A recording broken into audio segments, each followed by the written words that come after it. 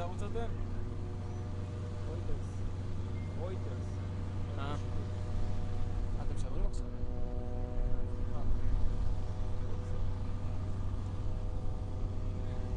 פשוט דואגים לכם.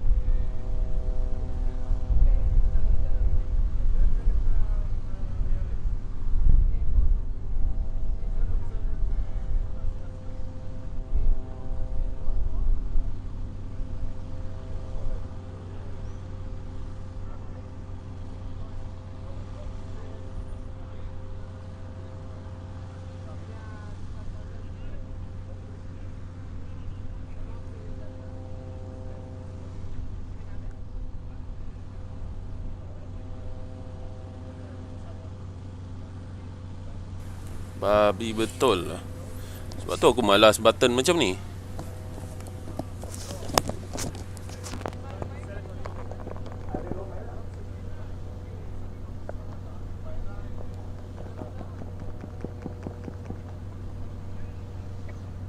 Button rosak ni.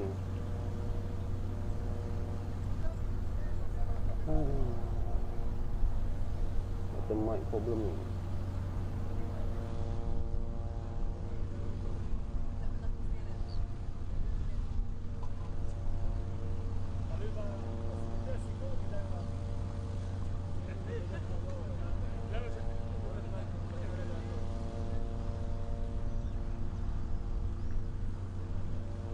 Button rosak ni. Aduh.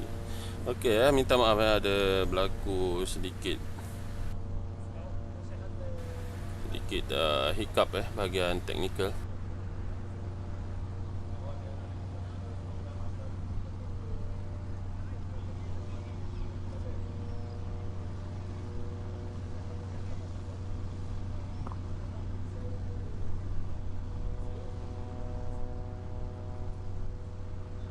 Jadi yang bilang kesian langsung dengan kami selamat datang.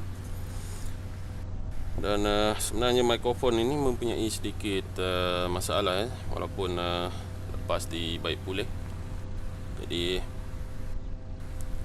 dengar mohon maaf hampir berapa minit, mungkin 30 minit admin cakap seorang diri Ada yang bertanya adakah yang marah tadi admin? Bukan sahabat admin yang terkena sedikit tersepit dengan peralatan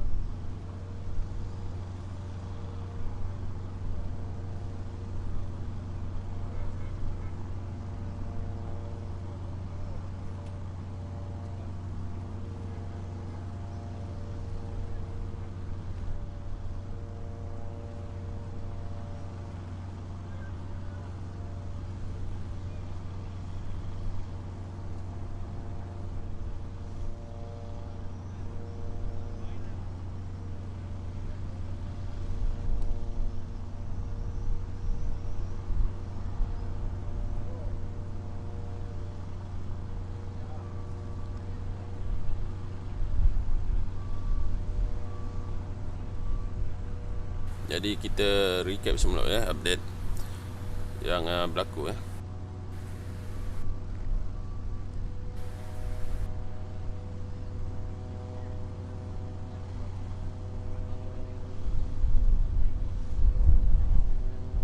Difahamkan Kabinet Israel sedang mengadakan mesyuarat itu berdasarkan laporan daripada Al Jazeera bahawa mereka sedang membincang mengenai operasi ketenteraan di Gaza dan kebarangkalian atau kemungkinan untuk berlakunya gencatan senjata. Dan sementara itu Ashdod dan Ashkelon sedang menghadapi serangan roket dan juga mortar tak berhenti dari pagi tadi. Itu berdasarkan maklumat yang dikongsikan oleh petugas media antarabangsa di Israel. Sementara itu pihak IDF telah melanjutkan perintah berkurung perintah berkurung dan juga kawalan majlis sosial sehingga petang esok berikutan menghadapi serangan Gaza, menghadapi serangan roket daripada Gaza. Dan difahamkan kira-kira sejam atau 30 minit yang lalu pihak tentera Israel pihak pihak kerajaan Israel telah memaklumkan kepada kumpulan perunding dari Mesir bahawa mereka bersetuju untuk menamatkan operasi ketenteraan di Gaza. Sementara itu, Israel telah melakukan berdelan terhadap beberapa kawasan di Gaza yang mensasarkan terowong bawah tanah dan juga kedudukan pasukan tank hunter ataupun pelancar roket anti-kereta kebal. Jadi kita kongsikan sekali lagi angka kematian, angka korban di antara kedua-dua pihak. Semenjak konflik bermula sehingga hari ini di pihak Israel, seramai 10 orang maut akibat terkena impak roket, dengan 2 lagi terkorban ketika cuba mencari perlindungan. Jadi angka korban terkini di pihak Israel adalah seramai 12 orang. Sementara itu 118 orang cedera akibat serangan roket, dengan 7 daripadanya mengalami kecederaan serius. 225 lagi mengalami kecederaan akibat terjatuh atau mengalami kemalangan ketika cuba mencari perlindungan, dan 1 mengalami kecederaan parah. Dan 225 orang sedang menerima rawatan psikologi kerana mengalami masalah kemurungan akibat serangan roket yang dilancarkan dari Gaza.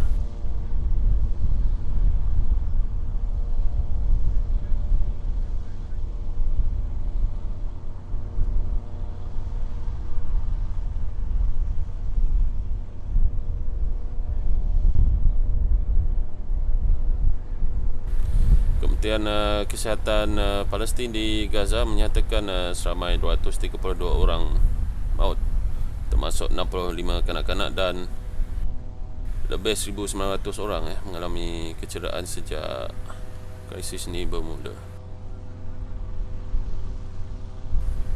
Jadi itu adalah update terkini yang kita boleh kongsikan kepada anda, dan admin akan terus menerus memastikan semua update yang ada akan diberikan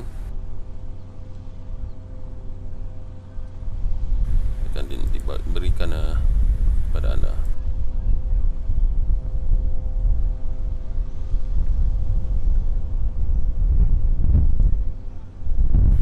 Khairul Nash, rasanya kali ini Hamas tak nak gencatan senjata kot. Setahu aku banyak kali dah ianya dilanggar. Betul ke salah, Amin? Itu bergantung kepada Hamas, bukan kepada kita untuk ulas.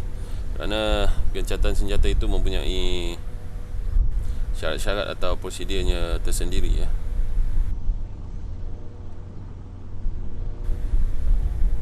Ada yang mengatakan renjatan itu adalah situasi di mana anda terkena elektrik, Gencatan senjata adalah bermula dengan huruf G, berbeza, Gencatan senjata.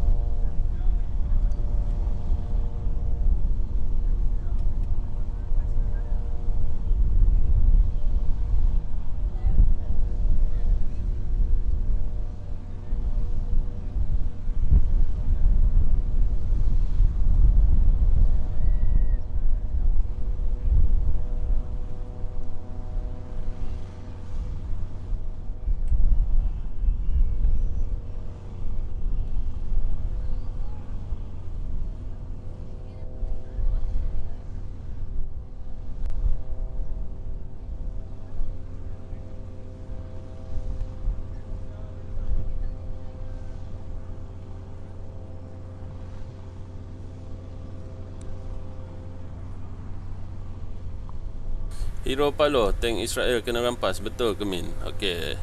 Ada yang berkongsikan kepada Amin video tersebut, dan rupanya Video tersebut adalah yang menjadi punca mengenai pertanyaan-pertanyaan sama ada kita kebal Israel dirampas atau tidak. Jadi dari pengamatan admin video tersebut adalah video demonstrasi dari pihak pasukan bersenjata, tidak pasti dari faction mana, kerana situasi dalam video tersebut terlalu terkawal dan tambahan pula setiap aksi yang dilakukan oleh penyerang yang menawan kereta kebal tersebut mempunyai ulasan dan serangan tu turut diiringi dengan muzik. Sebenarnya itu adalah demonstrasi kerana kereta kebal Israel tidak memasuki zona perimeter atau perimeter Semenanjung Gaza, kerana walaupun sebelum ini terdapat laporan menyatakan mereka sedang merancang untuk melakukan mopping operation ataupun serangan infanteri. Hakikatnya mereka hanya bersedia dan belum lagi menuju ke zon-zon pertempuran darat. Dan pada ketika ini kita melihat kenderaan Hellraiser Israel M109 Hellraiser sedang bersusun di kawasan tapak serangan tentera Israel. Dan mungkin hari ini mereka bersedia menunggu keputusan. Sementara itu kita dapat melihat ada ledakan di kaki langit dan difahamkan serangan udara dilancarkan oleh tentera Israel pada ketika ini. Dan waktu maghrib akan menyusul di Gaza dalam masa 5 minit tadi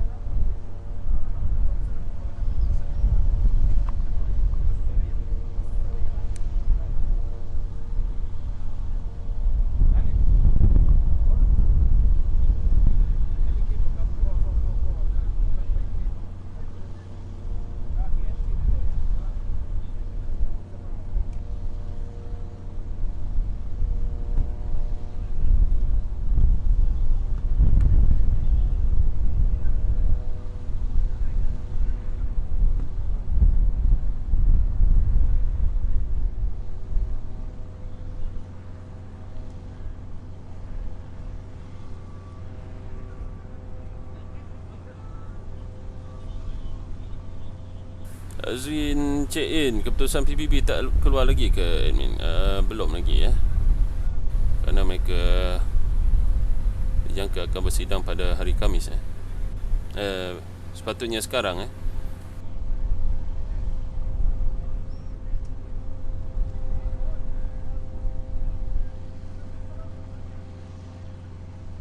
sepatutnya sekarang persidangan diadakan oleh Majlis Keselamatan PBB.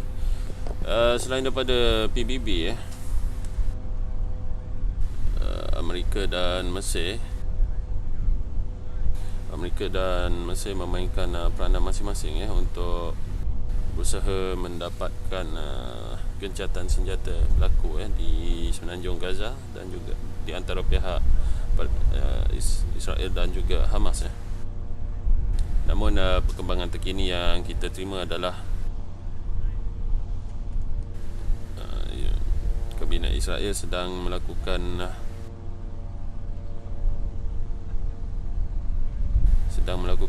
mesyuarat kabinet bagi membincangkan kebarang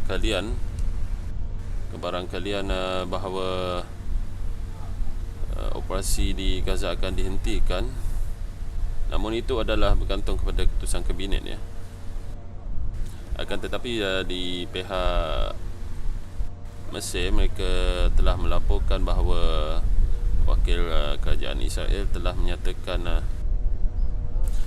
menyatakan hasrat mereka untuk mengadakan gencatan senjata.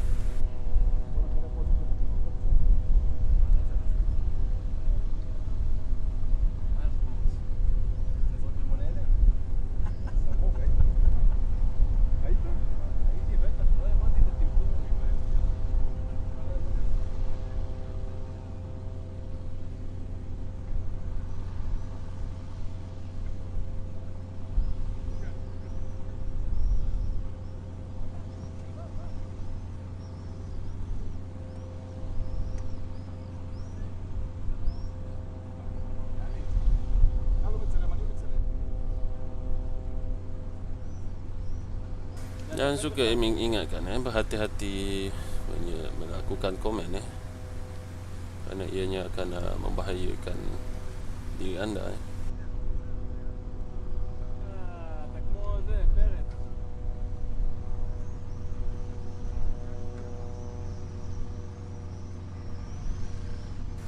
Dan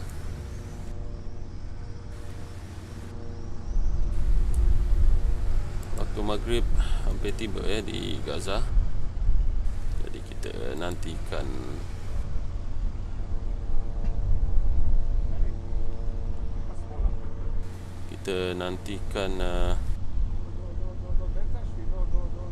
azan maghrib yang sepatutnya berlangsung pada kira 7:33 petang.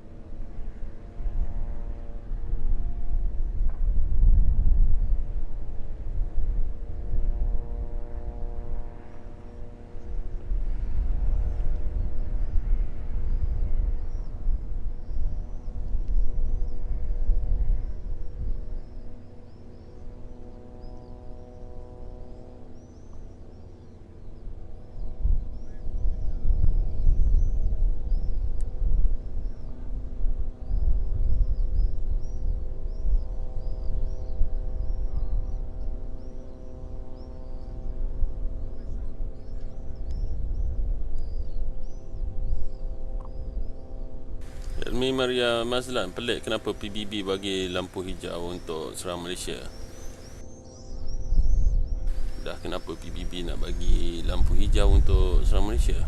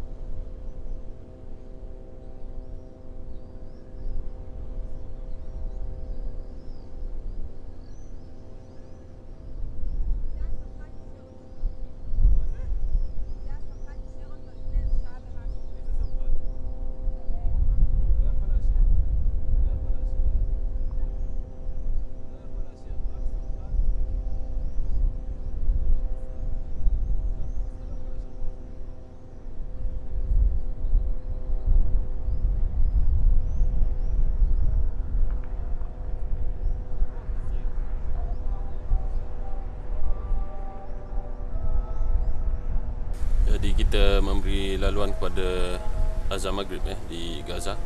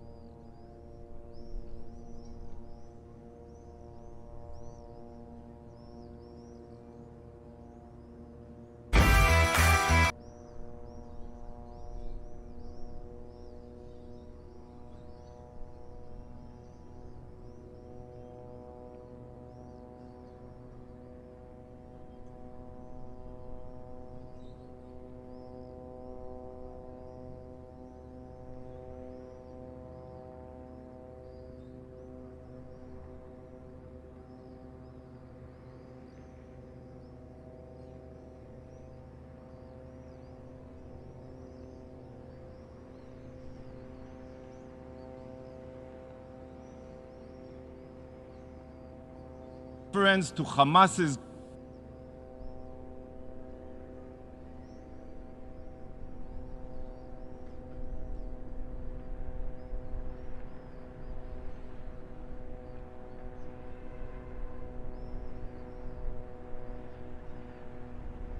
Jadi sebentar lagi kita akan membawa siaran langsung sidang PBB yang membincangkan situasi semasa di Israel dan Gaza, dan difahamkan persidangan ini disiarkan secara langsung dari New York. Dan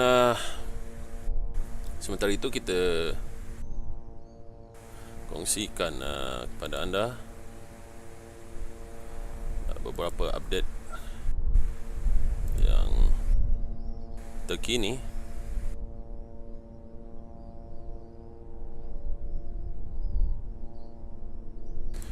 Jadi antara perkembangan terkini yang untuk dikongsikan kepada anda adalah bahawa pihak Israel telah menyuarakan hasrat mereka kepada pasukan perunding dari Mesir, di mana Tel Aviv akan mengadakan mesyuarat di peringkat kabinet bagi membincangkan kemungkinan bahawa akan berlakunya gencatan senjata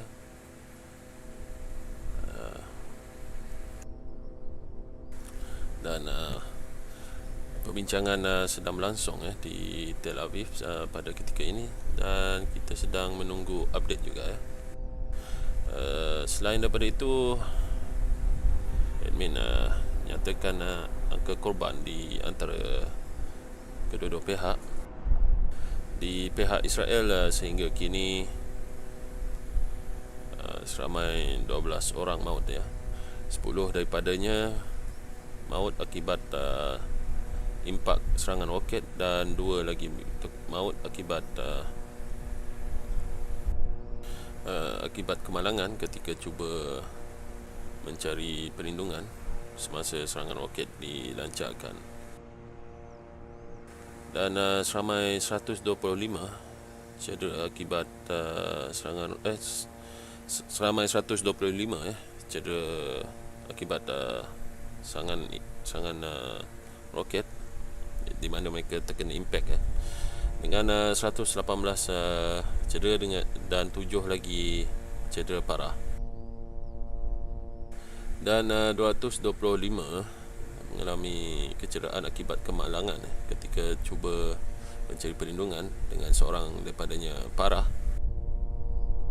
Dan pihak perubatan Israel memaklumkan seramai 252 orang dirawat kerana mengalami masalah kemurungan dan juga tekanan mental akibat situasi semasa, akibat serangan roket yang dilancarkan semenjak lebih daripada seminggu yang lalu.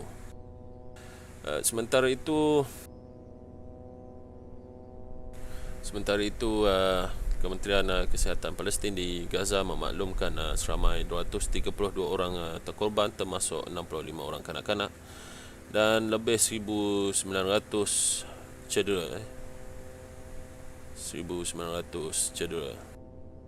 Dan difahamkan media Israel memetik sumber dalaman yang menyatakan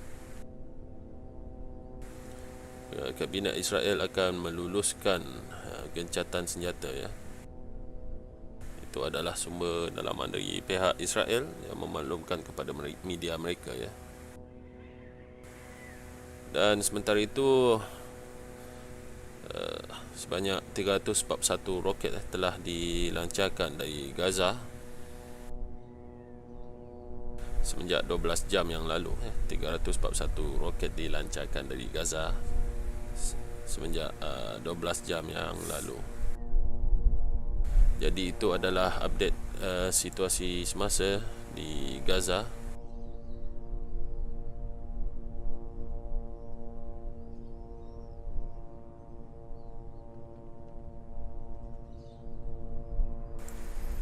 Dan kita kongsi kepada anda update semasa, siaran langsung dari New York yang dibekalkan oleh media antarabangsa.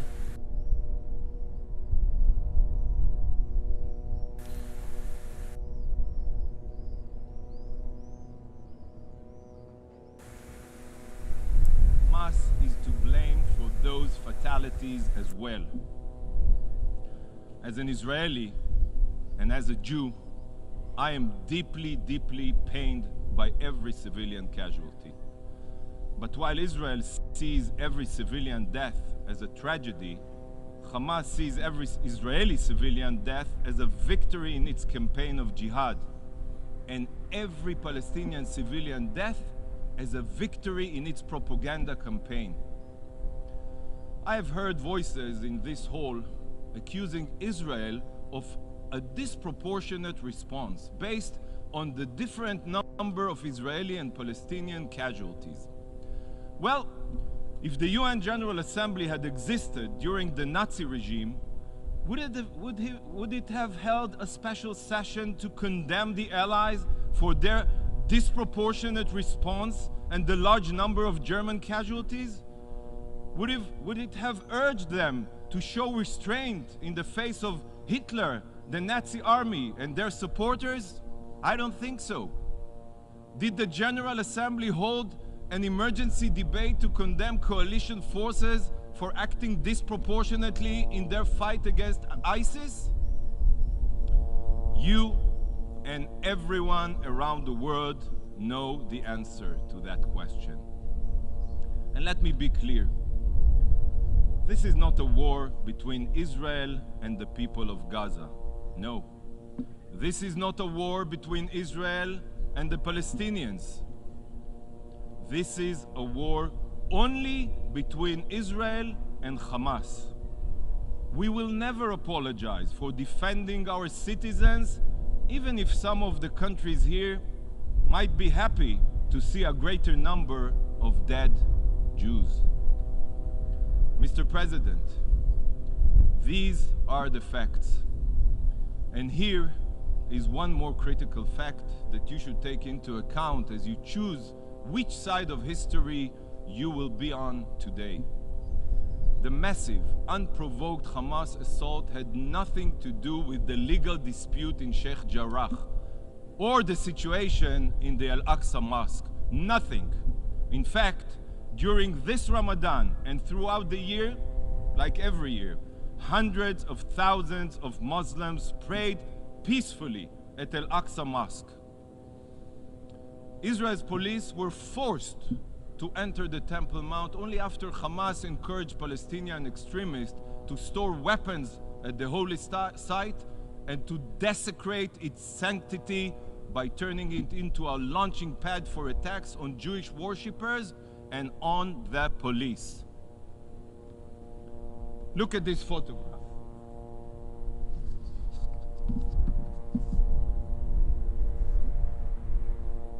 Is this the way to treat a sensitive holy site? Who undermined the holiness of this site? The police that worked to restore order and to quickly reopen the site for prayers? Or the rioters who repeatedly launched violent attacks? You all know, and you know what? Even the Palestinian representative here today knows that Hamas's premeditated assault had nothing to do with any Israeli action. None.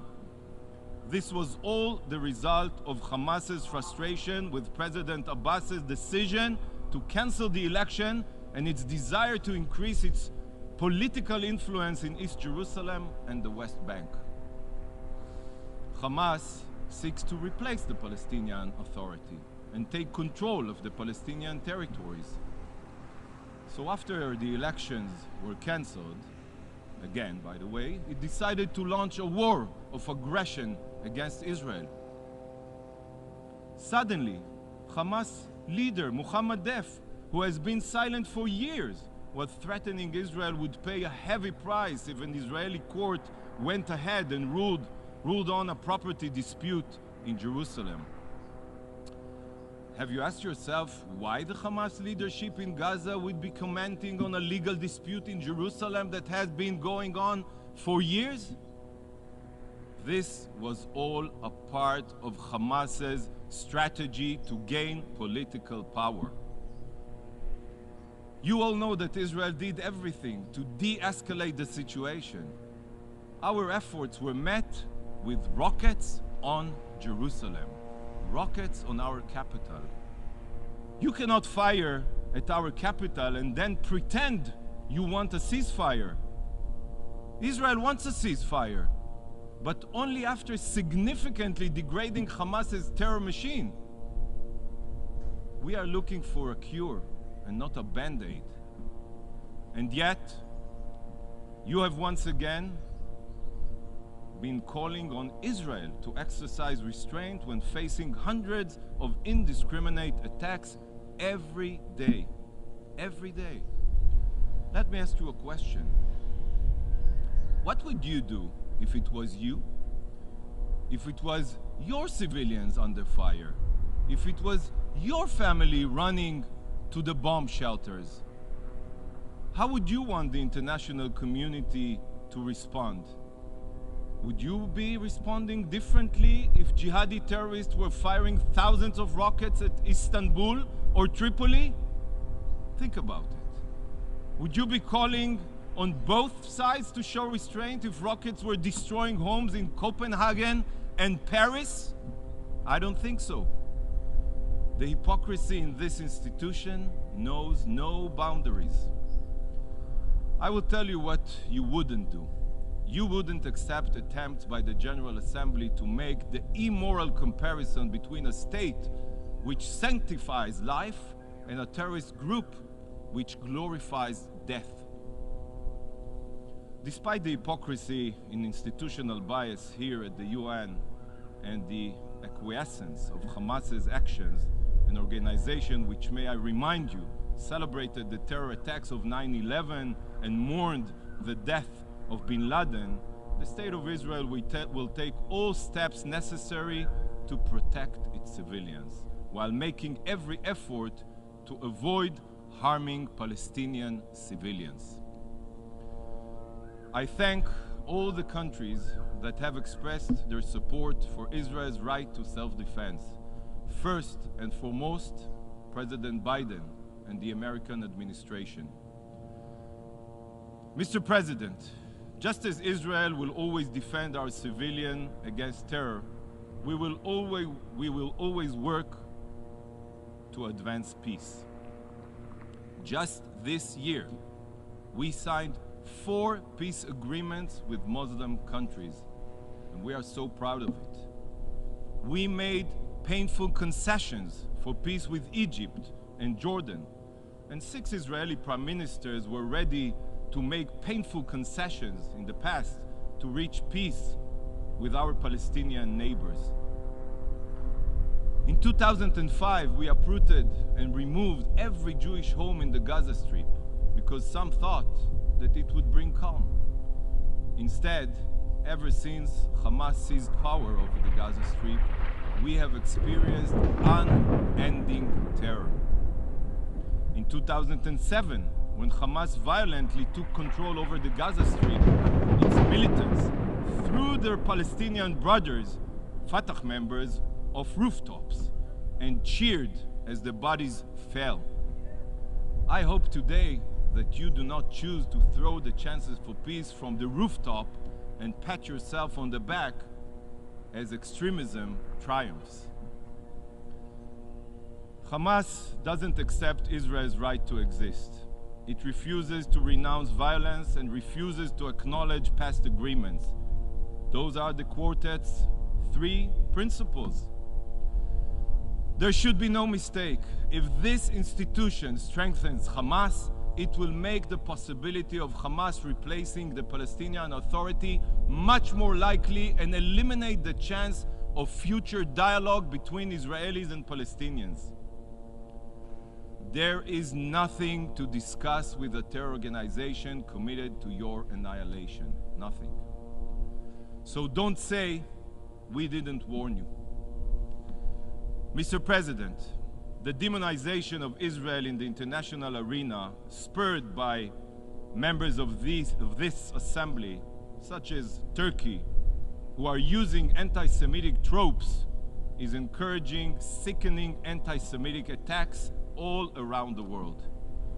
The Turkish leadership is in no position to preach to Israel, by the way, or anyone else, about human rights or the military harming innocent civilians. The state of Israel will never stay silent in the face of such anti-Semitic attacks. Never has there been a clearer example of the fact that anti-Zionism is anti-Semitism. So today, we call on all governments to take swift and effective action to protect their Jewish communities, apprehend the perpetrators, and ensure that Jewish citizens everywhere can live proud and open Jewish lives. Mr. President, in the face of those here who have chosen the values of the Hamas Charter over the values of the UN Charter, I stand here as a proud representative of the State of Israel.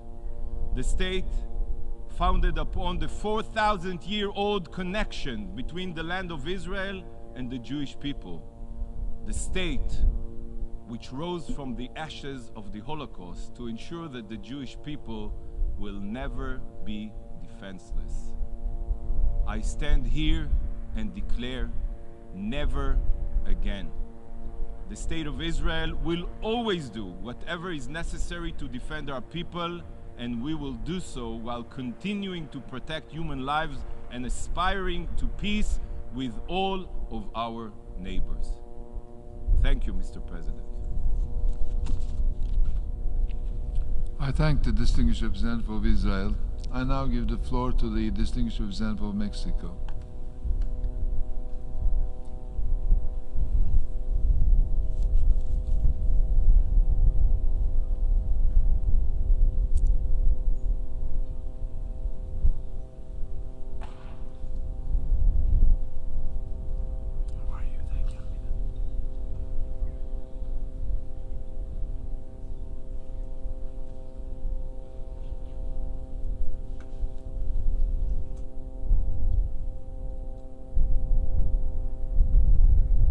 Señor Presidente, señora Secretaria General Adjunta, agradecemos la convocatoria a este debate. La Asamblea General de la ONU es la tribuna multilateral por excelencia. Okey, sebentar tadi kita menyaksikan antara ucapan yang disampaikan oleh wakil Israel di Majlis Sidang Tergempar PBB ya.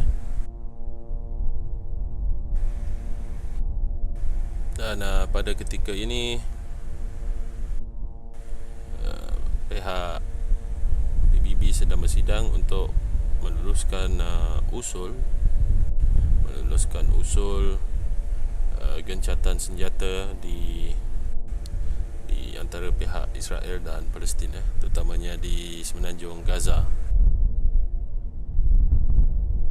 Menurut wakil Israel tadi, mereka tidak akan meminta maaf untuk mempertahankan rakyat mereka daripada sebarang serangan dari Gaza. Beliau turut mendakwa Hamas sebenarnya cuba mendapatkan sokongan masyarakat Palestin kerana kecewa pilihan raya Palestin telah ditunda oleh presidennya. Dan beliau menegaskan Turki sengaja melaung-laungkan sentimen anti-Semitik di peringkat antarabangsa, dan Israel tidak akan berdiam diri dengan situasi sebegini. Malah mereka menyeru semua pihak di seluruh dunia untuk terus melindungi masyarakat Yahudi di negara mereka masing-masing. Jadi itu adalah key points yang kita dapat kongsikan dari ucapan wakil Israel tadi. Dan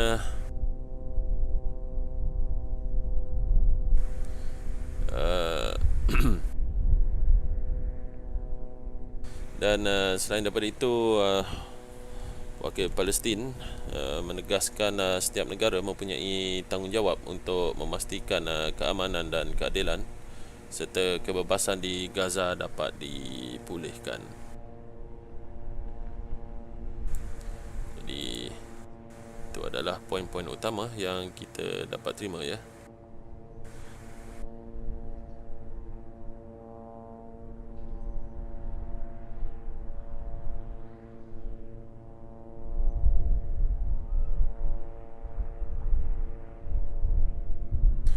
Dan sementara itu kita dapat melihat situasi semasa di Gaza, ya. Dan kurang daripada sejam lagi akan berkumandang azan Isyak.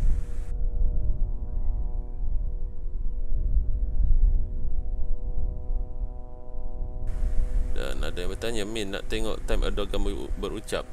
Wallahu alam, kalau kami sempat akan siarkan, dan diharapkan Erdogan akan berucap dalam bahasa Inggeris,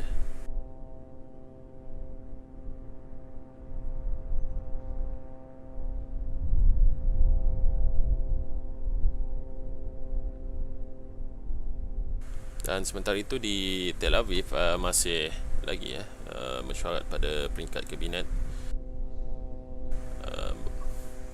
Di peringkat kabinet bahawa kemungkinan gencatan senjata akan diadakan, akan tetapi itu bergantung kepada pihak kabinet Israel sama ada ianya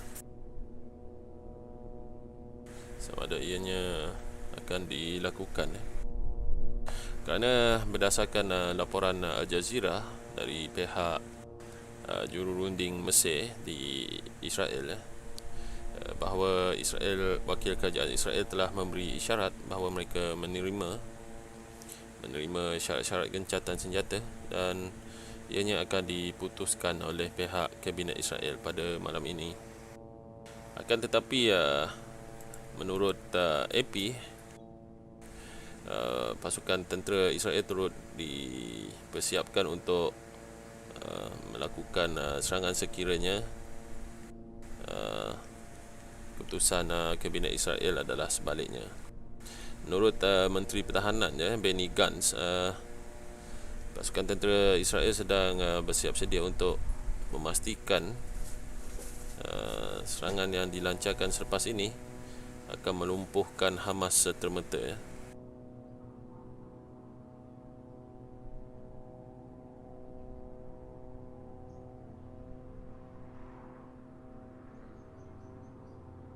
Dan konflik yang terbaru ini merupakan peperangan kali keempat di antara Israel dan juga Hamas.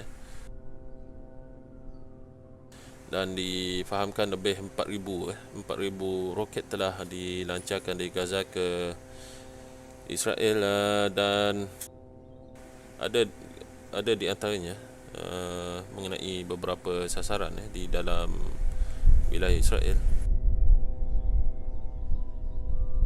dan ada juga yang mengenai sasaran-sasaran yang begitu strategik, yang agak strategik,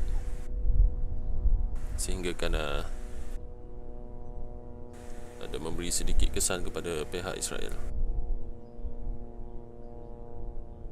Sementara itu, Setiausaha Agung PBB Antonio Guterres meminta usaha diplomatik dipertingkatkan oleh negara-negara serantau di Asia Barat, terutamanya Mesir, Jordan dan Qatar, untuk menghentikan krisis di Gaza. Dan beliau turut menyeru Israel dan Hamas perlu memberi ruang untuk mengadakan perbincangan dan undingan untuk mengadakan gencatan senjata.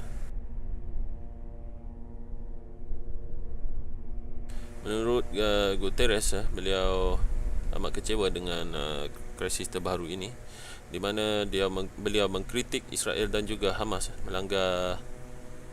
melanggar peraturan perang yang melarang sebarang serangan terhadap harta benda dan juga orang awam. Dan beliau menjelaskan aktiviti anti keganasan serta pertahanan diri adalah bukannya antara perkara yang boleh digunakan dalam situasi ini.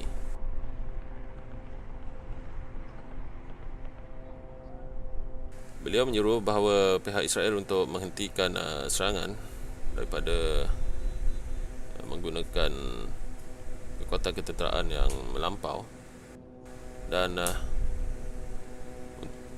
beliau turut menyuruh Israel mengelakkan kematian di kalangan masyarakat awam Gaza, dan Guterres turut meminta kumpulan Hamas serta kumpulan-kumpulan lain untuk menghentikan serangan roket dan mortar di kawasan-kawasan berkepadatan penduduk tinggi di Israel.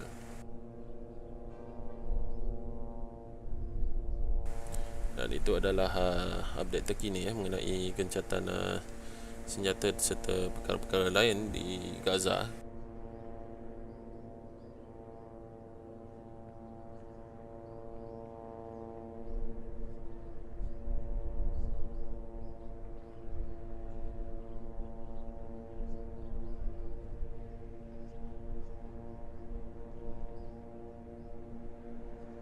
ورمزا للتعايش السلمي. Ada yang bertanya, adakah Erdogan sedang berucap? Sebenarnya tiada siaran langsung yang menyatakan Erdogan sedang melakukan ucapan dan difahamkan pada ketika ini ucapan sedang berlangsung dan melibatkan wakil dari salah sebuah negara Arab.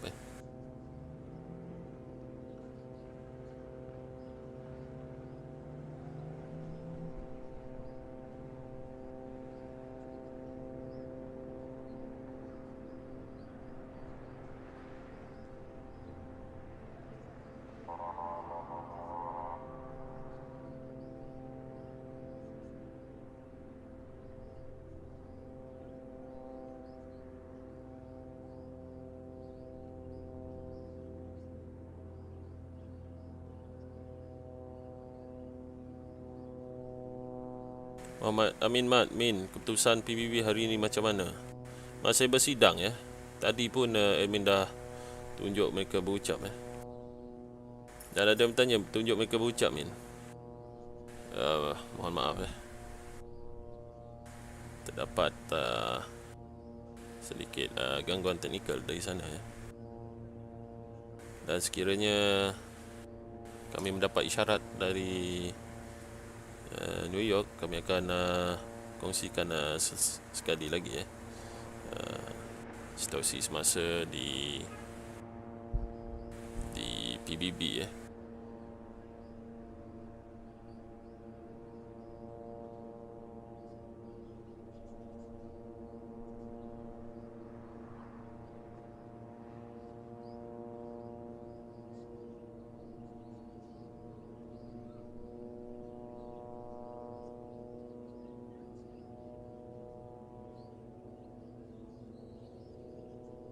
Jadi yang sedang setia bersiaran langsung dengan kami, terima kasih kami ucapkan kepada anda semua kerana terus menonton. Dan kepada yang baru menyertai siaran langsung kami, selamat datang saya ucapkan. Terima kasih kerana untuk memilih menonton siaran langsung Times News Network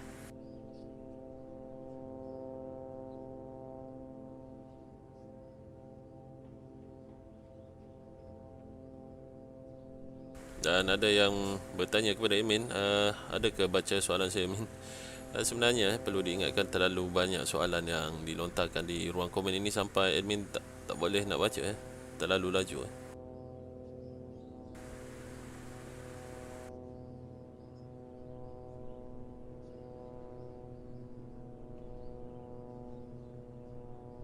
Muhammad Qayyum, OIC akan ada persidangan tak admin? Sebenarnya dah dilakukan, dah dilakukan 2-3 hari yang lalu.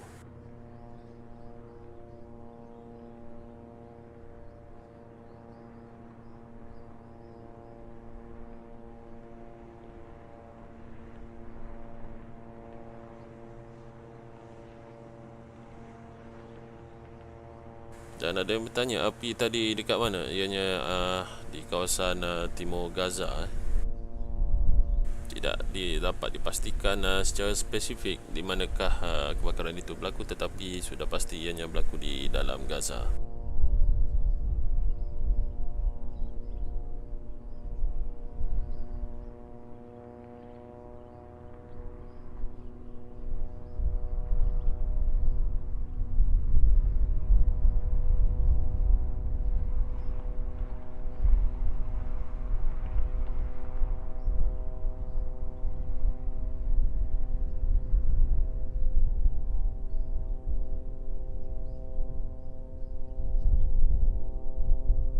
Ahmad Sumaji Al-Faisal, kesimpulan dalam persidangan PBB dah ditetapkan? Belum lagi, harap bersabar. Persidangan PBB masih lagi berlangsung, dan usul undian belum dilakukan lagi.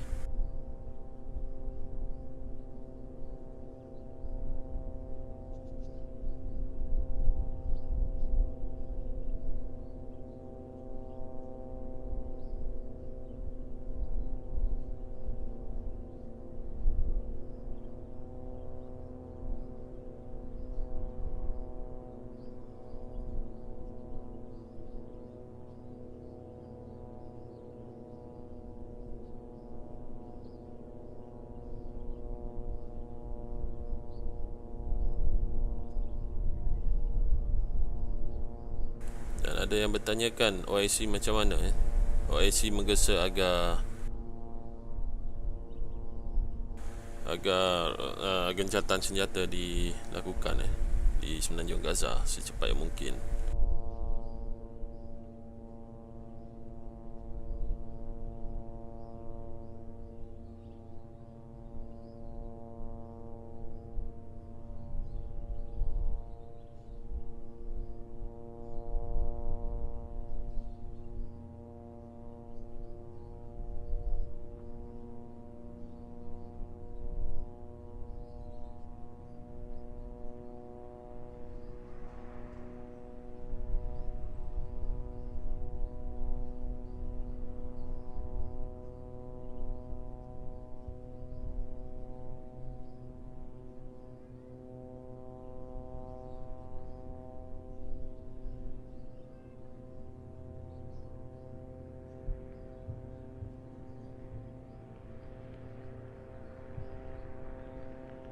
Dan sayup-sayup kedengaran bunyi ledakan.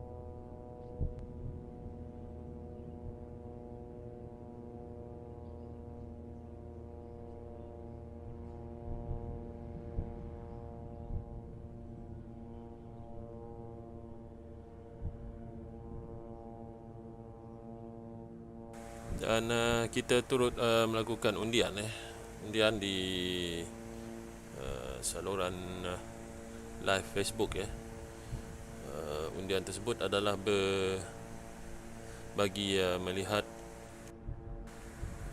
kutipan suara di kalangan followers at times sama ada mereka bersetuju atau tidak gencatan senjata diadakan demi penduduk Gaza. Jadi ada yang meminta admin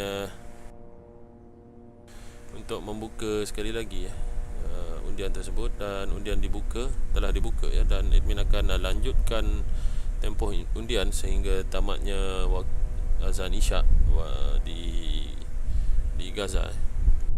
Dan azan Isyak akan berkumandang kira-kira 30 minit lagi.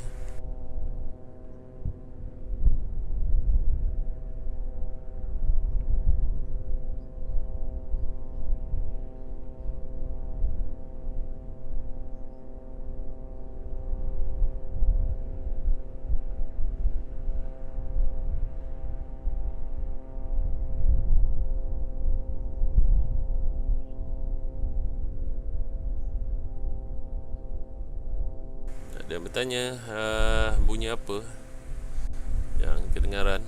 Itu adalah bunyi ruman, bunyi enjin drone yang sedang berlega-lega di ruang angkasa.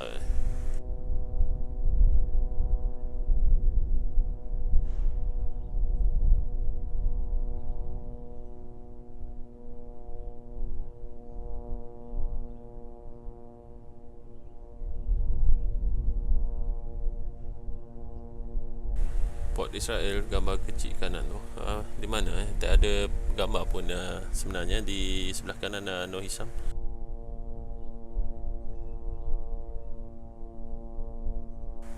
Bukan bunyi guruh V Adam itu adalah bunyi angin yang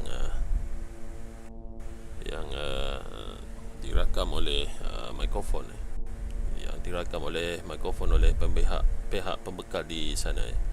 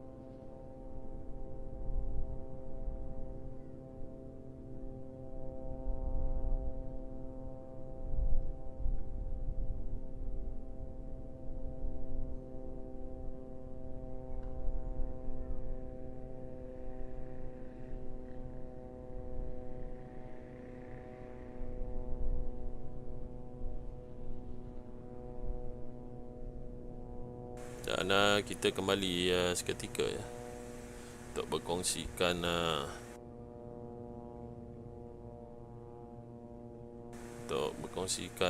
dengan anda ada update-update yang terkini, perkembangan terkini.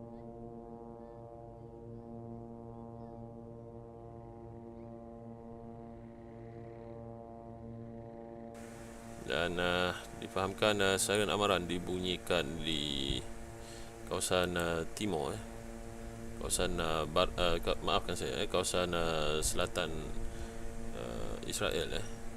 Dan kebiasaannya siren ini dibunyikan sekiranya berlaku serangan roket ataupun serangan mortar.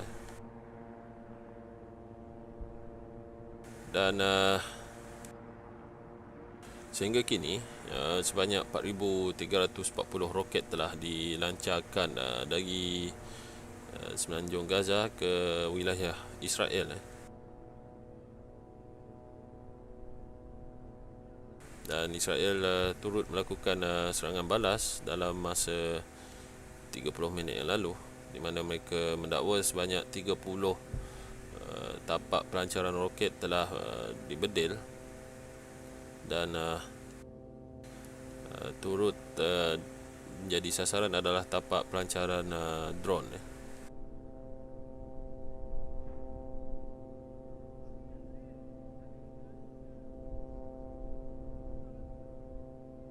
Mengenai angka korban pula ya, di pihak Israel seramai 12 orang maut 10 akibat impak serangan roket dan 2 lagi terkorban ketika cuba mencari perlindungan. Sementara itu 118 cedera akibat terkena serangan roket dan 7 lagi parah. Sementara itu 225 mengalami kecederaan kerana kemalangan semasa cuba mencari perlindungan dan seorang mengalami kecederaan parah. Sementara itu 252 lagi sedang 252 orang sedang dirawat dari pihak perubatan psikologi kerana mengalami kemurungan. Itu adalah laporan yang kita diterima yang kita terima dari sana dari Israel dan Palestin.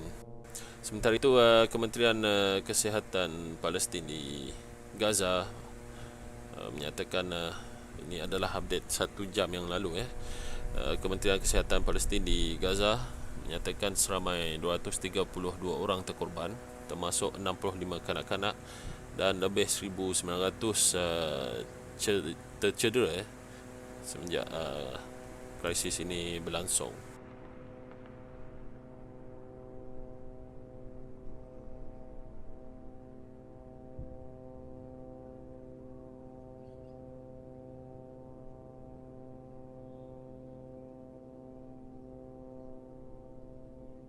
Dan pada ketika ini Kabinet Israel masih bermesyuarat sama ada untuk meluluskan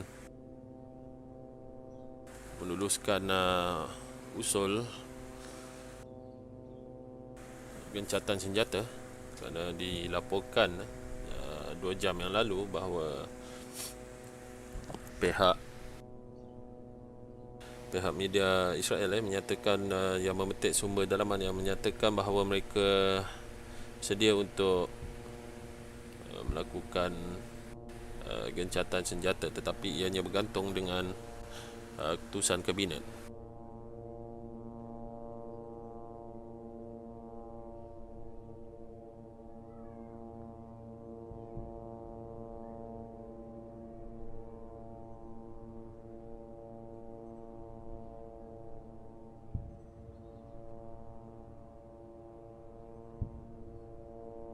Dan sayup-sayup kedengaran bunyi letupan,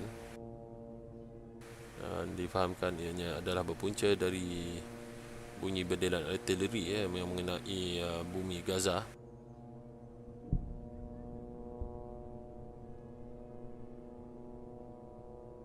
Selain daripada itu penduduk di Gaza mengalami kekurangan bekalan air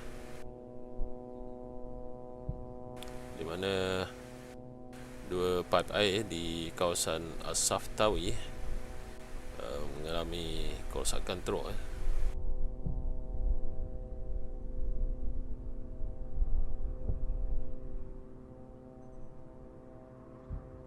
Dan kerosakan ini telah menjejaskan kemusnahan pada pipe ini telah menyebabkan 4,000 lebih daripada 400,000 penduduk di Gaza tidak mempunyai bekalan air.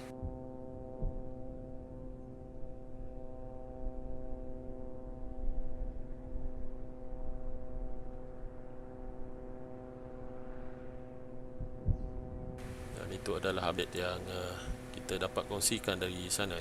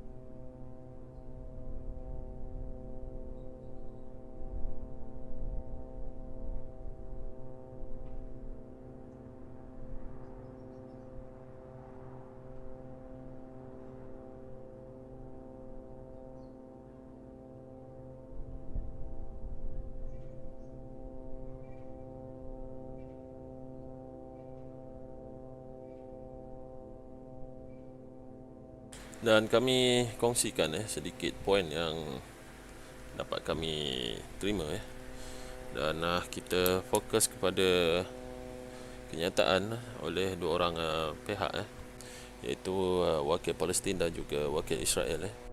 Wakil Palestin menyatakan bahawa setiap negara di seluruh dunia mempunyai tanggungjawab untuk memastikan keamanan, keadilan dan kebebasan di Gaza dapat dipulihkan serta-merta. Dan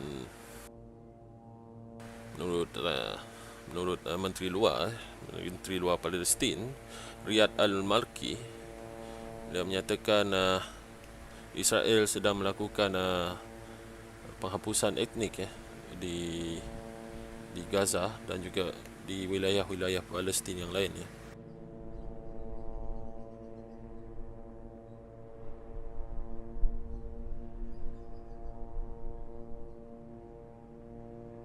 Dan itu adalah pendirian yang disuarakan oleh Menteri Luar Palestin. Sementara itu, wakil Israel menegaskan bahawa Tel Aviv tidak akan meminta maaf atas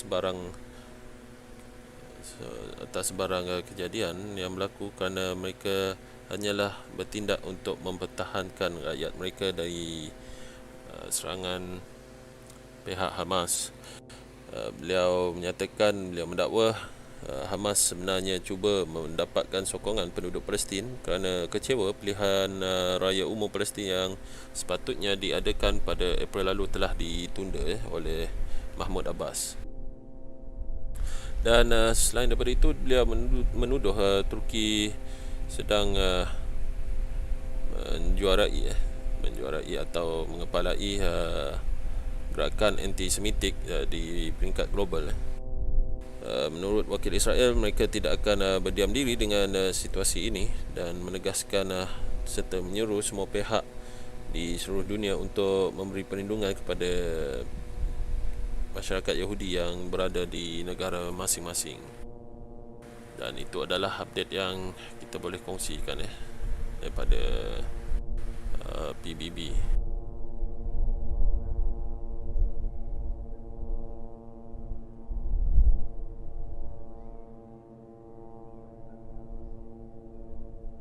Dan mungkin admin berehat seketika dan pada masa yang sama memberi ruang kepada anda untuk menonton siaran langsung daripada PBB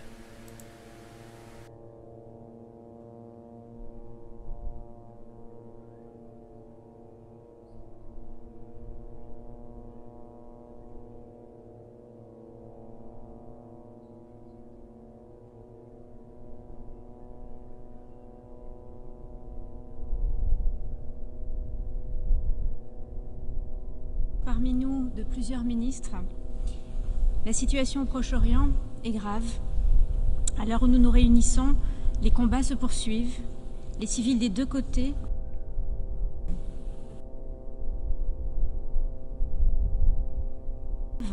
dans les territoires palestiniens, en Israël.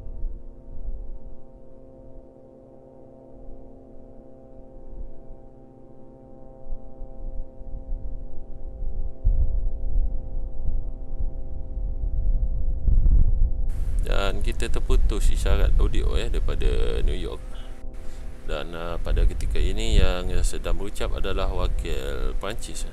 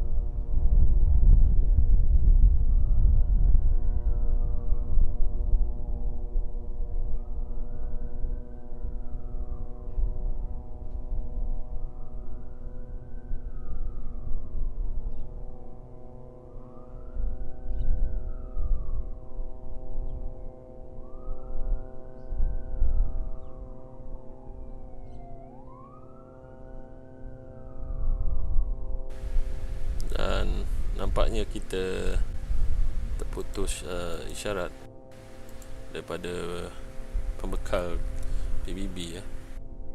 Conflit.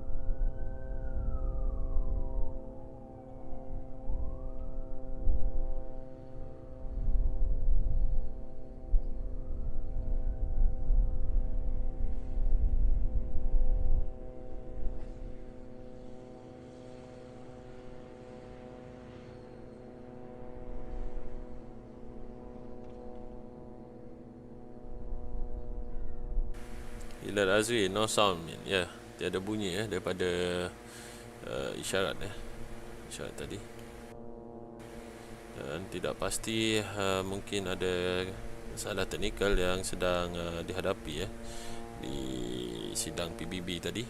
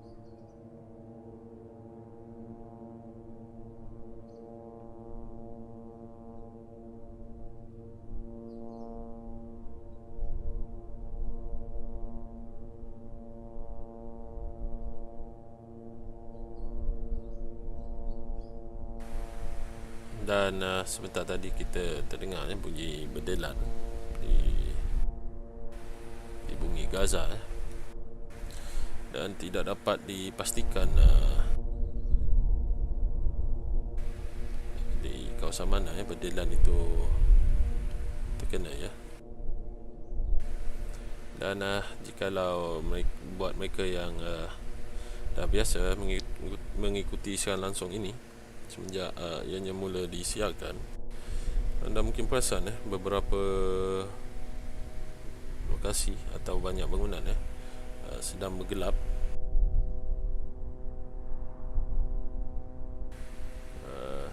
Dan perlu diingatkan bahawa Gaza turut mengalami krisis yang lain selain pada krisis bekalan air yang kita kongsikan tadi. Mereka turut mengalami krisis bekalan bahan api di mana stesen janakuasa hanya mampu beroperasi selama 6 jam sehari untuk membekalkan elektrik. Dan gangguan bekalan elektrik akan memberi kesan kepada yang lain, impak yang lain, iaitu stesen penapisan air tidak akan berfungsi dengan sepenuhnya dan ianya turut memberi kesan kepada operasi stesen komunikasi.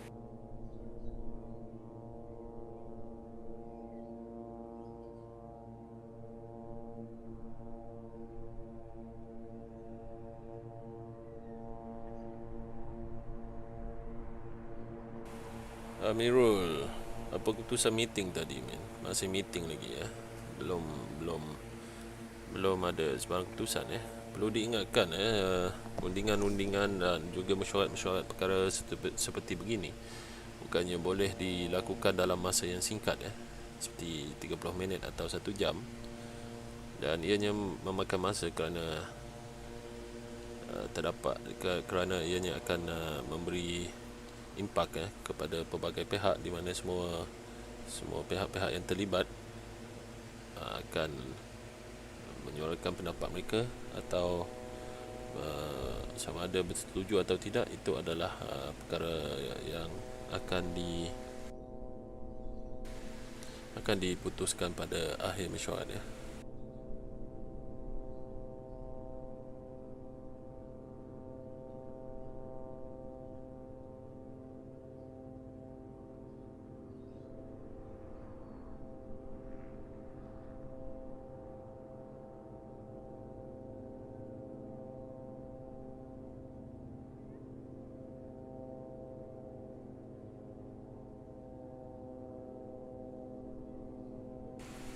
Dan malam ini juga ya, ini masih melihat ramai yang terminum air laut ya. Tak payah diminumkan air laut ya.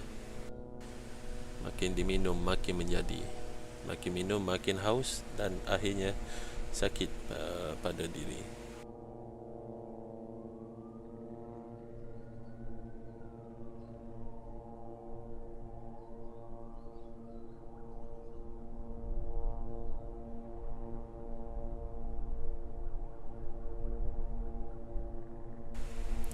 Minman Al-Fakir, Min, kenapa waktu isyak sana jam 9 malam? Dah itu adalah waktunya.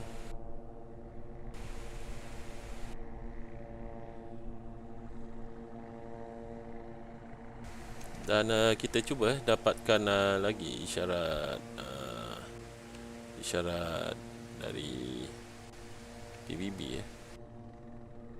Years of impunity of successive Israeli government and their policies, years of indifference by the international community to their plight that brought the Palestinians to this explosive situation, to a state of despair that left them with no recourse but to defend themselves. Evictions of the Palestinians from their ancestral homes in Jerusalem have been going on since the beginning of the occupation, in a policy that aims at emptying Jerusalem of its Palestinian population. The Sheikh Jarrah case is only the latest example of that policy. Demolition of homes is another Israeli policy that the Palestinians see it rightly as uprooting them from their land.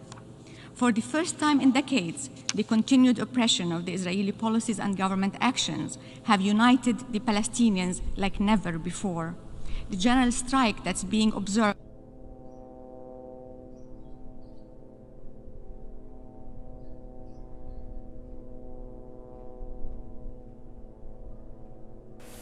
dan tidak dapat dipastikan apakah isu yang dihadapi oleh pembekal audio di sana ya.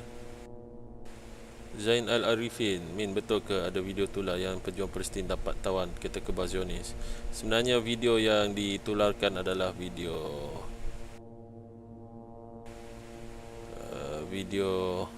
demonstrasi ya, bukannya video pertempuran yang sebenar, kerana begitu terkawal ya.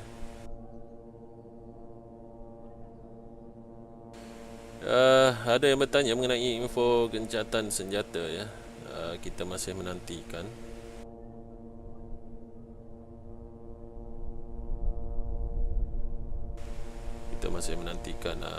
Perkembangan terkini. 2002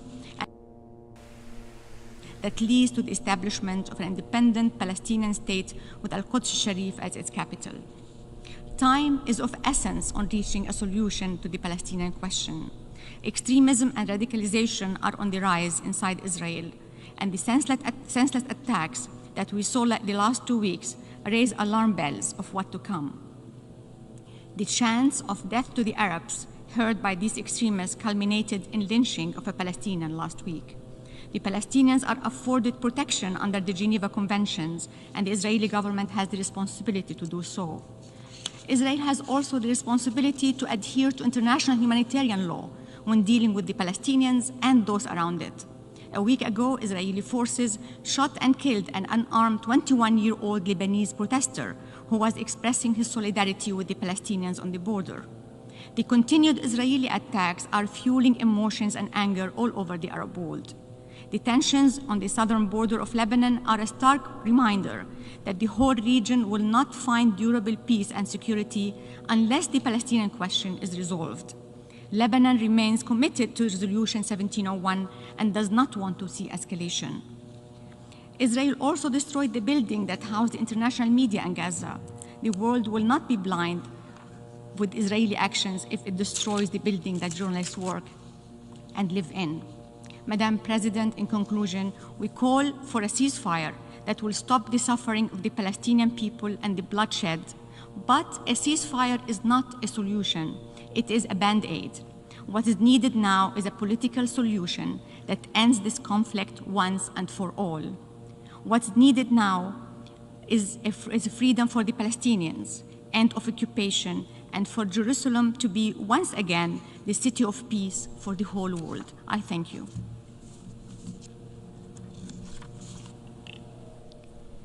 I thank the distinguished representative of Lebanon. I now give the floor to the distinguished representative of the United Kingdom. Sebentar tadi wakil Lubnan menegaskan bahawa penjajahan di Jerusalem perlu ditamatkan dan gencatan senjata perlu dilakukan dengan secepat yang mungkin. Menurut beliau, konflik antara Israel dan Palestin memerlukan penyelesaian politik dengan segera, dan kita akan bersiaran dengan ucapan daripada wakil United Kingdom. Violence across Israel and the occupied Palestinian territories must stop. The United Kingdom offers our deepest condolences to the families of those civilians killed. The United Kingdom calls for an immediate ceasefire to prevent the further loss of life and a worsening humanitarian situation. We continue to support the ongoing UN, Egyptian and Qatari mediation efforts. The United Kingdom unequivocally condemns the firing of rockets at civilian populations. These acts of terrorism and incitement from Hamas and other terrorist groups must permanently end. Madam President, Israel has a legitimate right to self-defense and the right to defend its citizens from attack. In doing so, it is vital that Israel makes every effort to avoid civilian casualties. We call on Israel to adhere to the principles of necessity and proportionality when defending its legitimate security interest.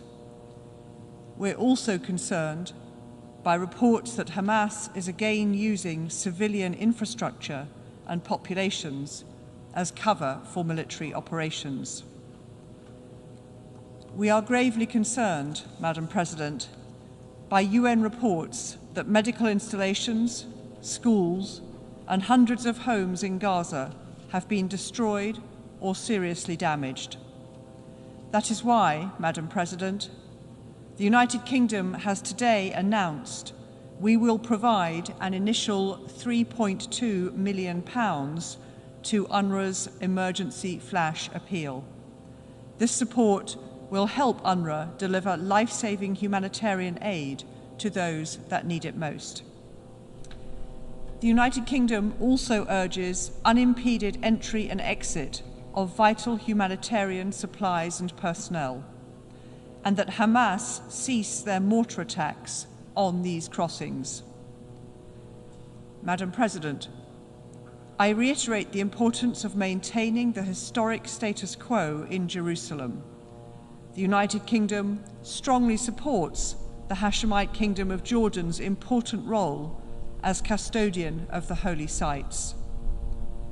As my Foreign Secretary reiterated this week, the United Kingdom firmly opposes settlements in the West Bank, including East Jerusalem, as well as demolitions and evictions of Palestinians from their homes.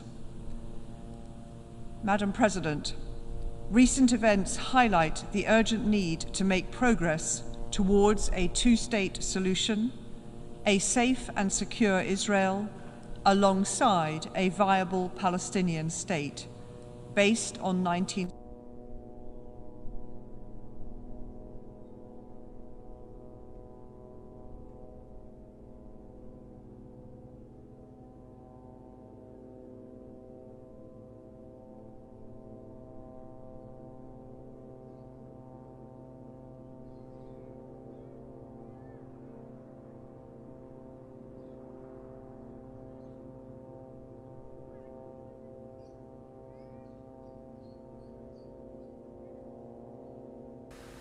Dan kita mempunyai masalah masalah audio daripada PBB.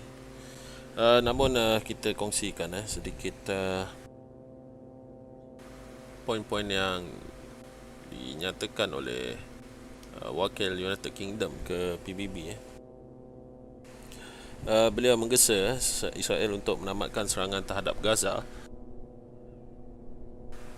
dan meminta pihak Hamas untuk menghentikan serangan roket terhadap kawasan berpopulasi di Israel. Selain daripada itu, wakil UK turut menyatakan Israel ada hak untuk mempertahankan diri dan beliau turut meminta Israel mengelakkan kecederaan dan kematian di kalangan masyarakat awam di Gaza. Dan beliau turut mengutuk ini kenyataan UK, beliau mengutuk tindakan Hamas dan kumpulan-kumpulan lain di Gaza menggunakan bangunan dan kawasan kepadatan tinggi sebagai tempat untuk melancarkan serangan terhadap Israel.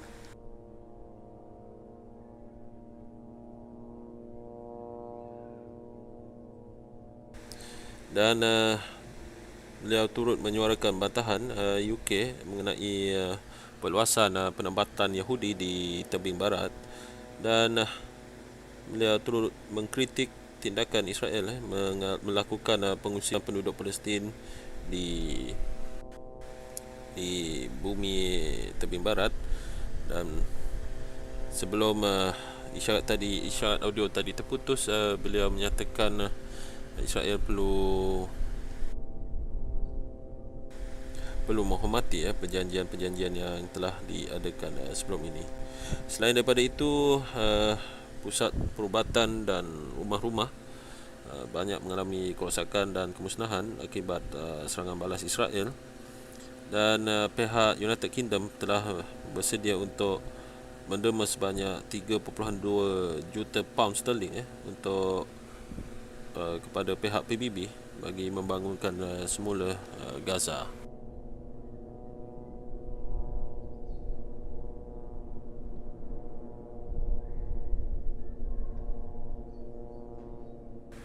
Jadi itu adalah poin yang diutarakan oleh UK.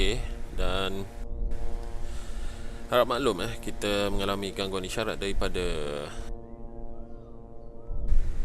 New York, dan diingatkan rundingan masih berjalan.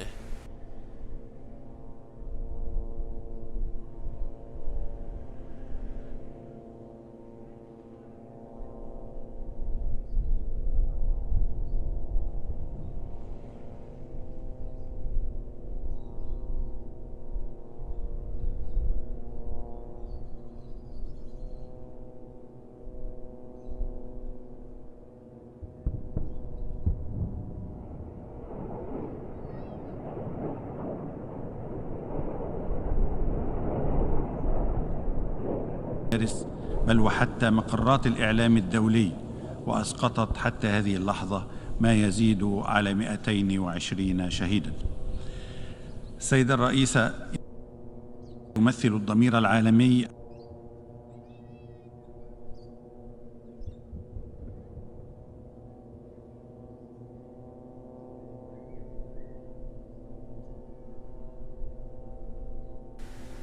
Dan masih berlaku ضمن إطار زمني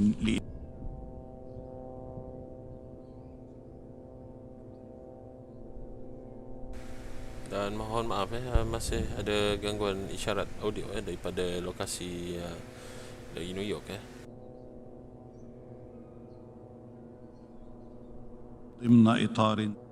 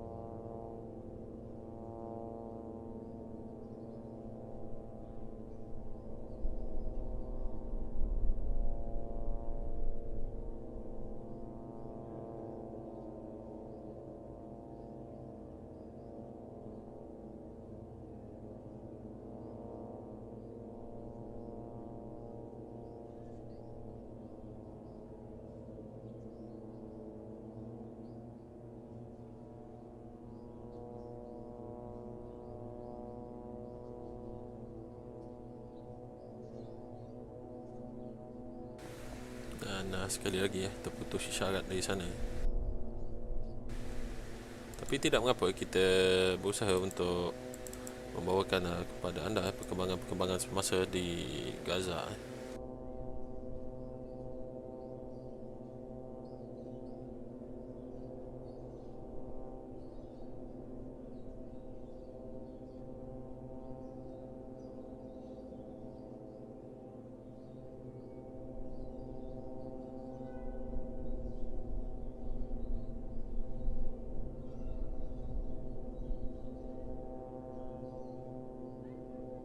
've heard the last speaker in the debate on these items for this meeting. We shall hear the remaining speakers this afternoon at 3 p.m. in this hall. Before adjourning the meeting, may I kindly request delegates to leave the hall while maintaining physical distancing. I thank you for your cooperation, and this meeting is adjourned.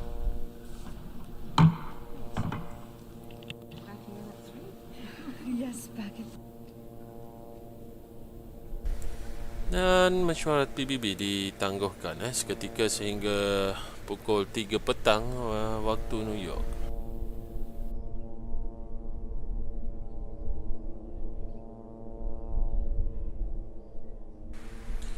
Petang waktu New York bersamaan pukul 3 pagi 3 pagi waktu Malaysia, bermakna dalam kurang daripada sejam saja lagi sidang PBB akan berlangsung. Sekali lagi,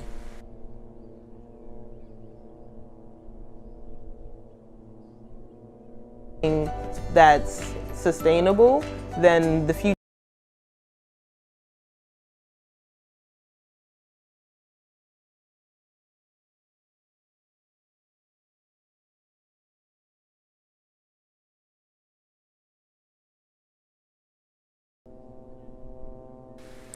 maaf iaitu adalah bunyi dari isyarat feed PBB dan azan isyak berkumandang kedengaran azan isyak sayup berkumandang di bumi Gaza. Jadi admin beri laluan terlebih dahulu pada azan isyak dan akan kembali selepas ini.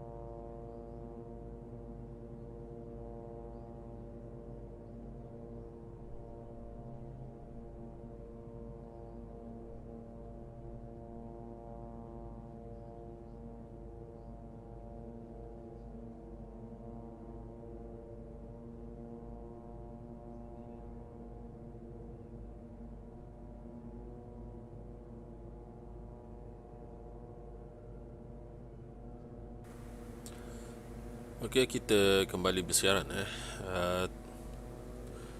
Bagi yang baru menyertai siaran langsung ini, selamat datang. Admin ucapkan ke siaran langsung kami di Times News Network. Dan kepada yang masih setia bersama kami, terima kasih admin ucapkan kerana terus menonton. Dan untuk makluman anda semua, siaran ini turut disiarkan di channel YouTube Times dan dilakukan secara serentak dengan siaran langsung di Facebook. Dan pada masa yang sama, pihak kami menafikan sebarang pelibatan pihak kami dalam melakukan aktiviti kutipan derma. Jadi pada ketika ini situasi Gaza tampak tenang, namun ada kalanya ianya disulami dengan bunyi-bunyi berdelan dan dari pihak Israel serta serangan roket daripada pihak Hamas.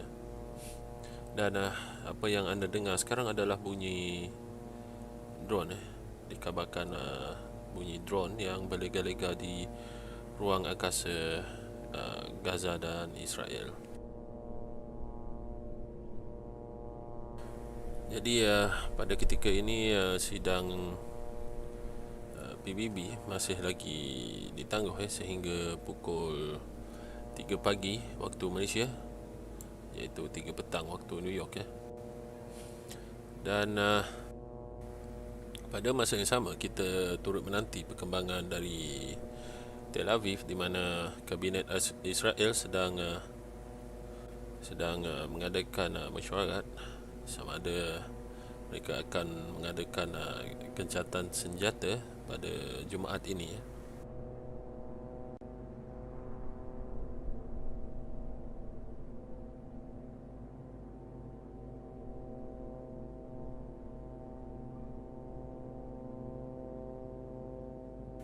Jadi kita sementara menunggu perkembangan dari PBB, kita kongsikan sedikit poin-poin atau perkara-perkara yang disampaikan di sidang PBB. Antara poin-poin yang admin akan kongsikan adalah poin daripada wakil Israel, wakil UK dan juga Menteri Luar Palestin. Menteri Luar Palestin menegaskan setiap negara mempunyai tanggungjawab untuk memastikan keamanan, keadilan dan kebebasan di Gaza dapat dikembalikan. Dan menurut beliau, Israel sedang melakukan pembersihan etnik di bumi Palestin. Sementara itu, wakil Israel menyatakan mereka tidak akan meminta maaf atas apa yang terjadi kerana mereka hanyalah bertindak untuk melindungi rakyat mereka daripada serangan Hamas. Dan beliau mendakwa bahawa Hamas cuba mendapatkan sokongan penduduk Palestin kerana kecewa bahawa pilihan raya umum yang sepatutnya berlangsung di Palestin pada April lalu telah ditunda. Dan Israel turut mengkritik Turki kerana dilihat memperbesar-besarkan sentimen anti-Semitik di seluruh dunia. Dan menurut wakil Israel, mereka tidak akan berdiam diri dengan situasi yang berlaku dan menyeru semua pihak di seluruh dunia untuk melindungi masyarakat Yahudi di negara mereka masing-masing kerana kebimbangan wujud sentimen anti-Semitik. Jadi itu adalah poin yang dikongsikan oleh pihak Israel. Sementara itu, wakil United Kingdom menggesa Israel untuk menamatkan serangan ke atas Gaza, dan pada masa yang sama beliau turut meminta serangan roket ke arah Israel turut dihentikan. Itu adalah gesaan yang diberikan kepada Hamas. Dan beliau turut berharap usaha PBB melalui usaha sama dengan Qatar bersama Egypt bersama Mesir untuk mengadakan rundingan gencatan senjata berhasil. Selain daripada itu, pihak UK menyatakan bahawa Israel mempunyai hak untuk mempertahankan diri mereka, namun beliau menegaskan Israel digesa untuk elakkan kecederaan dan kematian di kalangan orang awam di Gaza. Beliau menambah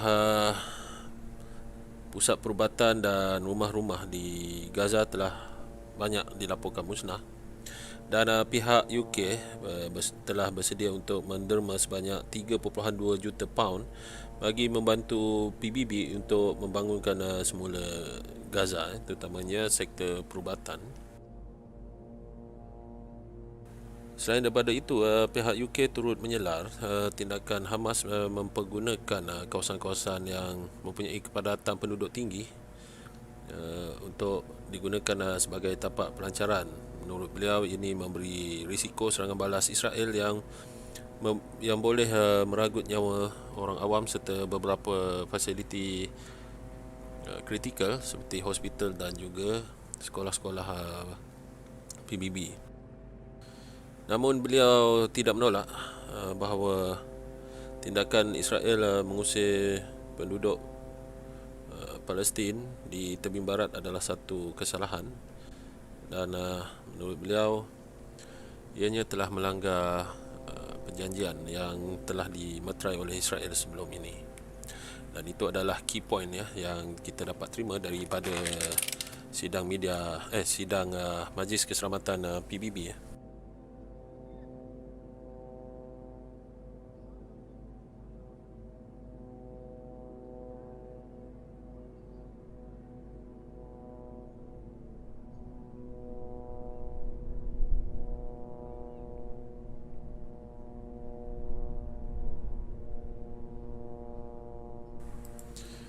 Dan difahamkan setakat sehingga kini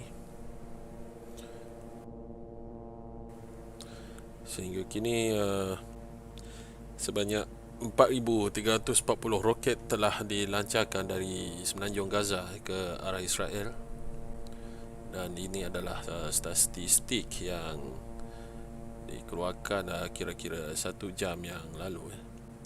Itu sebanyak 4,340 roket telah dilancarkan, dan kali terakhir serangan dilakukan adalah pada 15 minit yang lalu, dan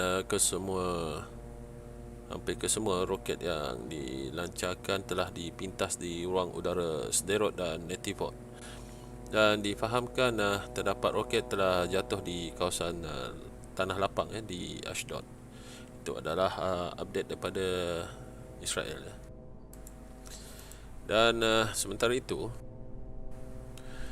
Gaza pada ketika ini mengalami krisis kemanusiaan, di mana serangan udara oleh Israel semalam telah menyebabkan 20% penduduk di bandar Gaza telah terputus bekalan air. Kerana serangan yang dilakukan di Afsaftawi pada malam yang lalu telah memusnahkan dan merosakkan dua paip air utama, dan menyebabkan hampir 400,000 penduduk terputus bekalan air. Dan ini adalah salah satu kemusnahan infrastruktur yang berlaku di Gaza.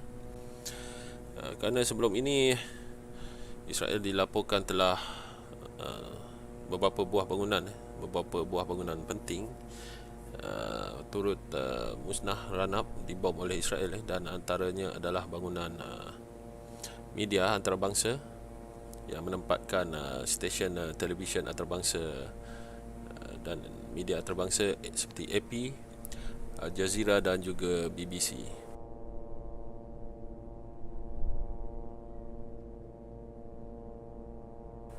Dalam pada itu difahamkan bekalan elektrik di Gaza dilaporkan terhad, dan dikuatiri gangguan bekalan elektrik sebegini akan menyebabkan implikasi yang lain, di mana ianya akan menyebabkan gangguan pada bekalan air, yang di mana stesen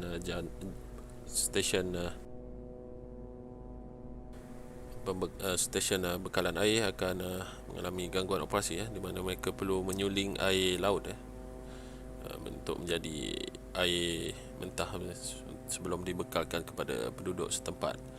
Dan gangguan elektrik juga akan menyebabkan gangguan pada sistem telekomunikasi. Dan pada ketika ini kita sedang menanti keputusan daripada Tel Aviv sama ada mesyuarat kabinet yang dipengerusikan oleh Benjamin Netanyahu akan bersetuju atau tidak untuk mengadakan gencatan senjata mulai Jumaat ini. Dan difahamkan laporan media Israel yang memetik sumber dalaman menyatakan berkemungkinan besar kabinet akan bersetuju untuk melakukan gencatan senjata.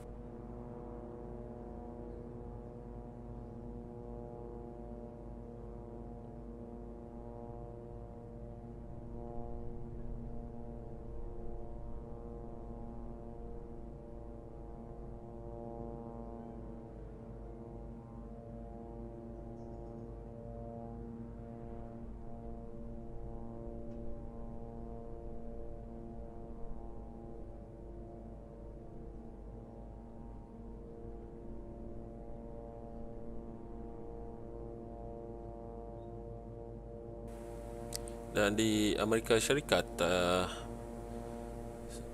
difahamkan pihak Senator Bernie Sanders dan juga beberapa kumpulan senator yang lain sedang mengemukakan usul untuk menyekat penjualan senjata kepada Israel yang difahamkan melibatkan ratusan juta dolar.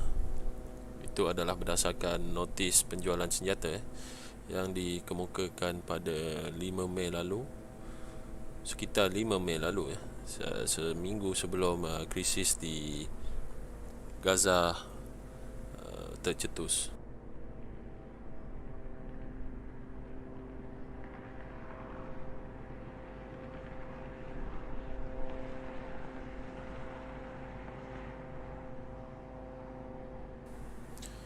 Bagi perkembangan angka kematian di antara kedua-dua pihak, kita kongsikan yang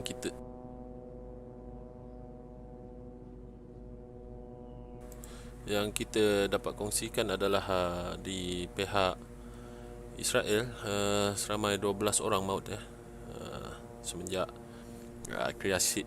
krisis ini berlangsung, di mana 10 kematian berpunca daripada impak serangan roket manakala 2 lagi maut kerana mengalami kemalangan semasa cuba mencari perlindungan. Jadi angka kematian di pihak Israel adalah 12 orang dan 118 cedera akibat bedilan roket dan 7 lagi mengalami kecederaan parah. Sementara itu 225 orang memerlukan rawatan kerana mengalami kecederaan akibat kemalangan ketika mencari perlindungan dan seorang daripada mereka mengalami kecederaan serius. Sementara itu pihak perubatan Israel menyatakan seramai 252 orang penduduk di negara itu telah diberikan rawatan psikologi kerana menghadapi masalah kemurungan. Itu adalah situasi semasa yang berlaku di pihak Israel. Sementara itu Kementerian Kesihatan Palestin di Gaza menyatakan seramai 232 orang terkorban, termasuk 65 kanak-kanak, sementara 1,900 lagi cedera. Dan ini adalah angka statistik yang kita terima kira-kira 2 jam yang lalu, dan dikhawatiri angka ini semakin meningkat, terutamanya dengan melihat situasi semasa di antara Israel dan Gaza. Pun begitu, walaupun terdapat cahaya ataupun peluang yang mungkin akan berlakunya gencatan senjata dalam sedikit masa lagi. Tetapi berdilan dan serangan demi serangan terus berlaku ya.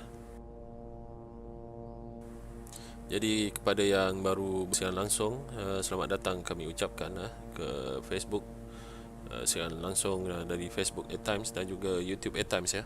Dan siaran ini dilakukan secara serentak untuk tatapan anda semua. Dan suka admin ingatkan, ini adalah siaran langsung yang memasuki hampir lebih daripada seminggu ya. Dan admin kami berterima kasih atas sokongan anda.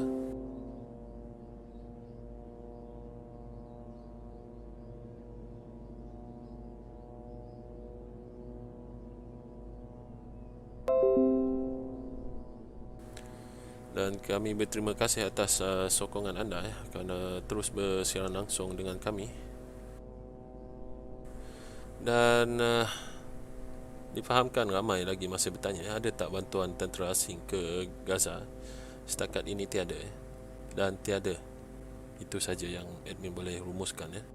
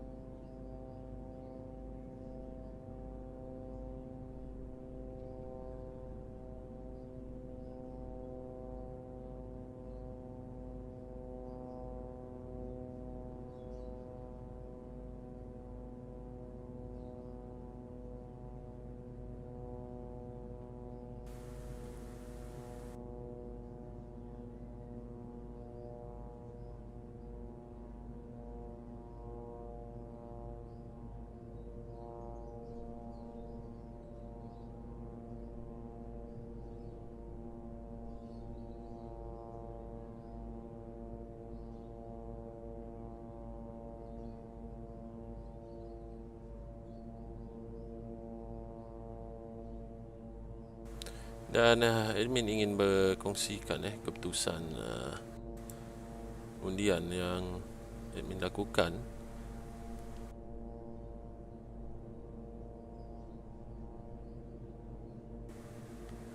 Keputusan yang admin terima ya setakat ini mengenai undian di kalangan follower at Times di Facebook at Times ya. Gencatan senjata adakah ianya perlu demi penduduk Gaza, setuju atau tidak? 73% daripada responden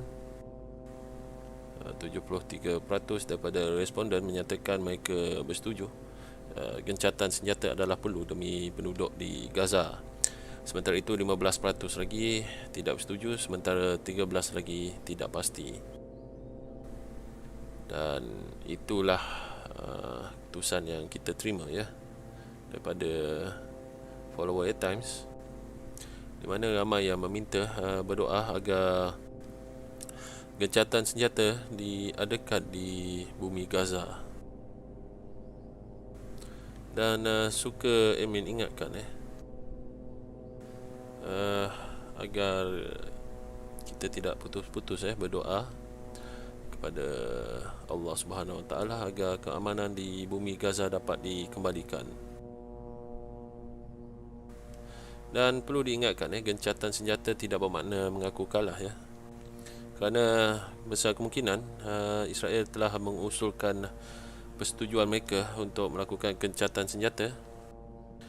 Berkemungkinan ianya menandakan bahawa objektif mereka telah tercapai ya, kerana 3 hari yang lalu Israel telah melancarkan serangan besar-besaran ya, dan menyebabkan kemusnahan di pelbagai lokasi ya, dan menyebabkan kerosakan di antaranya melibatkan infrastruktur utama. Dan ada di antara serangan tersebut telah menyebabkan satu-satunya fasiliti ujian saringan COVID-19 di Gaza musnah ya.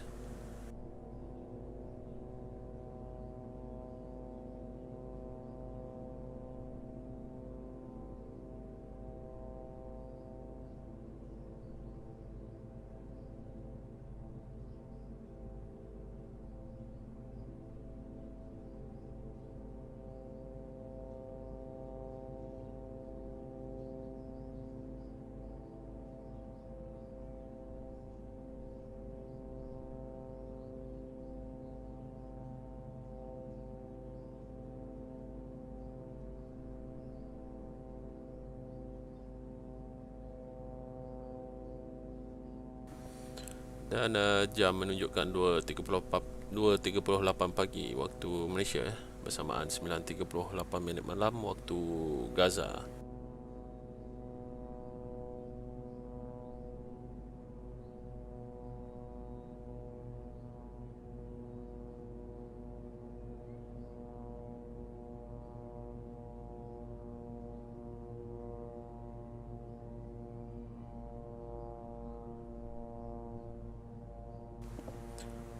Dan lebih kurang 20 minit saja lagi sidang PBB akan bermula sekali lagi dari New York.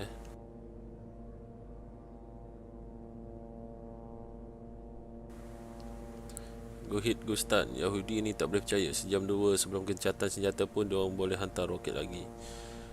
Asam garam di mana-mana medan perang, baik di pihak A, pihak B, pihak C. Situasi yang sama sentiasa berlaku. Beberapa jam sebelum gencatan senjata selalunya akan berlaku serangan.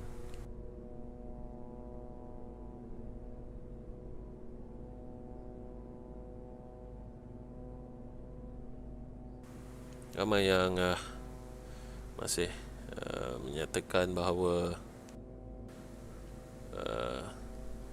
perang habis-habisan perlu berlaku. Tetapi andai kata admin bersuara, mungkin ramai yang akan tidak sanggup menerima realiti. Dan kita melihat soalan-soalan yang lain.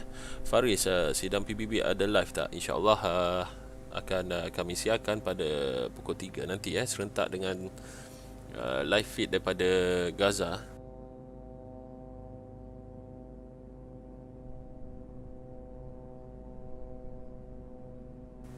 Dan rasanya mungkin ramai yang tidak nampak implikasi perang ini terhadap masyarakat di Gaza. Pertama, sudah tentu kita dapat melihat kemusnahan harta benda dan tidak kurang juga kematian di kalangan masyarakat awam. Andai kata peperangan ini diteruskan, adakah kita rela melihat situasi ini akan berterusan? Jadi pada hemat admin adalah lebih baik gencatan senjata diadakan demi penduduk Gaza. Selain daripada itu, ada yang memberi makluman kepada admin bahawa Israel mengalami kerugian dari segi mata wang, dari segi ekonomi, kerana setiap roket Iron Dome yang dilancarkan adalah lebih mahal kosnya berbanding dengan roket yang dilancarkan oleh Hamas. Jadi secara naratif mudahnya, roket yang Hamas lancarkan secara purata adalah antara 300 ke 800 dolar. Dan sementara itu roket Iron Dome setiap satunya memakan nilai sebanyak 80,000 dolar.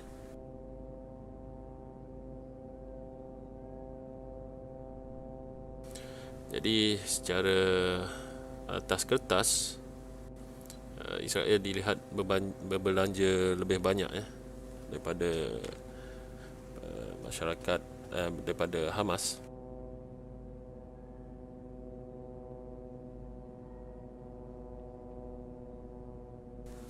Dan ramai yang berpendapat bahawa pihak Israel mengalami kerugian. Jadi mungkin kita boleh kongsikan sudut pandangan yang lain, kerana dari sudut ekonomi dan pembangunan, sebenarnya krisis pada kali ini telah memberi kesan yang buruk. Jika anda bayangkan, katalah pembangunan satu bangunan di Gaza memakan jumlah sebanyak katalah $10,000 US. Di pihak Israel pula kos yang sama $10,000 katalah ya. Jadi di pihak Israel mereka akan mendapat dana yang mudah dalam masa yang singkat Selain daripada itu pembangunan tidak terganggu Sementara itu di pihak Gaza pula 10,000 itu bukanlah sesuatu yang mudah untuk dicapai dalam sekelip mata Ini tidak termasuk bekalan bahan mentah yang sentiasa terhad dan juga beberapa isu yang lain seperti tenaga kerja, masa dan juga ancaman-ancaman tertentu yang membantutkan pembangunan mereka. Jadi secara long term, jangka panjang, ini adalah antara secara long term dan jangka panjang ianya memberi sedikit sebanyak drawback kepada pihak Hamas.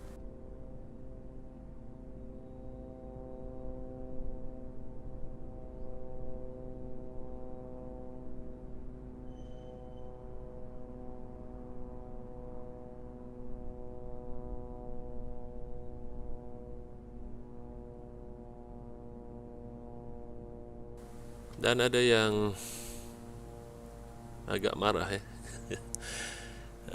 bagi admin, setiap orang ada pendapatnya masing-masing Tetapi suka admin untuk ingatkan kepada anda semua tak kira anda di mana saja anda berada Admin sebenarnya tidak gemar dengan budaya cherry picking iaitu memilih yang baik-baik saja. Tetapi benda yang pahit tidak pula Dan mungkin itu adalah antara faktor ramai yang terciduk dengan video-video yang tidak benar Video-video yang tidak benar admin maksudkan adalah di mana tular yang menyatakan bahawa pihak tentera dari mana-mana negara termasuk Malaysia telah menghantar pasukan tentera ke Gaza. Suka admin ingatkan ianya bukanlah sesuatu yang mudah untuk dilakukan dan admin sebagai orang Islam turut bertanggungjawab untuk memastikan anda tidak terperangkap dengan benda-benda yang tidak benar. Mungkin benda tersebut nampak sedap di telinga di hal luar telinga, tetapi untuk apa admin membenarkan? Jadi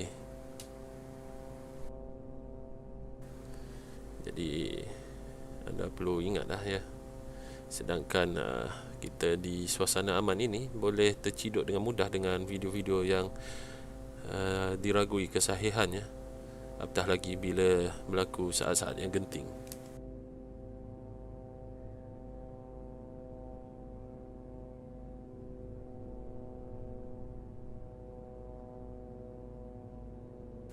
Dan ada yang memberitahu sekiranya satu-satu negara masuk campur akan jadi krisis yang besar. Ya, betul. Kerana usaha gencatan senjata adalah untuk menghalang daripada krisis ini berlarutan menjadi sesuatu yang amat buruk kepada dunia Kerana peperangan mungkin nampak menarik, mungkin nampak seronok kalau dilihat pada video ataupun filem, tetapi bayangkan kalau anda berada di tempat tersebut sudah tentu tidak menyeronokkan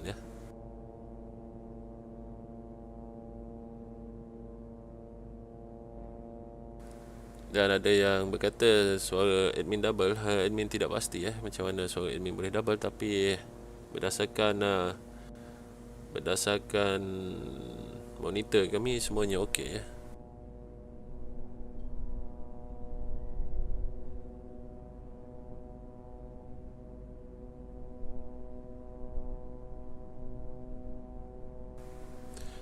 Dan ada yang bertanyakan kepada admin apakah pegangan admin bila berkongsikan perkara-perkara yang berlaku di Gaza dan Israel. Perkara pertama perlu diingatkan adalah admin adalah seorang wartawan dan menjalankan tanggungjawab untuk menyampaikan berita kepada anda semua. Dan bagaimana admin boleh menyampaikan dengan tenang Sebenarnya admin berpegang kepada satu ayat yang sentiasa admin pegang dari mula dulu andai kata kita mahu menjulangnya kemanisan perang Badar, andai kata kita mahu menjulangkan kemanisan Badar, ya, jangan dilupa pula akan pahitnya Uhud. Itu adalah mindset atau pegangan yang admin sentiasa pegang sampai ke hari ini, ya.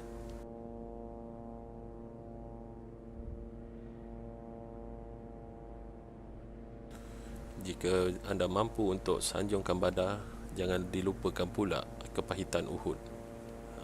Itu adalah kata-kata yang admin boleh kongsikan pada malam ini, ya. Jadi ada yang bertanya, adakah Amerika Syarikat yang menyuruh Israel melakukan gencatan senjata? Sebenarnya pada mulanya, ya, Amerika Syarikat menyuarakan pendirian mereka bahawa mereka menyokong Israel untuk mempertahankan diri mereka. Namun segalanya berubah apabila bangunan media antarabangsa telah dibom oleh Israel sehingga run up. Itu adalah yang admin boleh kongsikan secara ringkas. Admin, tadi masa mula-mula live ada asap tebal. Kawasan mana yang kena serang? Itu adalah kawasan timur Gaza.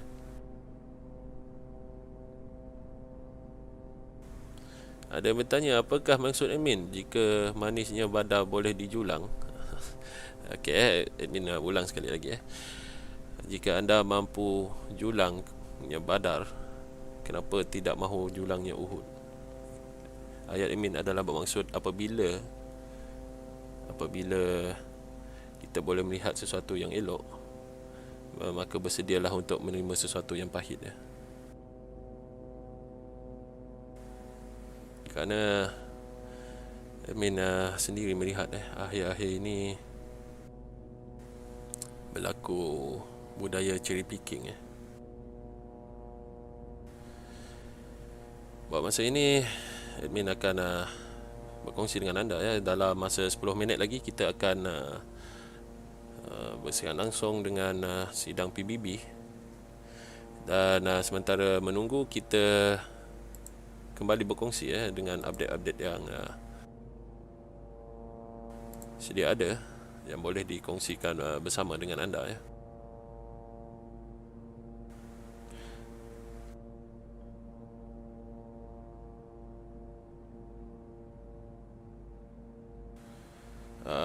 Pihak Washington di White House menegaskan sudah tiba masanya untuk menamatkan krisis di Gaza, kerana ianya menjadi satu tragedi yang besar kepada masyarakat awam di situ. Itu adalah kenyataan yang dikeluarkan oleh pihak White House sebentar tadi. Dan sebenarnya serangan roket terakhir dilancarkan pada 42 minit yang lalu, ya, dari Gaza dan dipintas di Sderot dan Netivot. Dan impak serangan turut dikesan di kawasan terbuka di Ashdod. Dan itu adalah antara update yang terkini, ya. Dan mungkin ada berlakunya serangan di lokasi yang lain kerana Hamas sentiasa bertukar-tukar tempat serangan. Dan itu adalah strategi mereka, ya. Dan Israel pun melakukan strategi yang sama, ya, terhadap Iron Dome mereka, ya, sentiasa bertukar tempat. Jadi kedua-dua pihak mempunyai pengetahuan sendiri, ya, dan kekuatan sendiri dalam mengendalikan operasi mereka, ya.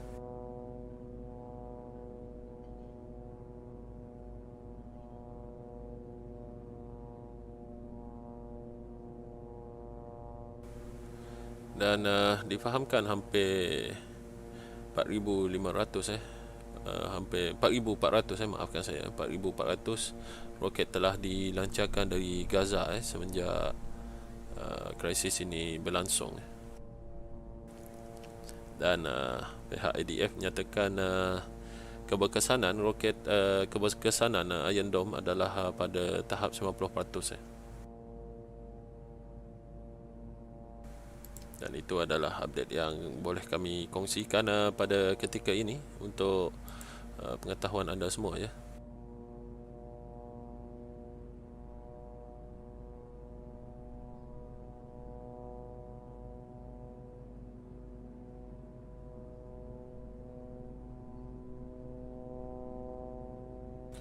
Sementara itu Presiden Palestin Mahmud Abbas melakukan panggilan kepada pihak Jerman bagi meminta campur tangan Berlin untuk menamatkan operasi tentera Israel. Dan wakil China di PBB menggesa isu Israel-Palestin dikawal sebaik yang mungkin sebelum ianya menjadi lebih buruk.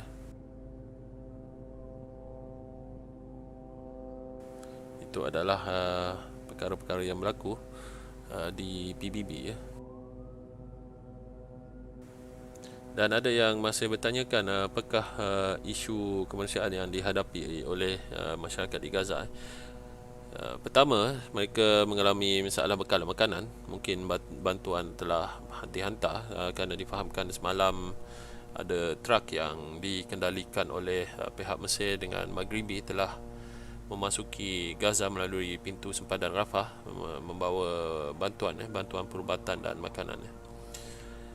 Mereka mengalami bekalan makanan yang makin berkurangan. Pertama, kedua,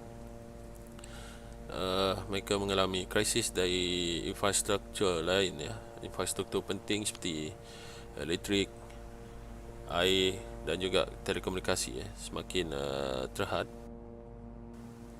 Dan tidak kurang juga fasiliti-fasiliti perubatan mengalami kerosakan dan tidak kurang juga musnah. Perlu diingatkan satu-satunya pusat saringan makmal, satu-satunya pusat rawatan yang mempunyai makmal ujian saringan COVID-19 musnah dalam satu serangan udara oleh Israel yang berlaku pada beberapa hari yang lalu. Dan sekarang jam menunjukkan 2.55 pagi waktu Malaysia dan ianya adalah bersamaan 9.56 malam waktu Gaza, dan lebih kurang dalam tempoh 5 minit saja lagi PBB akan sambung bersidang bagi mencari jalan keluar krisis di Gaza.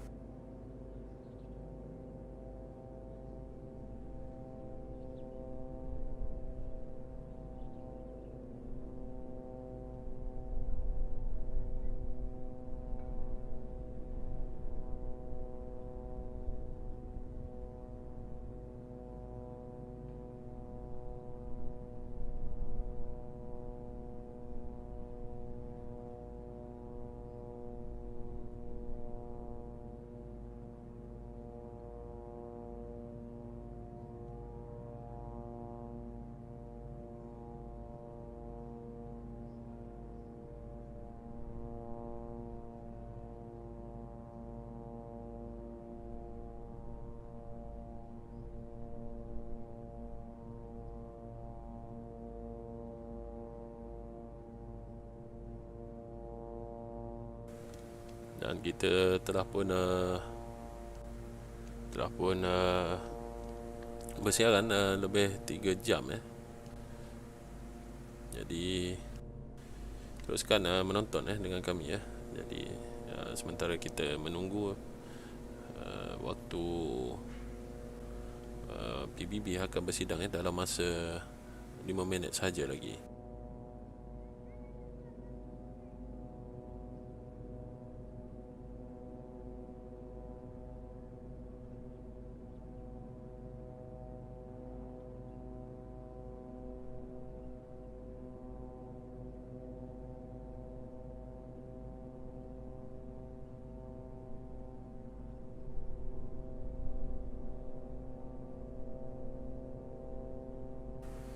Dan ada yang bertanya, siapakah menang kalau gencatan senjata dilakukan? Tiada siapa yang menang sebenarnya dalam peperangan ini. Yang menang jadi kalah. Yang menang jadi arang, yang kalah menjadi abu. Itu adalah yang boleh admin kongsikan ya.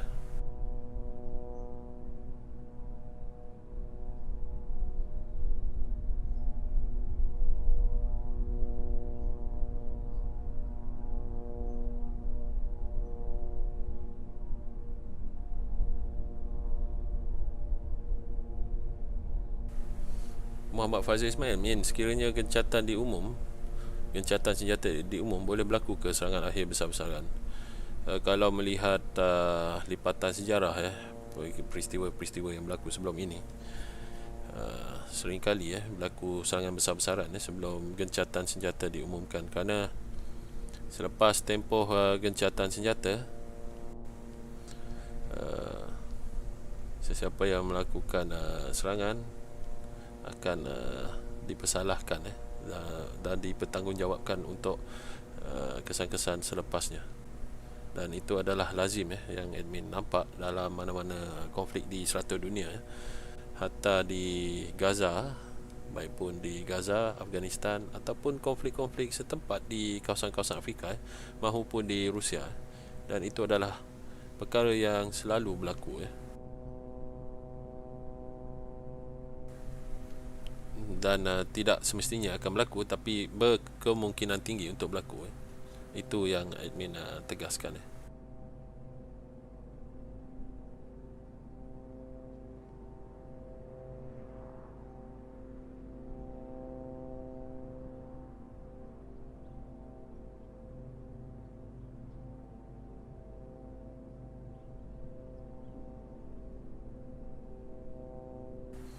Ada yang bertanya kepada admin, adakah bunyi drone? Itulah bunyi drone yang sentiasa menemani siaran langsung ini hampir setiap malam. Jadi kebanyakan yang dah biasa sudah tentu kenal.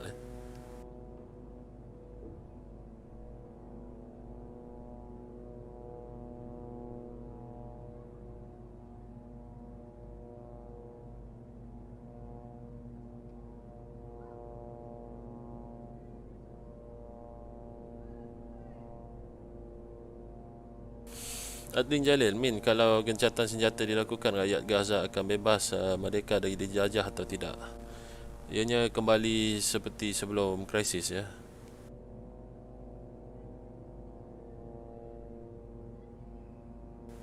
Dia akan kembali kepada situasi sebelum krisis, kecuali mereka akan berusaha untuk membangunkan semula Gaza kerana kesan-kesan kemusnahan yang berlaku agak begitu teruk sehingga berlakunya krisis kemanusiaan di Gaza.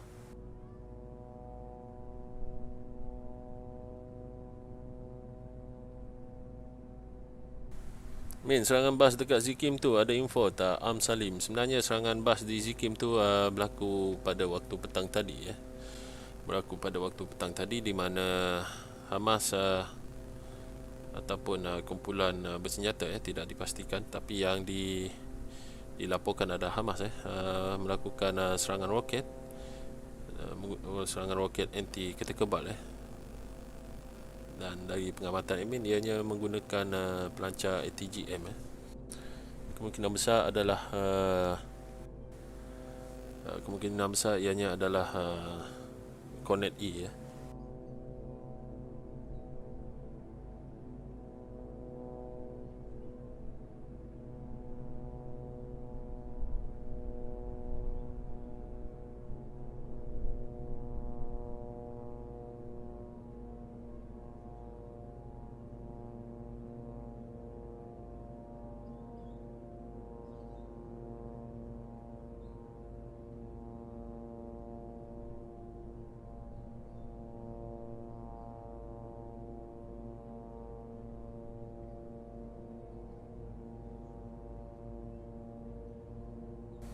Akif Iqmal, UAV kan selalunya pakai charge kan, dia tak pernah habis bateri ke? Sebenarnya kena diingatkan, mereka mempunyai aset-aset UAV yang banyak dan sentiasa on station ya.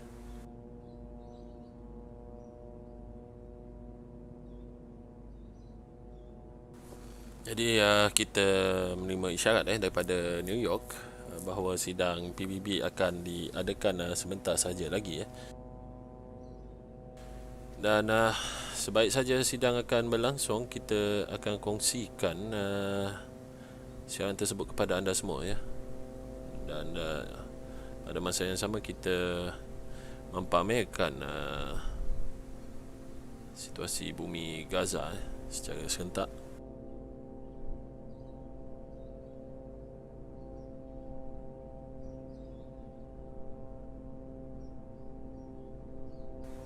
Rossi Kanibal, andai kata kedua pihak setuju dengan gencatan senjata, tapi kalau Israel serang juga tu kira macam mana pula?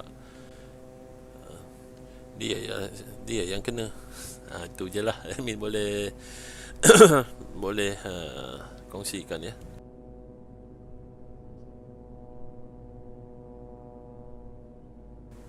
Per kecil Min translate sekali. InsyaAllah admin cuba ya. Kalau terkeluar bahasa Meksiko atau bahasa-bahasa lain selain bahasa Inggeris, mohon maaf ya. Dan admin cuba menyampaikan rumusan poin-poin daripada setiap wakil ya.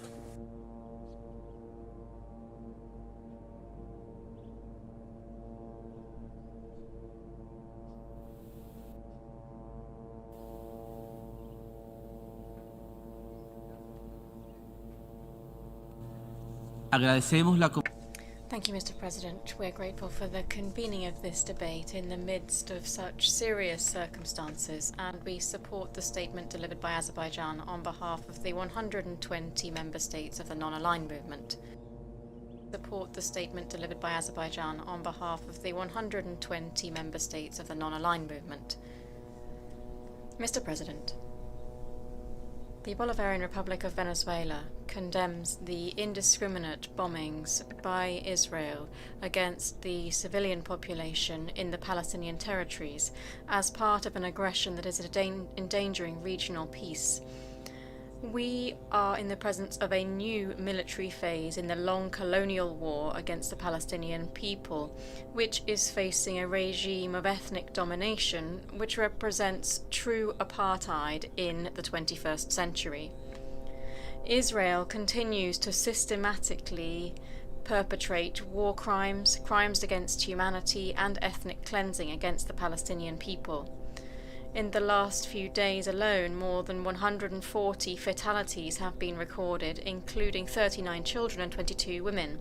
More than 1,000 people have been wounded and hundreds of homes have been destroyed. Vital public and private infrastructure has been destroyed, and the legitimate inhabitants of the Sheikh Jarrah community in East Jerusalem have been forcibly evicted. These actions have been accompanied by systematic assaults by fanatical groups organized throughout Israel, perpetrating hate crimes and racism in dozens of towns and cities against innocent Palestinian residents.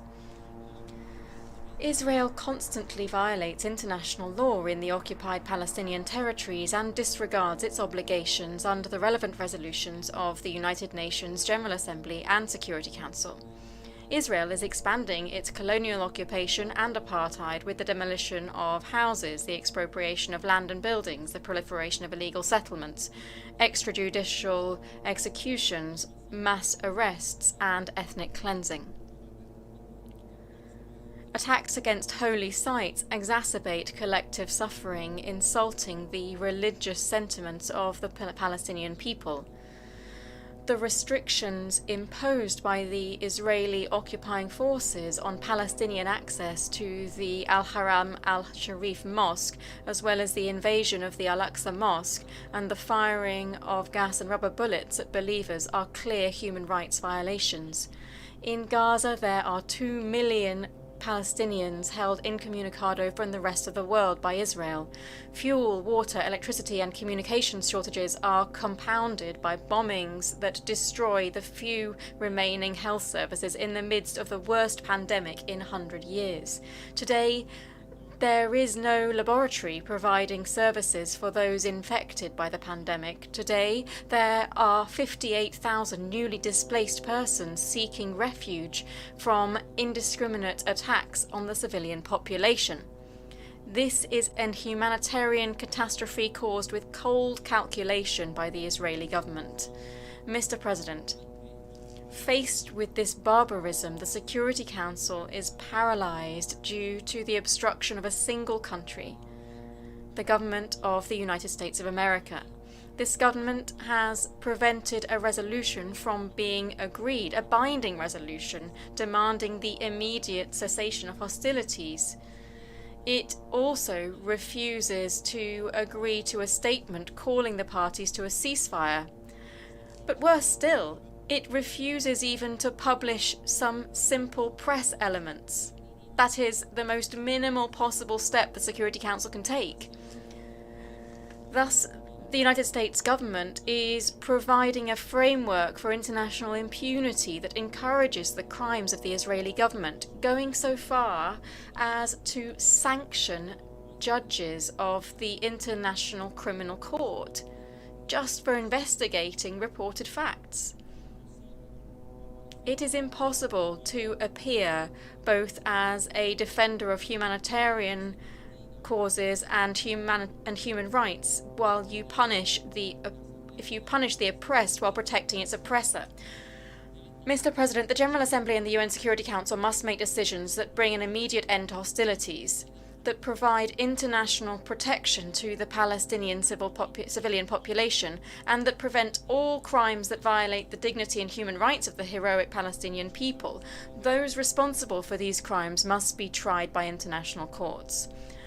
The Bolivarian Republic of Venezuela reaffirms its position in defense of sovereignty and the inalienable right of the Palestinian people to their free self-determination.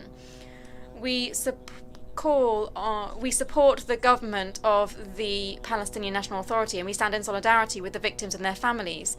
We are committed to continue working to achieve a just, lasting, independent and sovereign Palestinian state with pre-1967 borders and with East Jerusalem as its capital. This is the fair and lasting solution to one of the most painful conflicts faced by mankind. Thank you very much, Mr. President. I thank the distinguished representative of Venezuela, and I now give the floor to the distinguished representative of Germany. Sebentar tadi wakil Venezuela mengkritik mengkritik Israel kerana melakukan pencabulan hak asasi manusia dan beliau menyelar tindakan US menyokong Israel di dalam isu ini. Dan wakil Venezuela menyifatkan rakyat Palestin adalah wira dan berani dalam menghadapi krisis ini, dan kita akan bersama wakil dari Jerman. Of violence in the past days has led to a high number of civilian deaths and injured, including women and children in Israel and Gaza. Germany strongly condemns the rocket attacks from Gaza on Israel, which have killed and injured civilians in Israel. The indiscriminate firing of rockets by Hamas and other terrorist groups at Israeli population centers is unacceptable and must cease immediately. Israel has a legitimate right to defend itself against these attacks, which are continuing still today.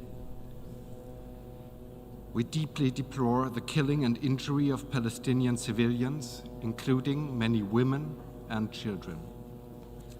Our first priority must be the immediate cessation of all violence and the implementation of a ceasefire.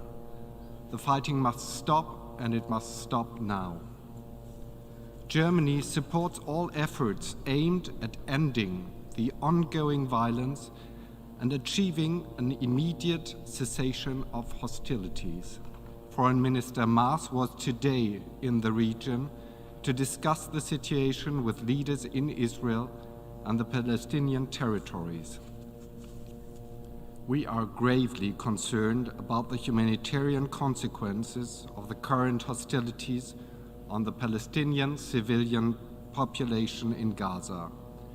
They have resulted in a large number of civilian casualties, in the displacement of more than 72,000 persons, and in damage to vital infrastructure. It is essential that civilians and critical infrastructure such as medical facilities, emergency shelters, and schools are duly protected. We reiterate that any military operation must respect the principle of proportionality. An immediate ceasefire is urgently needed in order to protect civilians and to ensure safe, full, and unhindered humanitarian access in Gaza. Germany is supporting the civilian population in Gaza with 40 million euros in humanitarian aid through UNRWA and World Food Programme. We remain deeply concerned about the situation in Jerusalem, where violent clashes have taken place in recent days, including in the Old City and on and around the Temple Mount, Haram al-Sharif, including the Al-Aqsa Mosque. We are also preoccupied by the increase in violence in the occupied West Bank since the postponement of the Palestinian elections. These tensions predate the current escalation of the conflict and must be addressed with a sense of urgency.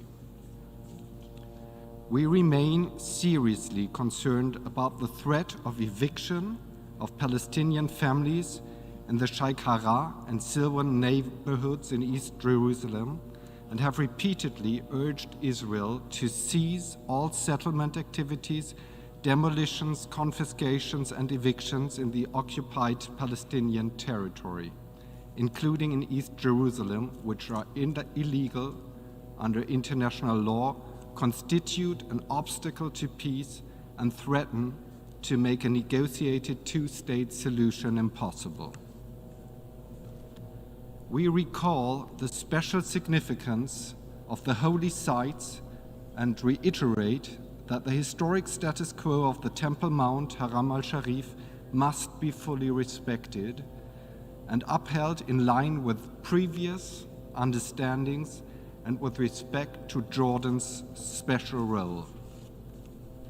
The most serious escalation in Gaza and Israel in years underscores the urgent need to address the underlying root causes of the conflict in order to avoid future escalation and recurrent hostilities. Germany remains committed to a negotiated two-state solution in line with international law, relevant UN resolutions, and internationally agreed parameters, where two sovereign, democratic, and independent states, Israel and Palestine, live side by side in peace and security within secure and recognized borders on the basis of the 4th of June 1967 lines, with Jerusalem as the future capital of both states. Germany will continue working closely with Israel and the Palestinian Authority in order to help de-escalate tensions that have built up in the past weeks, explore space for re-engagement between the parties, and promote confidence-building measures with a view to restoring a genuine political horizon and to facilitating a path back towards serious and meaningful negotiations on all finest status issues. Only a negotiated, just, and viable political solution to the Israeli-Palestinian conflict will end these devastating cycles of violence and enable all Israelis and Palestinians to live in lasting peace and security. Germany aligns itself with the statement delivered by the head of the EU delegation on behalf of the European Union. Thank you.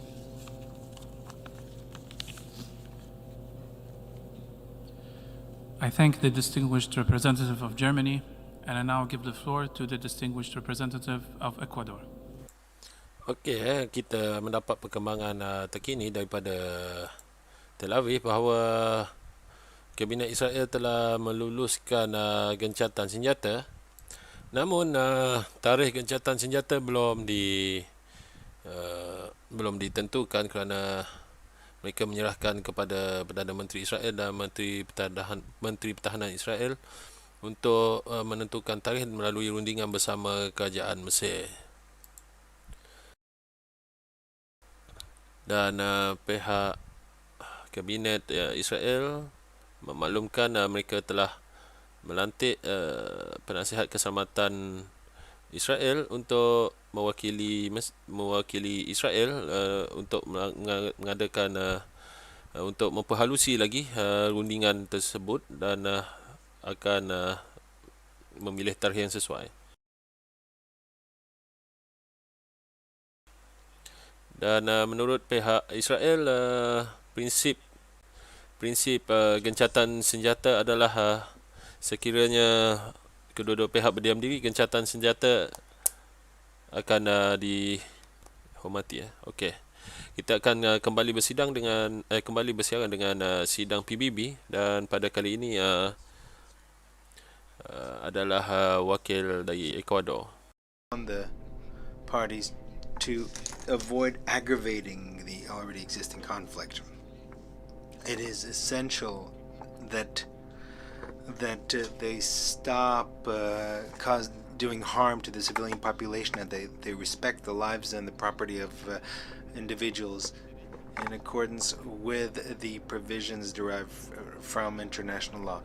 Ecuador condemns the launching of rockets and any kind of attacks that affect the civilian population of Israel and Palestine, and we call on both sides to agree immediately to a ceasefire. The hostility between the parties is unacceptable.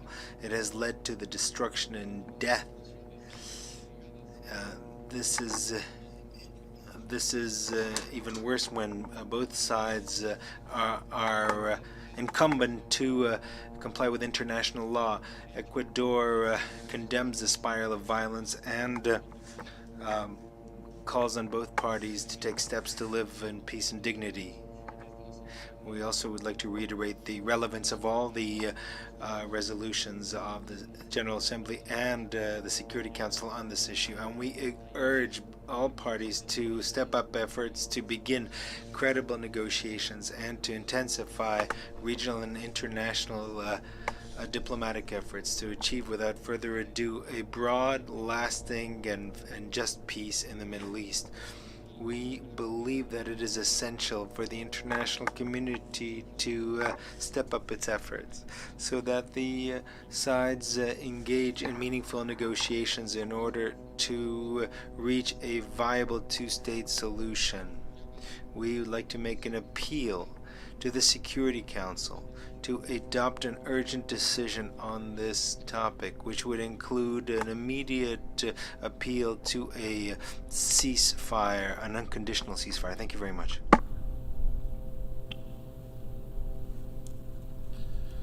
I thank the distinguished representative of Ecuador, and now I give the floor to the distinguished representative of Ireland.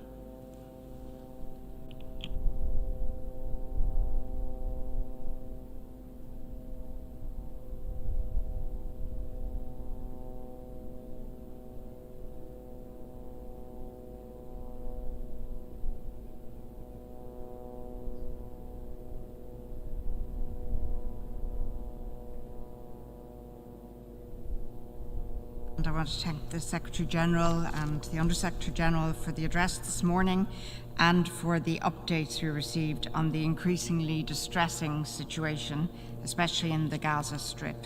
Ireland aligns itself with the statement made earlier by the head of the EU delegation. I would also like to thank Ambassador Barry of Niger and Ambassador Mimouni of Algeria on behalf of the OIC and the Arab Group for their request to convene today's meeting of the General Assembly. It's right and fitting that this Assembly addresses the grave deterioration of the situation in the occupied Palestinian territory.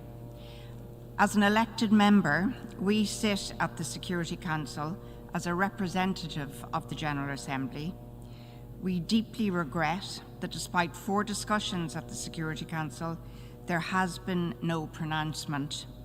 The Council has not yet lived up to our responsibilities on this grave situation. Mr. President, the last 10 days have been a nightmare for the people of Gaza and for many in Israel and across the West Bank, including East Jerusalem. Ireland shares the deep concern of the members of the Organisation of Islamic Cooperation and of the Arab Group. The appalling toll of civilian casualties, including scores of innocent children, is abhorrent. Too many lives disfigured by horrific injuries, families devastated, futures destroyed. Let's be clear, this is an unconscionable human tragedy. The Irish government roundly condemns attacks on innocent civilians. No cause, no objective justifies such loss of innocent life.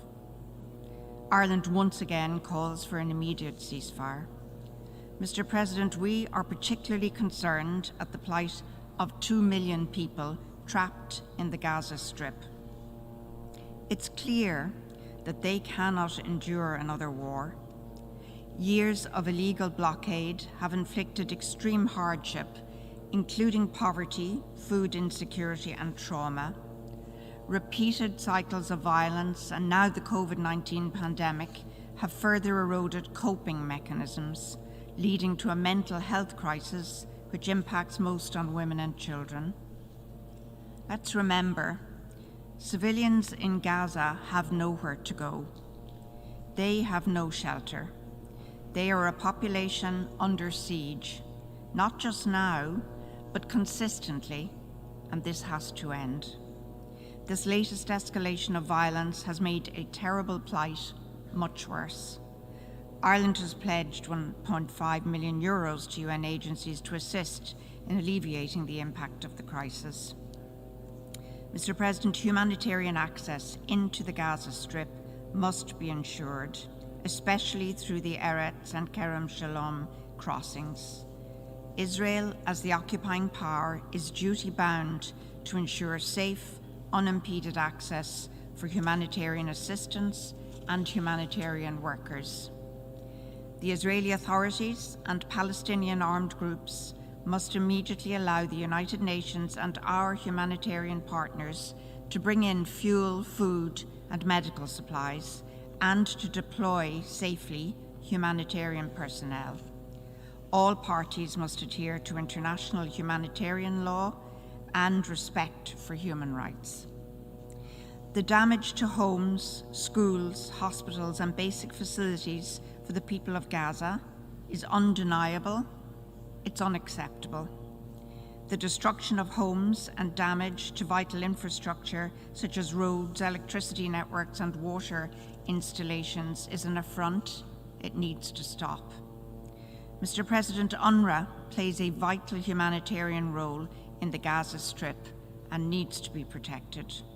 We see the work of UNRWA as critical and the damage to UNRWA facilities as outrageous. The damage to UNRWA buildings, including schools, is deeply concerning. Every child has a right to an education. But in Gaza, school means so much more to these children.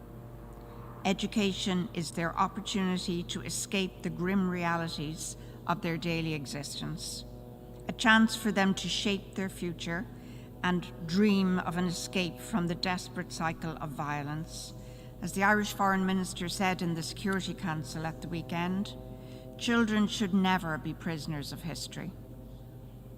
As we speak, these schools provide shelter for over 55,000 internally displaced persons. They must be protected in line with obligations under international humanitarian law.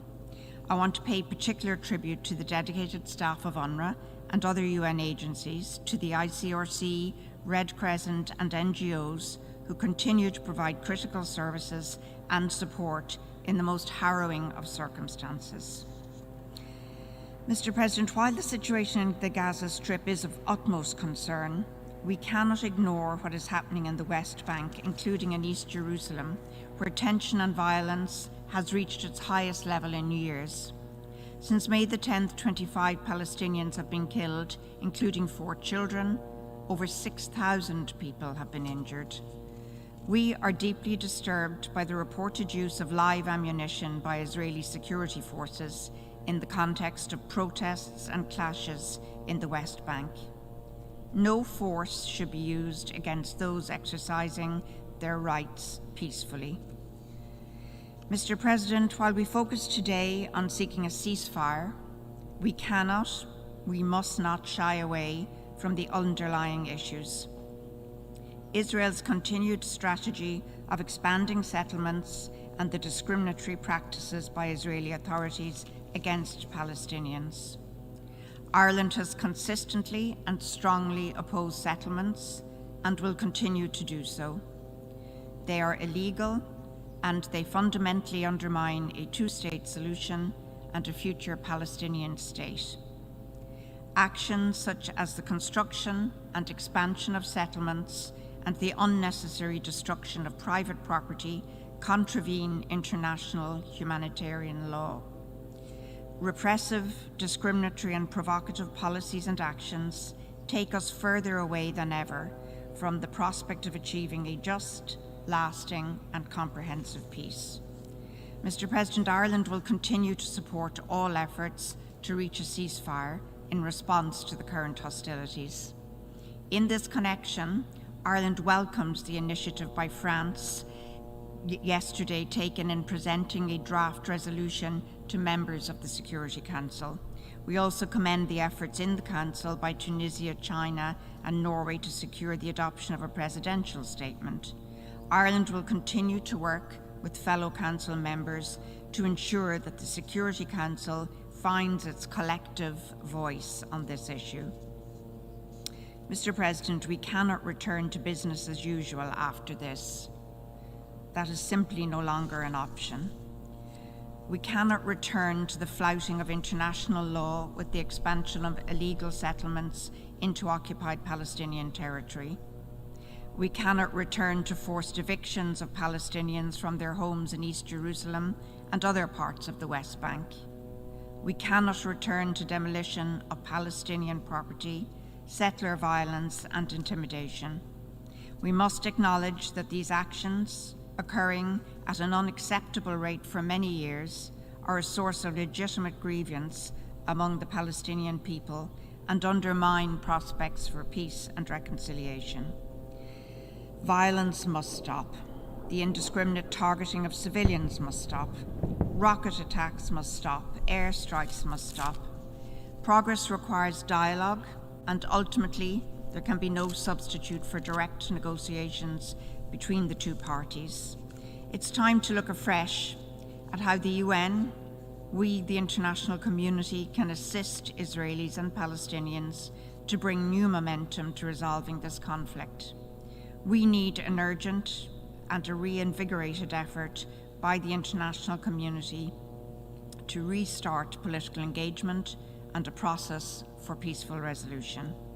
We all have a responsibility to get the parties back to the table where negotiations replace rockets and airstrikes. It's the only way forward. Let me conclude, Mr. President, by firmly restating Ireland's commitment to a just and lasting peace in the Middle East. Thank you, Mr. President.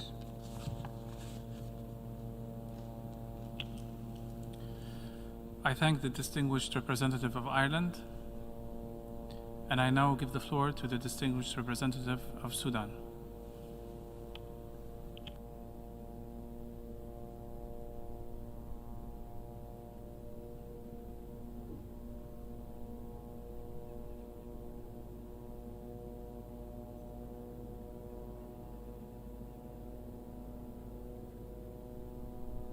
Dan mungkin selepas ini admin akan rangkumkan satu persatu poin-poin yang disuarakan oleh wakil Dan admin faham ramai yang minat dengan makcik baju hijau ni. Thank you, Mr. President, Jadi kita teruskan dengan for Siaran giving me dari the wakil Sudan. opportunity to address this meeting. I would like to thank you for holding this important meeting at this critical time to discuss the developments in the Middle East, namely the grave escalation and development in Jerusalem that started with the provocation of the residents of Jerusalem worshipping at Al-Aqsa Mosque in Ramadan. This coincided with the displacement of Arab population in Sheikh Jarrah in East Jerusalem and the confiscation and demolition of homes and evicting their rightful owners. This has provoked millions of Arabs and Muslims in Palestine and across the world. Then these provocations turned into a full-scale military offensive, killing and injuring hundreds in Gaza and other parts of the West Bank. Sudan condemns all acts of violence and escalation against Palestinians. We stress that these acts of aggression would limit the chances for peace and undermine all international and regional efforts towards finding a just political settlement and bringing about peace and stability in the region. Mr. President, peace in the Middle East is conditional upon finding a lasting and just peace of the question of Palestine. The Sudan reiterates its call to relaunching the negotiation towards establishing a Palestinian state on the 4th of June 1967 borders with East Jerusalem as its capital, in line with the two-state solution and the international legitimacy resolutions and the Arab Peace Initiative. Mr. President, addressing the current situation and attaining just and lasting peace require immediate action by the international community and all UN organs and all actors in the region and beyond, so that they would shoulder the responsibility to immediately take action. The following steps. First, immediate cessation of the escalation and a cessation of all unilateral measures, including the confiscation of property, demolition of homes, displacement of populations, and settlement expansion, so that we would allow for treating the injured and the humanitarian assistance and post-war reconstruction. Second, taking confidence-building measures towards political will and providing an enabling environment for the resumption of negotiation towards just and lasting peace. 3, immediately taking arrangements to breathe life into the peace negotiations in a genuine and serious manner towards a just and lasting solution of the question, achieving the desired peace and stability in the region. Mr. President, in conclusion, the Sudan reaffirms its principled position vis-à-vis the question of Palestine, and we support all the steps taken to achieve just and lasting peace in the Middle East based on the two-state solution, the resolutions of international legitimacy, and the Arab Initiative. I thank you. I thank the distinguished representative of Sudan, and I now give the floor to the distinguished representative of St. Vincent and the Grenadines.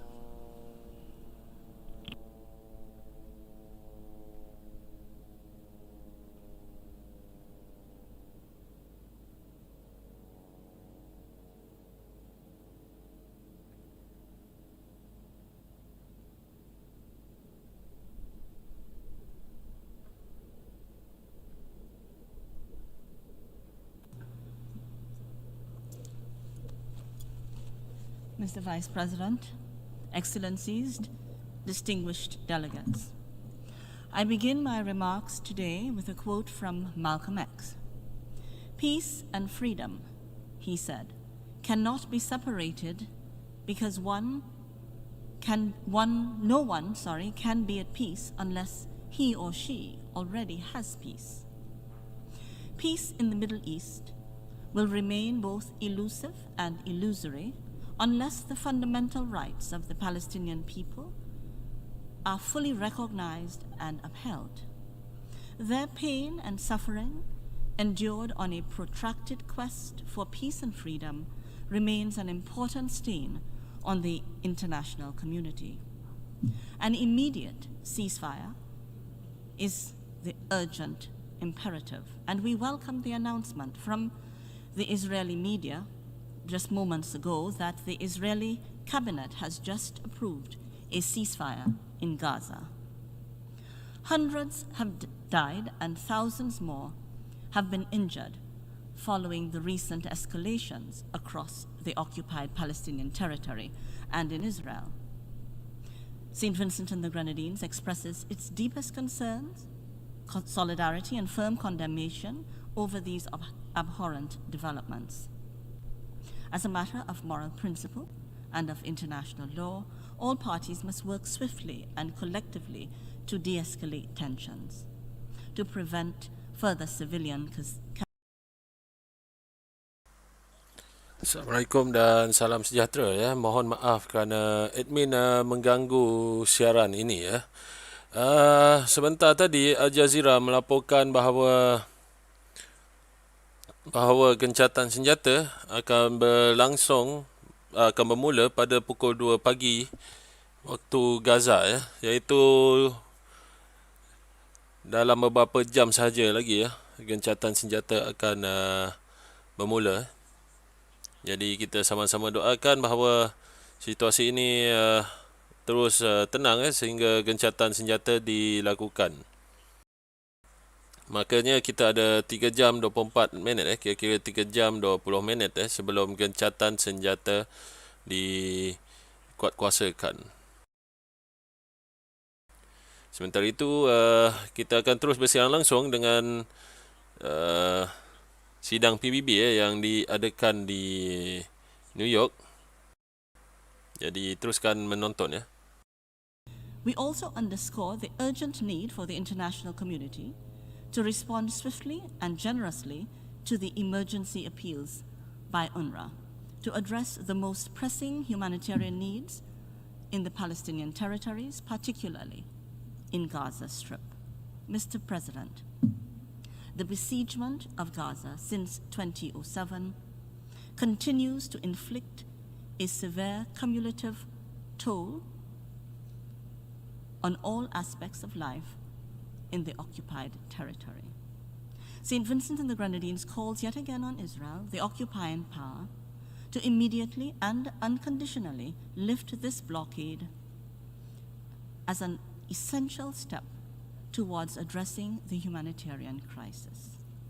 The unquestionable right of Israel to exist in peace and defend itself does not and cannot give it unfettered license to occupy, oppress, and suppress the sovereign rights of the Palestinian people. Furthermore, direct and indiscriminate attacks against civilians are prohibited by international law.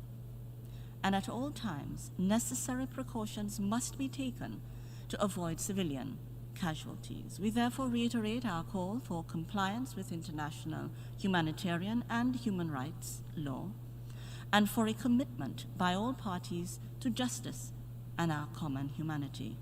In conclusion, Mr. President, St. Vincent and the Grenadines reaffirms that an internationally agreed two-state solution based on pre-1967 borders remains the most credible path to resolving this issue. Only through dialogue and good faith negotiations, respectful of the bedrock principles of international law, can security for Israel and the state of Palestine be assured, and for Palestinian claims to dignity, equality, and human rights be honored. The international community must deepen its commitment to take the political, diplomatic, and legal steps necessary to de-escalate tensions. The imperative is clear. We must stand together firmly and resolutely and demand peace and justice for all. Now is the time. Thank you.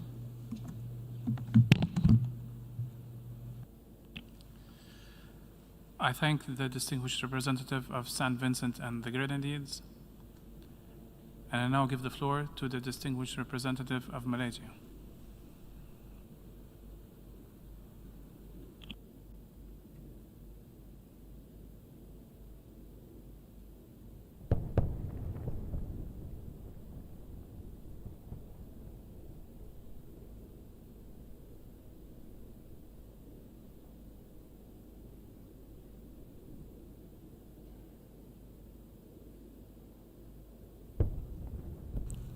Malaysia aligns itself with the statement delivered by Azerbaijan on behalf of the non-aligned movement and the statement to be delivered by the Organization of Islamic Cooperation. Malaysia welcomes the timely convening of this meeting today. The meeting enables the General Assembly to deliver a strong message on the deteriorating and dire situation in the occupied Palestinian territory. The excessive use of force in the occupied West Bank, including in East Jerusalem, as well as in Gaza, is inhuman, unjustifiable, and unacceptable. Palestinian civilians, including women and children, have been killed and injured. Homes and buildings, including medical facilities, humanitarian infrastructures, and media offices, have been damaged or destroyed completely. Malaysia strongly condemns these heinous acts. The cycle of violence and bloodshed needs to end. We call for an immediate ceasefire and cessation of hostilities. Regrettably, we are again witnessing the absence of a unified voice in the Security Council over the Palestinian question. Malaysia joins the global call for the Council to shoulder its responsibility in maintaining peace and security. The Council must act swiftly, speaking with one voice to respond decisively to a series of Israeli aggressions.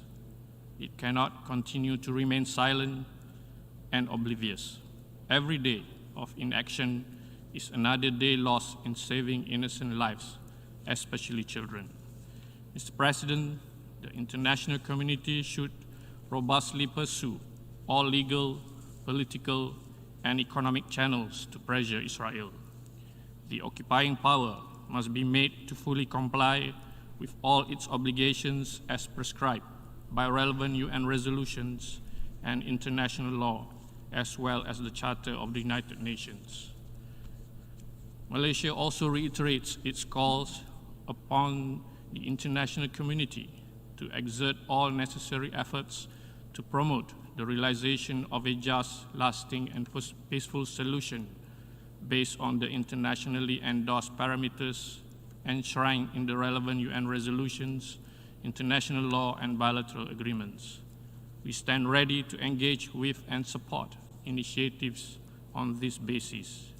In this respect, my Prime Minister, along with His Majesty Sultan Hassan al-Bolkiah of Brunei Darussalam and President Joko Widodo of Indonesia, issued a joint statement on 16 May 2021 to condemn recent Israeli aggressions. The leaders also called on the international community to remain resolute in its commitment to safeguarding the two-state solutions towards achieving an independent state of Palestine based on the pre-1967 borders with East Jerusalem as its capital. Malaysia also reiterates its call for the Security Council to revisit the recommendation contained in the Secretary General's report in 2018, A/ES-10/794, on the deployment of UN-mandated armed forces or unarmed observers to improve the protection of Palestinians. We must spare no effort to ensure the safety, protection and well-being of the Palestinian civilian population who have been living in dreadful living conditions under illegal Israeli occupation. Mr. President, as one of the penholders of Landmark Security Council Resolution 2334, Malaysia continues to condemn all forced evictions of Palestinians from their homes, including those in the Sheikh Jarrah and Silwan neighborhoods of East Jerusalem. Such actions are illegal under international humanitarian law and only serve to fuel tensions on the ground. We will not recognize any blatant seizure of Palestinian land by Israel for illegal settlements. We also reject any unilateral action regarding the final status of Jerusalem. In this connection, we call on the Security Council to ensure full implementation of its resolutions, including Resolution 2334, and demand accountability, as well as bring an end to Israeli crimes and violations. Malaysia remains committed to supporting the Palestinian people in their quest for fundamental rights, particularly their inalienable rights to self-determination. We will continue our bilateral assistance to Palestine and support UNRWA in assisting and protecting Palestinian refugees. Mr. President, this longest-standing conflict continues to affect the life and dignity of our Palestinian brothers and sisters. They deserve the same rights like we do, to live in peace and justice. Malaysia's resolute support and full solidarity with the Palestinian people in realizing their rights to freedom and independence have never been greater and will never waver. To stand with Palestine, especially during these trying times, is to stand with humanity. We call on other nations to continue standing in solidarity with the Palestinian people. I thank you.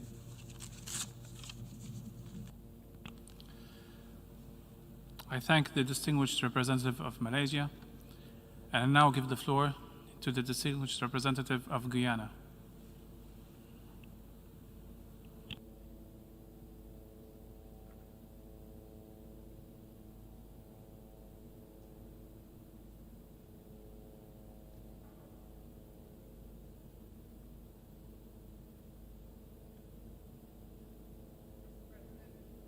Government of the Cooperative Republic of Guyana is deeply concerned about the escalation of tension and violence between Israel and Palestine, which has resulted in the loss of numerous lives, serious injuries, destruction of property, the displacement of persons, and a serious setback to the Middle East peace process. We extend our condolences to the families of the Palestinians and Israelis who have lost their lives. We condemn all acts of violence and find repugnant the invasion of the Al-Aqsa Mosque and attacks on medical facilities and media houses. We implore all parties to behave responsibly, exercise maximum restraint, and to cease all actions that are in contravention of international law, including international humanitarian law. There must be a ceasefire. Mr. President, the recent events underscore the urgency of achieving an end to the Israeli occupation and to have a just, lasting, and comprehensive peace settlement. The prolonged occupation of the Palestinian territory, including in and around East Jerusalem, has led to extremely difficult economic and social conditions for the Palestinian people. The government of Guyana firmly believes that the various resolutions adopted by both the General Assembly and the Security Council in relation to the Palestinian question, as well as the accords reached directly between Israel and Palestine, provide an adequate framework for the two sides to strive for agreement. We therefore call upon the parties to avoid further confrontation and return to the negotiating table with a genuine view to finding a peaceful solution. Guyana stresses that constructive dialogue between the Israeli and Palestinian authorities is pivotal to advancing the peace process and to the realization of the two-state solution as the legitimate end to the Israeli-Palestinian conflict. We further reaffirm our recognition of Palestine as a free, independent, and sovereign state based on its pre-1967 borders, and underscore the urgency of having an independent state of Palestine peacefully coexisting alongside the state of Israel. We encourage all parties concerned, both within and outside the region, including the Secretary General of the United Nations, to do their utmost to secure a reconciliation between the Israeli and Palestinian sides. Today's debate offers us an opportunity to renew our efforts in this regard. As a member of the United Nations and of its Committee on the Exercise of the Inalienable Rights of the Palestinian People, Guyana will continue to support the cause of peace and justice for the Palestinian people and the Middle East as a whole. I thank you. I thank the distinguished representative of Guyana, and I now give the floor to the distinguished representative of Canada.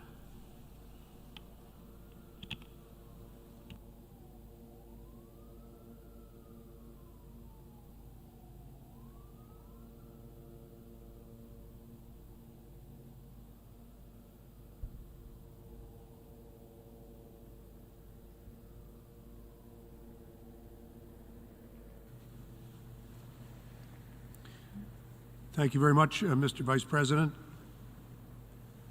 Deputy Secretary General, colleagues.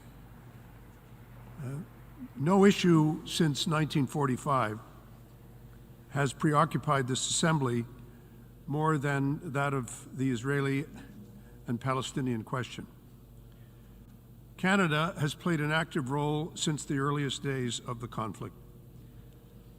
We supported in the 1940s the principle of two states for two peoples. We led in the establishment of the Suez Peacekeeping Force in 1956 and have worked hard since that time to address the underlying causes of the conflict, and we remain ready and willing to respond to the needs of the parties in the interests of peace and the interests of security. It would be an understatement to say that, like everyone in the chamber today, we are deeply troubled by the ongoing violence in Gaza, the West Bank, and Israel. The conflict has, over the last several days, led to significant loss of life among civilians. The toll, particularly on women and on children, has already been far too great. The news that peace may be emerging from decisions of governments both in Israel and elsewhere is good news, but it can only be a start.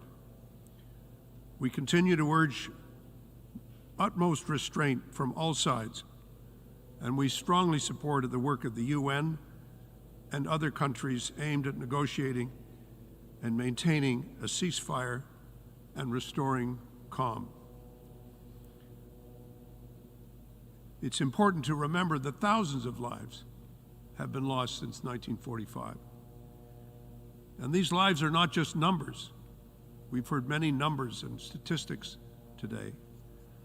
It's important to remember that these are real people with families, with hopes, and with dreams. And may I also say that it's also important to remember that there have been losses of life on all sides of this conflict. That loss should move us all to take action. We are calling for immediate de-escalation, for a protection of civilians, and yes, for an end to all violence. We call for a resolution of the underlying causes of the conflict. And we call for peace, mutual recognition, and mutual respect. Mr. President, let me be clear. We stand firmly with both the Israeli and the Palestinian people in their right to live in peace, in security, and with dignity, without fear, and with their human rights fully respected. We strongly support the work of the UN, Egypt, Jordan, and the United States to negotiate a ceasefire and to maintain the freedom of religion and belief at the holy sites in Jerusalem. The indiscriminate barrage of rockets fired by Hamas and Palestinian Islamic Jihad into Israel are completely unacceptable and must cease immediately. They put the safety of civilians, indeed the lives of civilians, not only at risk, but have cost lives. They put the security of airspace and shipping lanes at great risk. The material and financial support to these groups that are listed as terrorist organizations by Canada must end. We strongly support Israel's right to live in peace with its neighbors within secure boundaries, and its right to assure its own security.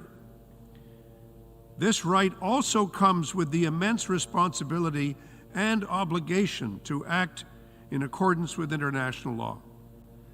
The use of force has led to significant civilian loss of life, and we must continue to urge the greatest of restraint and respect for life on all sides. Nous sommes également We are also profoundly concerned by the development of the humanitarian crisis in Gaza over these last few days, and in the midst of the COVID-19 pandemic. More than 70,000 Gazans have been displaced within their own country, many of whom have been forced to take refuge in UNRWA schools in disastrous conditions. Civilians in Gaza are currently facing shortages of medicines, food, fuel, and other essential products for their survival. We recognize that Israel has now authorized the entry of humanitarian convoys into Gaza, and we urge all parties to continue to facilitate the delivery of humanitarian aid to Gaza in full security and to ensure that it reaches the most vulnerable people.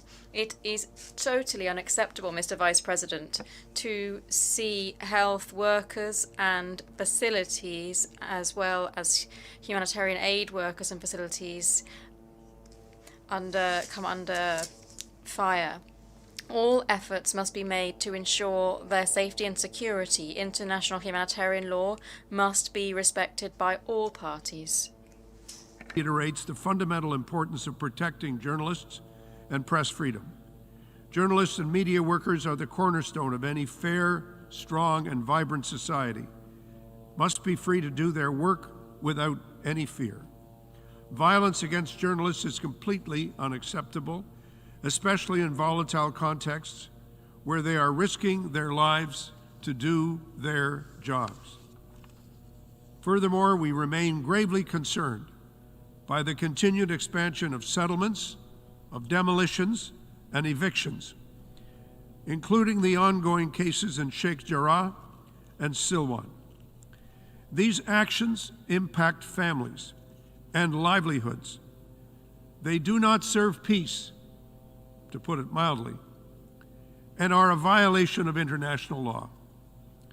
Consistent with our long-standing position, which has been consistent since 1967, in Resolution 242, we do not recognize permanent Israeli control over territories that were occupied after the Six-Day War in 1967.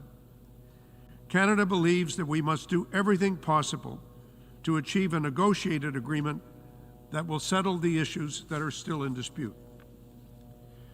Mr. President, regrettably and connected to the current situation in the region, we have observed an increase of hatred, including anti-Semitism, Islamophobia, and anti-Arab sentiments at home and around the world. It is our collective responsibility, each and every one of us, to fight hatred and to condemn it in the strongest possible terms. We are committed to standing against hatred and discrimination in all their forms, and we're also committed to working with our domestic and our international partners to promote and defend pluralism, human rights, inclusion, at home and abroad. Let me assure you, Madam Vice President, Mr. Vice President, that Canada is committed to the goal of a comprehensive, just, and lasting peace in the Middle East, including the creation of a Palestinian state living side by side in peace and in security with Israel.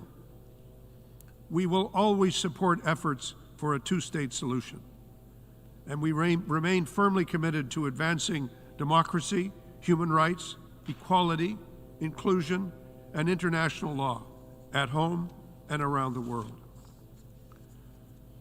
For decades, this conflict has caused much pain, and now more pain, to both Palestinian and Israeli families, and has impacted the social fabric in the region, and indeed has affected the politics of the world. Mutual recognition and mutual respect. Recognition that both parties have a right to their home and their place in the Middle East.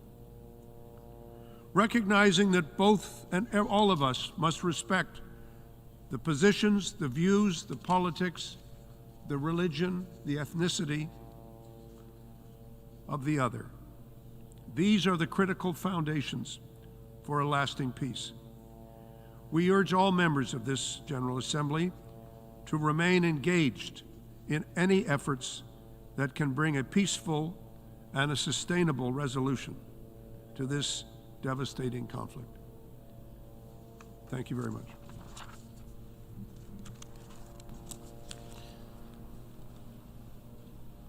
I thank the distinguished representative of Canada. I now give the floor to the distinguished representative of New Zealand.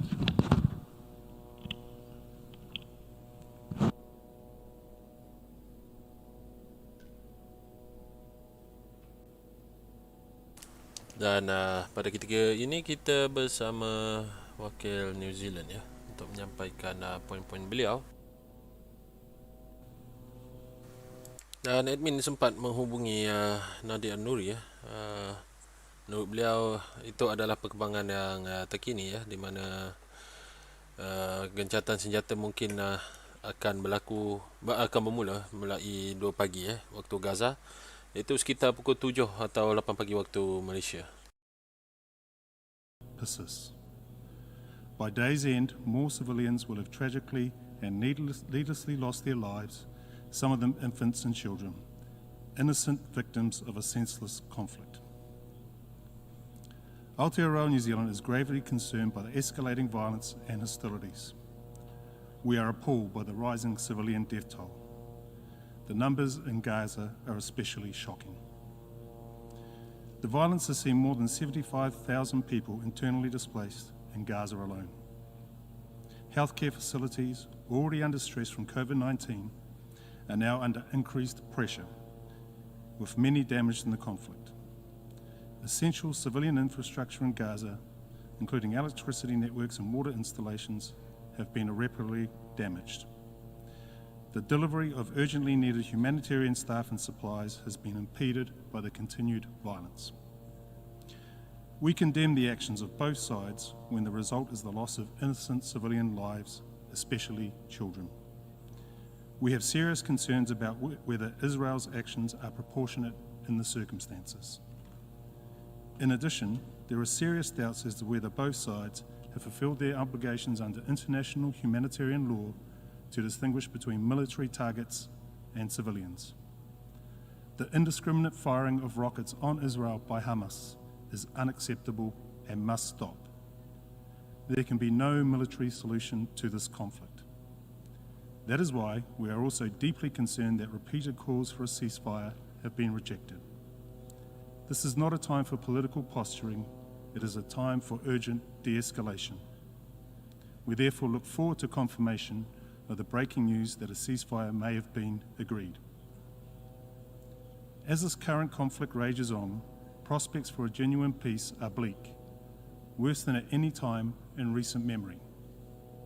The viability of the two-state solution, the only basis to achieve sustainable peace, appears to be a distant prospect if both sides are unwilling to call a ceasefire. Aotearoa New Zealand remains committed to a two-state solution and a just and lasting peace for Israelis and Palestinians alike.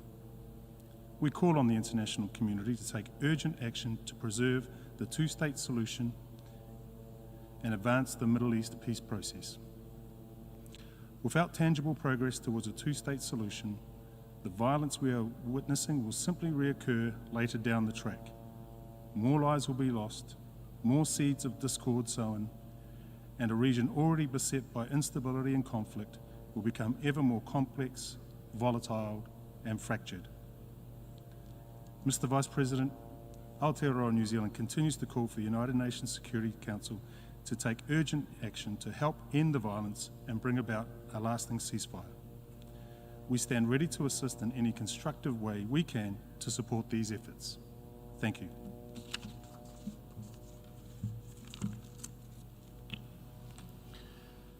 I thank the distinguished representative of New Zealand, and I now give the floor to the distinguished representative of Somalia.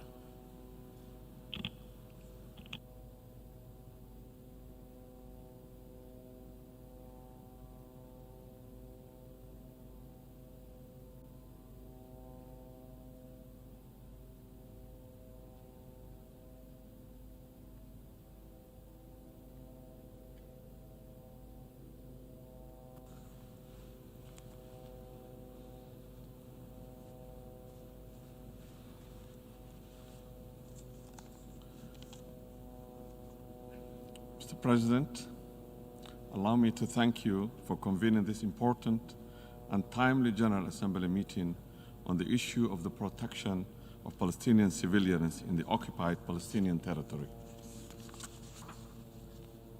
At the outset, I would like to begin by expressing my heartfelt condolences to the Palestinian people and the government over the loss of the civilians' lives, including women and children, and offer my wishes for the speedy recovery of all who are injured.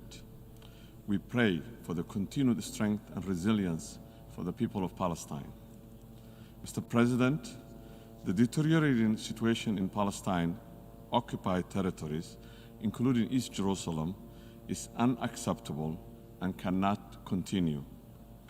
We are all bearing witness to the illegal and unproportionate use of military force against the Palestinian civilian population. Somalia supports the fundamental elements of a just and lasting peace in the region in accordance with the relevant General Assembly and the Security Council resolutions, which are in keeping with the principles of United Nations and international law, confirm the illegality of the occupation by the force, and defend the right of the people's self-determination and independence. The evidence in this regard of the occupying force of more than 700 General Assembly resolutions adopted since 1948 and more than 80 Security Council resolutions is a source of major concern for Somalia and many other people in the world. Somalia reaffirms its unreserved support for the call of the total and unconditional end of the occupation for the recognition of the Palestinian people's right of self-determination and the exercise of sovereignty and independent state. In a global COVID-19 pandemic environment, the illegal blockade of Gaza continues in defiance of international humanitarian and human rights law. In that regard, Somalia is concerned with occupying powers' hindrance of humanitarian access of the United Nations Relief and Works Agency refugees in the Near East, UNRWA, in the occupied Palestinian territories. and call for facilitation of unimpeded, timely passage of humanitarian supplies and staff. We commend the generous donors provided to UNRWA with the sufficient, predictable, and sustainable funding so that an agency can continue its vital service to refugees and perform its humanitarian activities. Furthermore, we encourage the international community, including the relevant humanitarian agencies, civil rights groups, civil societies, and the private sector to redouble their effort in alleviating the suffering of Palestinians inside and outside the occupied territories. Mr. President, to conclude today, the just Palestinian cause is not merely a question. It's certainly a measure of collective will of humanity. It's a test for our conscience as well as the application of justice.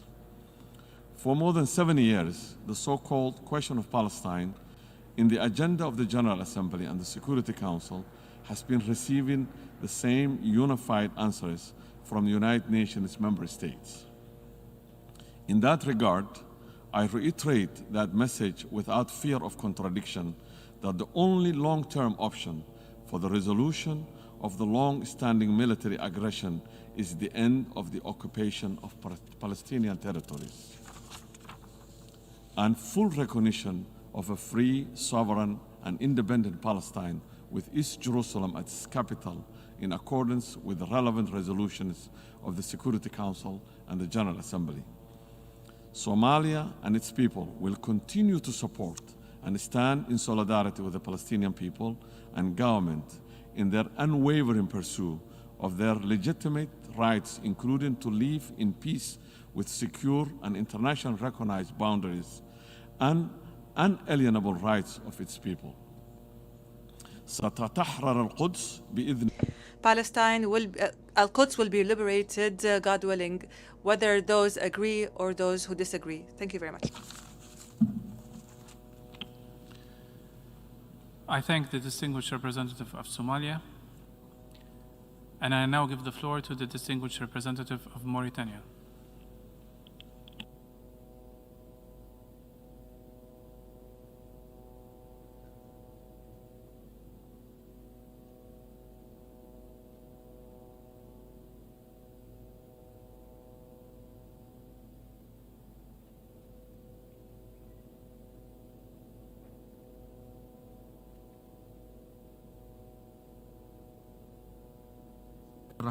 In the name of God, most gracious, most merciful, Mr. President, Madam Deputy Secretary General, Your Excellencies, ladies and gentlemen,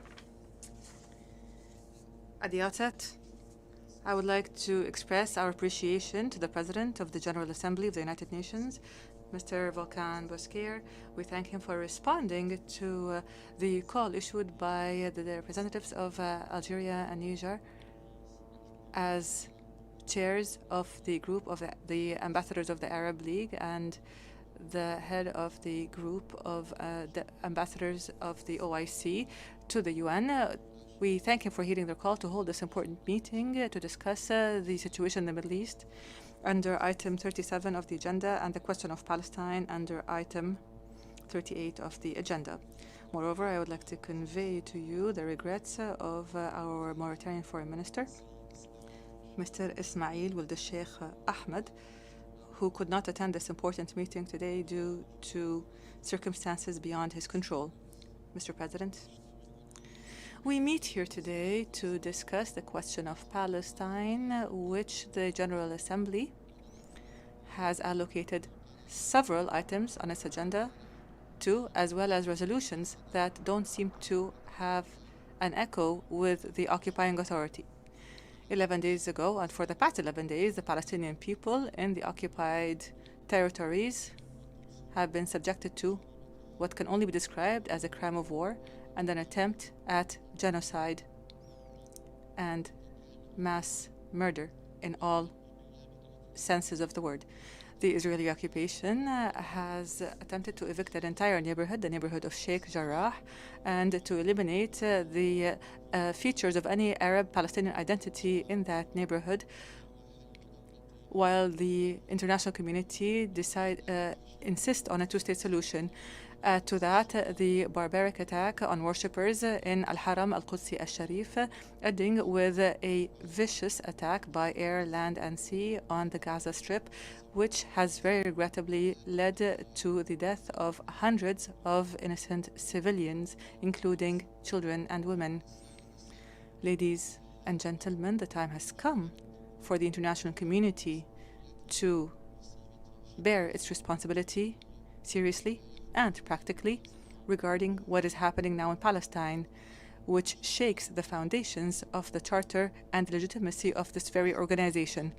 The occupying power cannot simply ignore the resolutions of the international community and the principles of international humanitarian law in an aggression that can be described as a crime that is unacceptable. The Islamic Republic of Mauritania calls for an end to this Israeli aggression and reiterates conclusively that it supports the Palestinian people as they face this aggression. Mauritania, as it always has, reiterates the need for Palestinians to enjoy all of their historic and legitimate rights as reiterated by General Assembly and security resolutions, including the two-state solution, the return of refugees, and the need for a Palestinian state to be established on the territories of pre-1967 with Al-Quds Al-Sharif as its capital.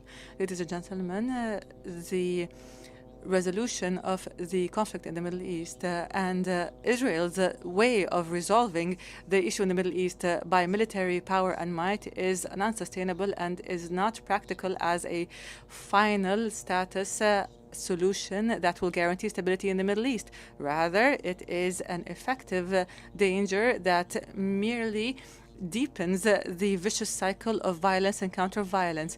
Therefore, we call upon the international community from this very rostrum to undertake its responsibilities by condemning this vicious and barbaric Israeli attack against the Palestinian people and demand the implementation of relevant United Nations resolutions. I thank you.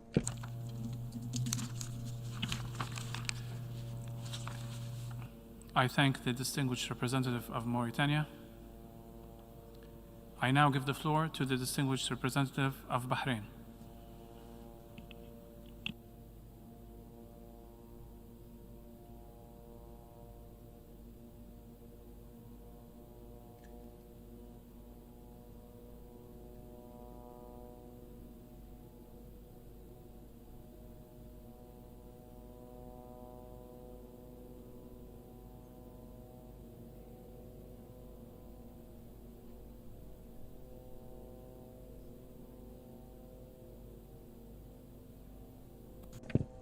Thank you, Mr. President. Peace and God's blessings be upon you. I would like to express the Kingdom of Bahrain's support for holding this extraordinary meeting of the General Assembly of the United Nations. We call upon the international organization from this very rostrum to undertake its legal, moral, and humanitarian responsibility to guarantee that all states abide by United Nations resolutions on the Middle East and the question of Palestine, and to work on upholding regional security and peace. The Kingdom of Bahrain has expressed its extreme condemnation of the Israeli aggression on the worshippers in the Al-Aqsa Mosque and the attempts by Israeli settlers to evict Palestinians from their homes in the Sheikh Jarrah neighborhood in the occupied city of Al-Quds. This contravenes resolutions of international legitimacy and international law. It also contravenes the values of tolerance, coexistence, and peace. And regrettably, this has resulted in a dangerous escalation that has led to hundreds of dead and injured and will undermine the chances of reviving the Middle East and the occupied territories. It is incumbent upon the Israeli government to fully abide by international law and to fulfill its international obligations as an occupying power in the occupied Palestinian territories. Moreover, Israel must respect the religious freedoms in the holy sites and must not change the legal or the historic status of Al-Quds and giving due consideration to its important status among Muslims and Christians. Mr. President, the Kingdom of Bahrain expresses its flat rejection of the continued vicious cycle of violence and escalation between the Palestinian factions in the Gaza Strip on the one hand and the Israeli forces on the other, because we realize that the victims of this military escalation are innocent civilians, and this leads to the destruction of civilian homes and structures, and this must be met with flat rejection by the international community as a whole. The Kingdom of Bahrain calls for consolidating international efforts to issue a firm resolution that calls for a comprehensive ceasefire that puts an end to the state of continued escalation and would stop the shedding of the blood of innocent civilians and would save the region from the dangers that threaten regional peace and security. Here we would like to reiterate the Kingdom of Bahrain's support for the initiative put forward by the sisterly Republic of Egypt in order to achieve a truce between the Palestinians and Israelis in preparation for declaring a ceasefire between the two sides. Mr. President, the Kingdom of Bahrain calls upon the General Assembly of the United Nations to continue its efforts to activate the Middle East peace process in order to achieve a just, lasting, and comprehensive peace in the Middle East. Such a peace cannot be achieved without acknowledging the right of the Palestinian people to establish an independent state with East Jerusalem as its capital, according to the two-state solution, the Arab Peace Initiative, and relevant international resolutions. Mr. President, the Kingdom of Bahrain renews its call upon the international community to use all international efforts to support the achievement of peace, security, and stability in this sensitive region so that it could save its peoples from dangers that will not have welcome consequences. And we ask God Almighty to support and grant success to the efforts of everyone. Thank you, and God's peace and blessings be upon you all.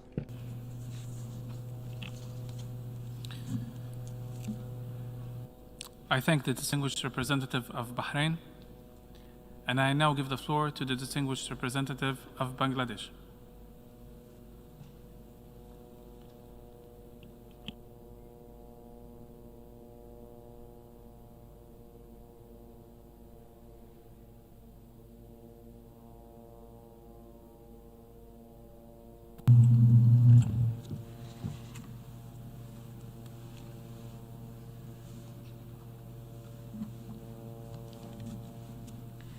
Mr. President, Excellencies, Assalamu alaikum.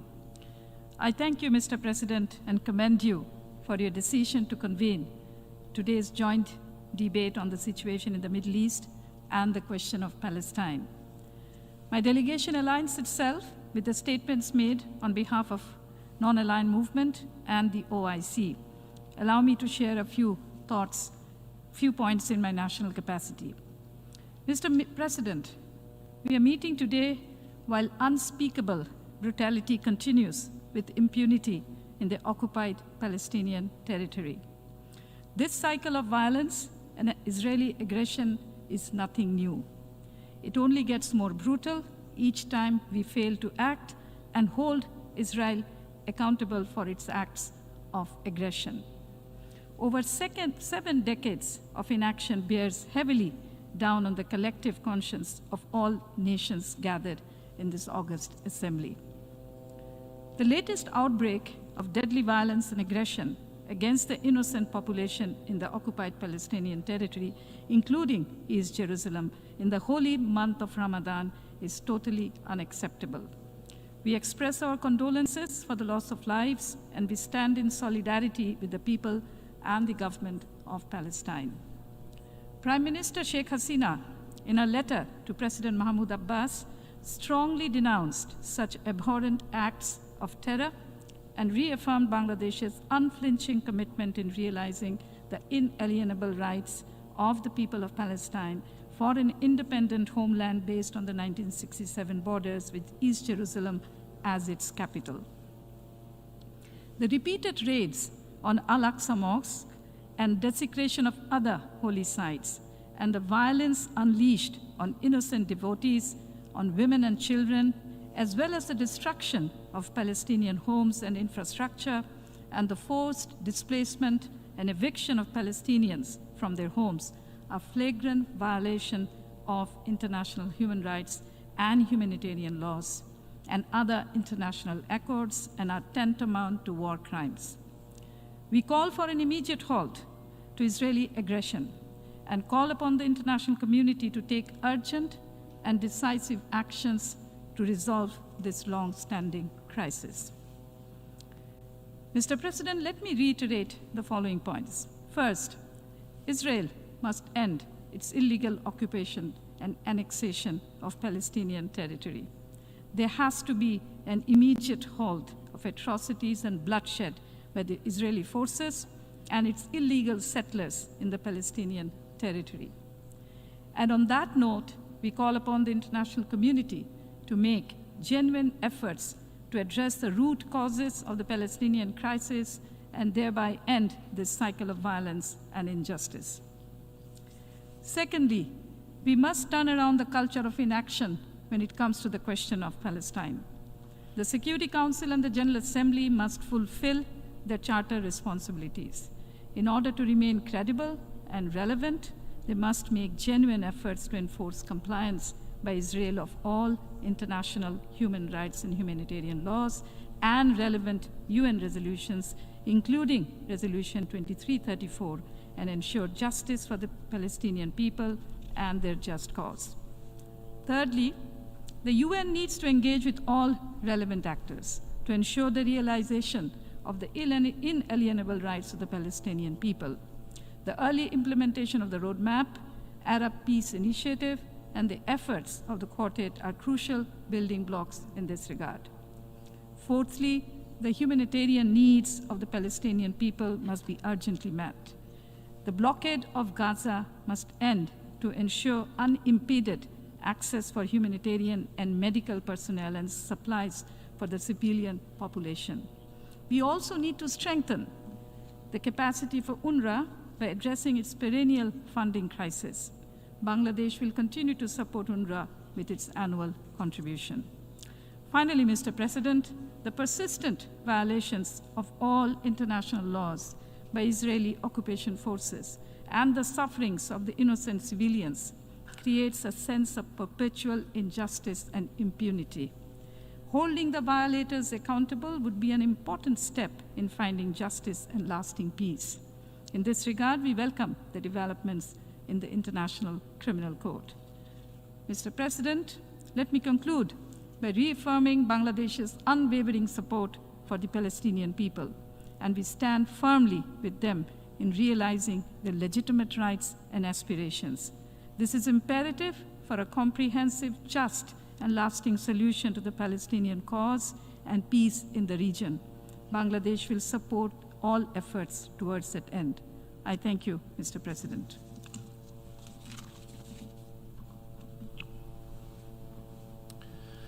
I thank the distinguished representative of Bangladesh, and I now give the floor to the distinguished representative of Australia.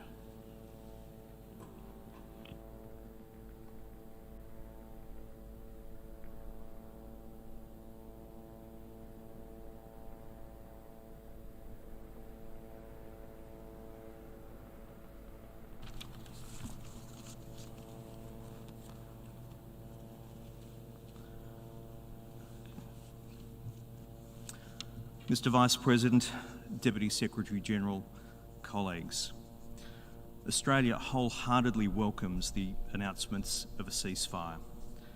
This must be the start of a process towards a genuine, just, durable and resilient peace.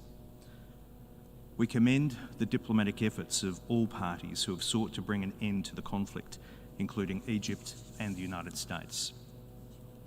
As the Australian government has made clear, violence is no solution. Throughout the conflict, we have unequivocally called on all leaders to take immediate steps to stop the violence, to exercise restraint and to move without delay to a sustainable peace.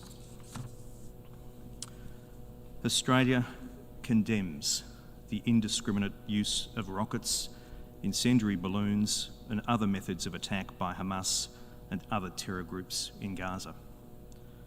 Attacks on civilians are utterly reprehensible and must be resolutely condemned by the international community.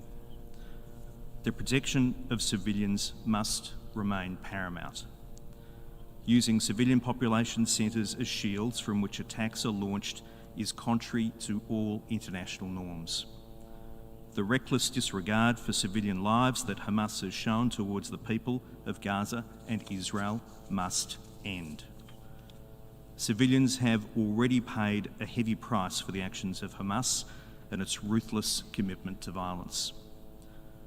The State of Israel unquestionably has the right to defend itself in accordance with international law. Israelis have the right to live in peace. In defending itself and its people, the principles of proportionality and the protection of humanitarian actors must be upheld. Equally, Palestinians must be allowed to live in peace and dignity. Australia is gravely concerned by the humanitarian situation in Gaza, and we call on all sides to ensure that help reaches the people who need it. Civilians should not bear the compounded costs of pandemic and conflict. Australia calls on all parties to take steps to avoid this situation becoming a humanitarian crisis made exponentially worse by security concerns.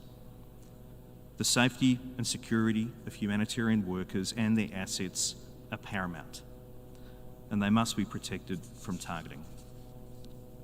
We applaud the work being done by humanitarian agencies inside Gaza to alleviate the civilian suffering. It's imperative that this continues. Australia calls on all parties to ensure that journalists and independent media organisations are protected. The world benefits from their work. Holy sites are for peaceful worship. They must never be places of fear, chaos or violence. The world depends on the people and authorities in Jerusalem to preserve the sanctity of these treasured places. Australia urges all sides to respect the traditions and rights of freedom of religious belief and expression, and to allow unhindered peaceful access to people of all faiths to the holy sites in Jerusalem. Peace is the only solution to this conflict. The focus of all parties must be on a return to direct and genuine negotiations as soon as possible, with a view to defining a just, durable and resilient peace agreement. To support this objective, we urge all parties to refrain from violent or provocative acts or actions that increase tensions. This includes all acts of violence, terrorism, riotous assembly and anarchy, as well as land appropriations, forced evictions, demolitions and settlement activity. Australia remains a steadfast supporter of a two-state solution to the conflict between Israel and the Palestinians, where Israel and a future Palestinian state exist in peace and security within internationally recognised borders. This generational conflict must be brought to a decisive close. All children in Israel, Gaza and the West Bank deserve better than to assume a future dominated by the tragedy of fear, violence and perpetual conflict. The cycle of bloodshed serves no fit and proper purpose and must end. Australia unreservedly adds its voice to the international community's call for peace. Thank you, Mr. Vice President. Thank you, Deputy Secretary General.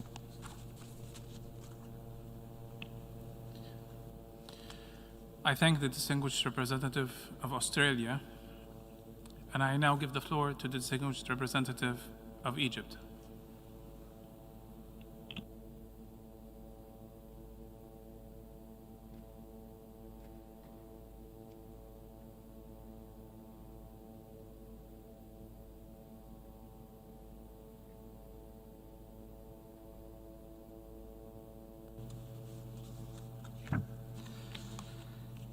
سيد نائب رئيس الجمعية العامة.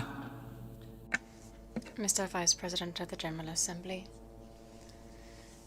Madam Deputy Secretary General of the United Nations, ambassadors and representatives of member states, allow me to begin by expressing my gratitude for the efforts made by the President of the 75th session of the UN General Assembly to hold this important meeting on the Palestinian question in light of the latest developments seen in occupied Palestinian territories. I'd also like to express my gratitude for the efforts made by the UN Secretary General and his exhaustive efforts to achieve peace in the Middle East, and also the contact that he has made with various parties to achieve these aims. I wish to affirm that Egypt associates itself with the statement delivered by the Arab group, the African group, and the non-aligned movement. Mr. President, allow me to share with you the fact that the efforts made by Egypt and the other parties have borne fruit with a ceasefire very shortly. We hope that it will last. Any life that we can save warrants all of the efforts that we are making. And we're making as many efforts as possible and up to the last minute possible. The United Nations General Assembly represents the inclusive universal forum in which various member states come together as members of one family to express their positions and their visions with regard to different international issues. The General Assembly represents and continues to represent the most important framework that allows the participation of all member states on an equal footing and which takes decisions that reflect the consensus of the family of nations vis-à-vis the various challenges and issues faced in light of the principles of the UN Charter and international parameters of international law. Today, we are part of a difficult and painful movement to debate one of the first matters that was ever included on the UN's agenda, which is the Palestinian question.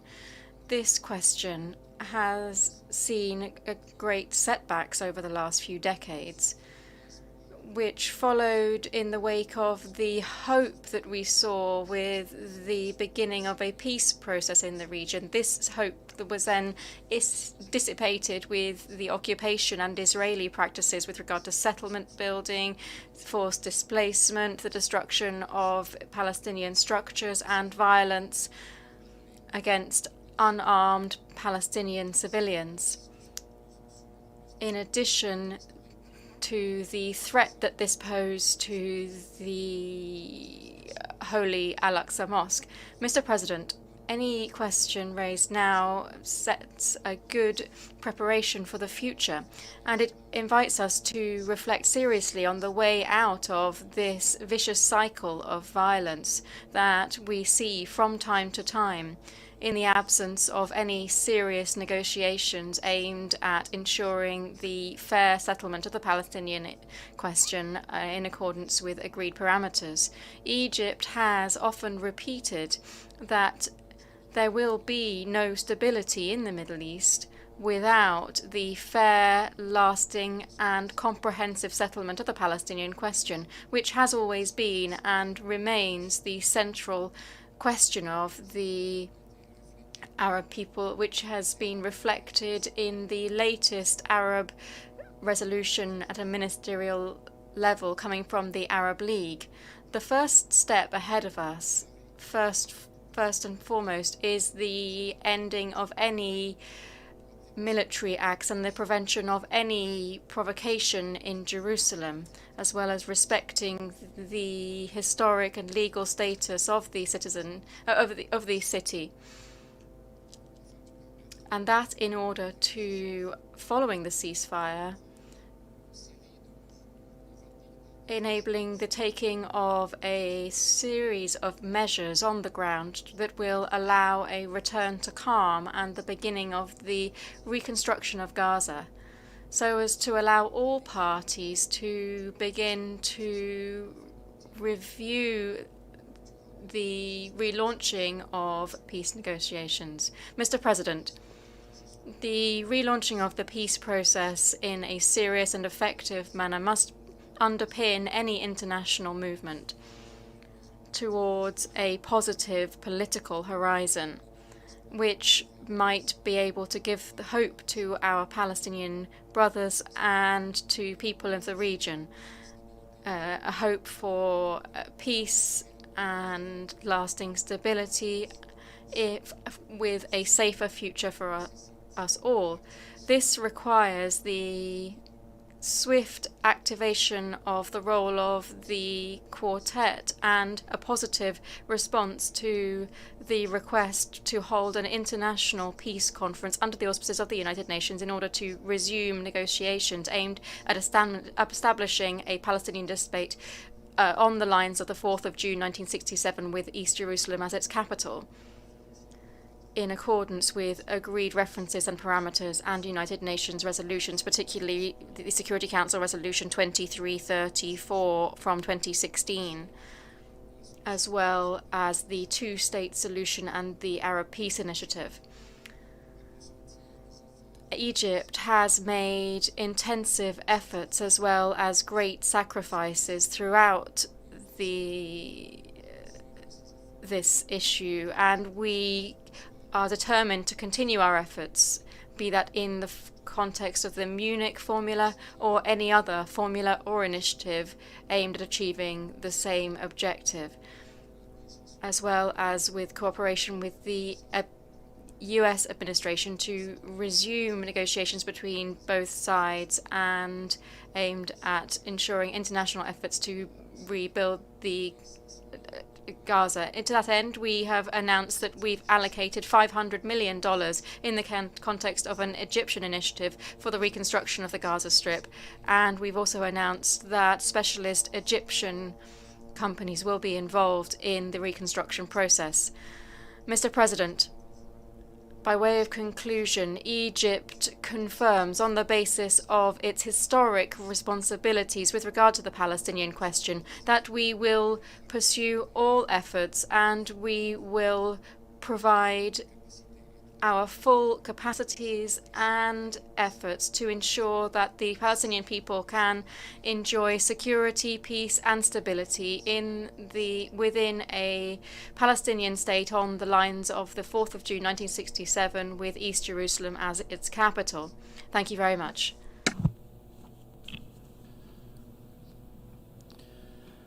I thank the distinguished representative of Egypt, and I now give the floor to the distinguished representative of Kenya.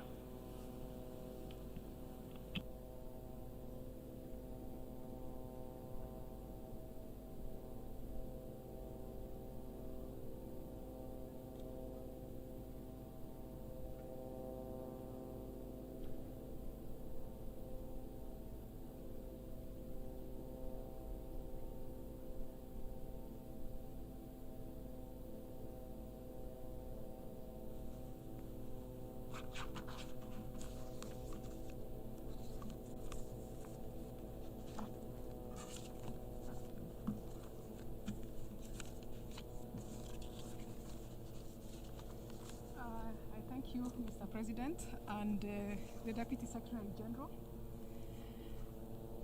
Excellencies, ladies and gentlemen, Kenya has consistently supported diplomatic negotiations conducted in an environment of peace to achieve a two-state solution in which Israel and Palestine live within secure and recognized borders in line with the June 1967 borders. The escalation of violence in Jerusalem, Tel Aviv, West Bank, and the Gaza Strip, beyond its high human costs, is reversing any possibility toward the ultimate aim of a permanent and secure peace. Kenya sends its condolences to the families and communities who have lost their loved ones.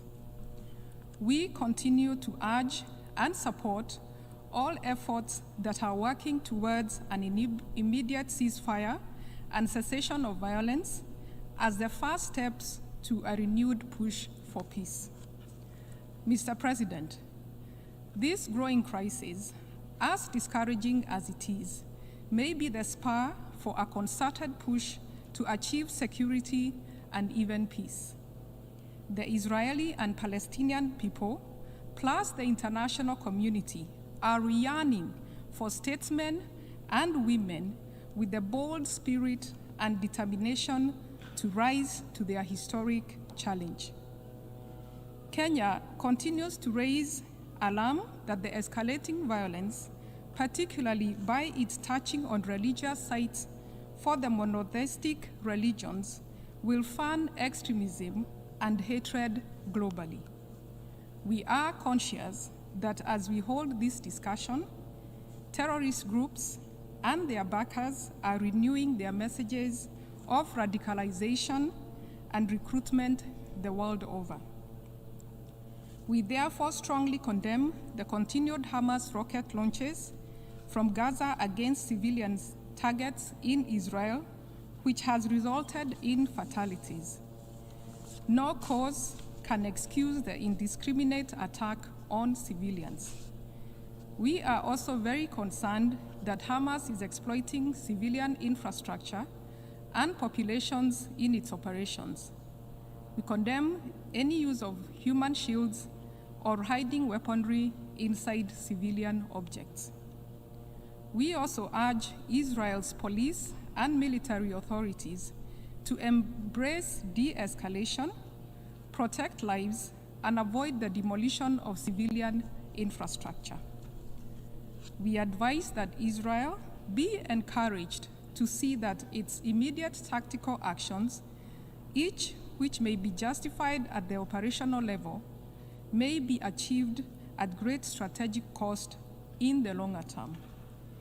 This is especially so given the collateral damage to already vulnerable populations and innocent civilians, particularly children, and the powerful delegitimizing narratives that are emerging and being propelled to every corner of the world. It is also important that the agreed status quo on Jerusalem be respected. Mr. President, illegal settlements activity in the occupied Palestinian territory is an important driver of conflict. It runs counter to established agreements and resolutions, and multi-generational experiences of dispossession play into the hands of extremists. The enmity that produces the kind of violence occurring today only begets more violence, with a spillover effect to many parts of the world, including the terrorist groups attacking multiple countries in Africa.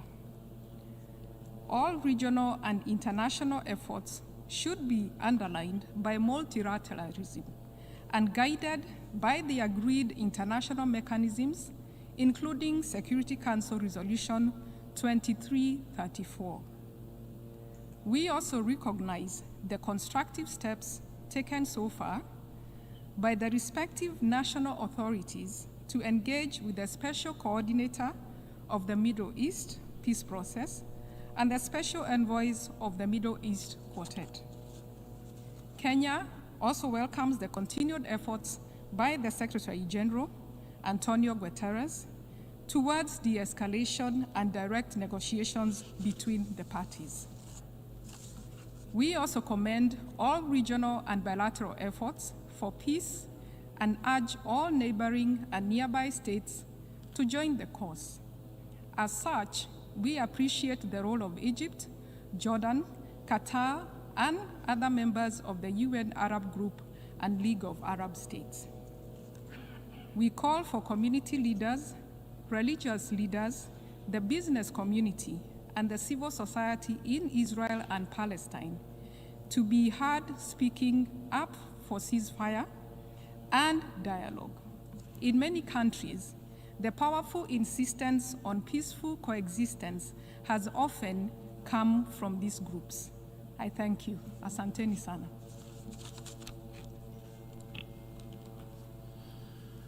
I thank the distinguished representative of Kenya, and I now give the floor to the distinguished representative of San Marino.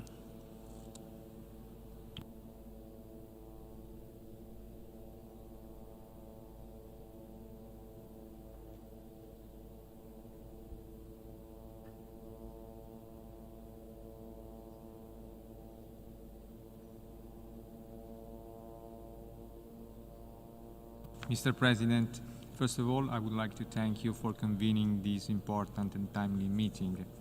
The government of the Republic of San Marino expressed its deepest concern for the escalation of violence between Israelis and Palestinians, which is causing a high number of deaths, human suffering, and destruction of vital infrastructures.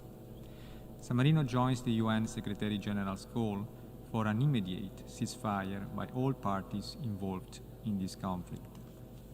We firmly condemn the indiscriminate firing of rockets into Israel by Hamas in the Gaza Strip, and while we recognize Israel's right to self-defense, we also reiterate that Israel's response must be proportionate and in line with international humanitarian law.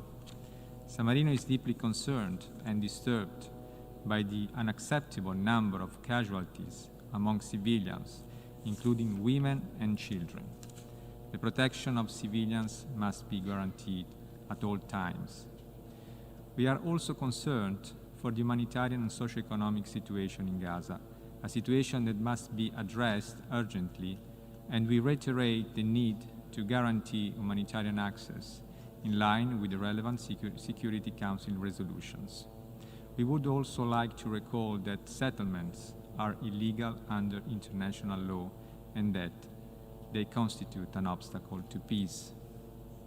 As we all know, the current round of violence is the result of a never-settled dispute which has continued and is continuing to fuel hate, destruction, and despair. The Republic of San Marino stresses the need to resolve this conflict at its roots through a peaceful solution. The only way to reach a lasting political solution is through mediation and dialogue, returning to negotiations with the ultimate goal of a two-state solution, with two states living side by side in peace, security, mutual respect, and with Jerusalem as the capital of both states. In line with prior commitments, relevant Security Council resolution, and with international law. We urge all parties to clearly demonstrate their genuine commitment for a peaceful solution, reminding that the more we wait, the more violence we will generate, and the more we will step away from our goal of lasting peace, the more we will jeopardize the security of the entire region. Thank you.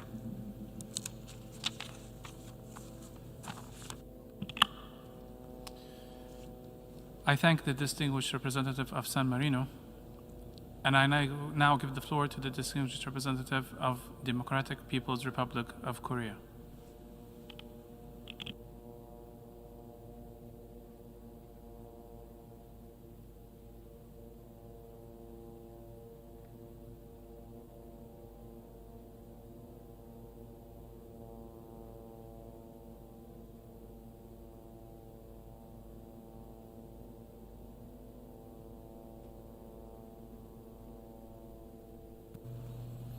Mr. President, at the outset, I'd like to appreciate the convening of this timely debate on the situation in the Middle East and question of Palestine upon the joint request from Coordinating Bureau and delegation of the Niger and Algeria in their respective capacity as the chair of the Organization of the Islamic Cooperation and the chair of the Arab Group. And my delegation aligned itself with a statement made by distinguished representative of the Republic of Azerbaijan on behalf of the non-aligned movement. My delegation strongly condemns the indiscriminate military attack by Israel in the Gaza Strip, which has massacred the huge number of Palestinian civilians and is aggravating situation in the region. My delegation strongly called on Israel to immediately stop the act of the aggression against the Palestinian people and fully implement its obligation and the relevant UN resolution and international law. Also, my delegation would like to extend our full support to the Palestinian people in their just struggle for reclaiming their homeland and attaining peace in the region while bringing to the end Israel's wild ambitions for territorial expansion. Mr. President, the Palestine issue was put on the agenda item of the 29th session of the UN General Assembly.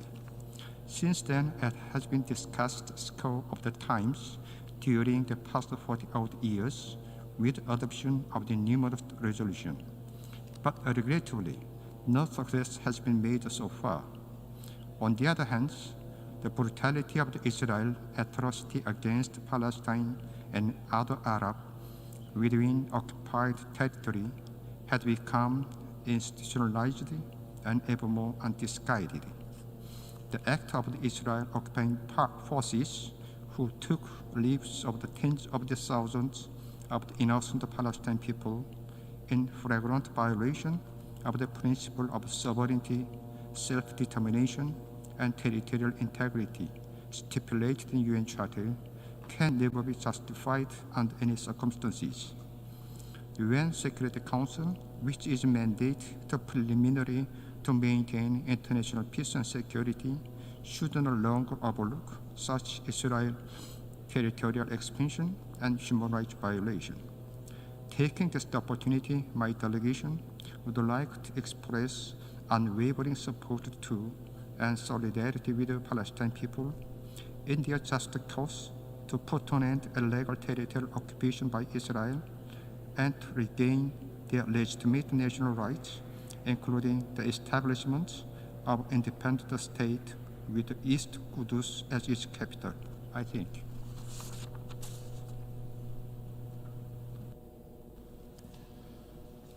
I thank the distinguished representative of the Democratic People's Republic of Korea, and I now give the floor to the distinguished representative of Costa Rica.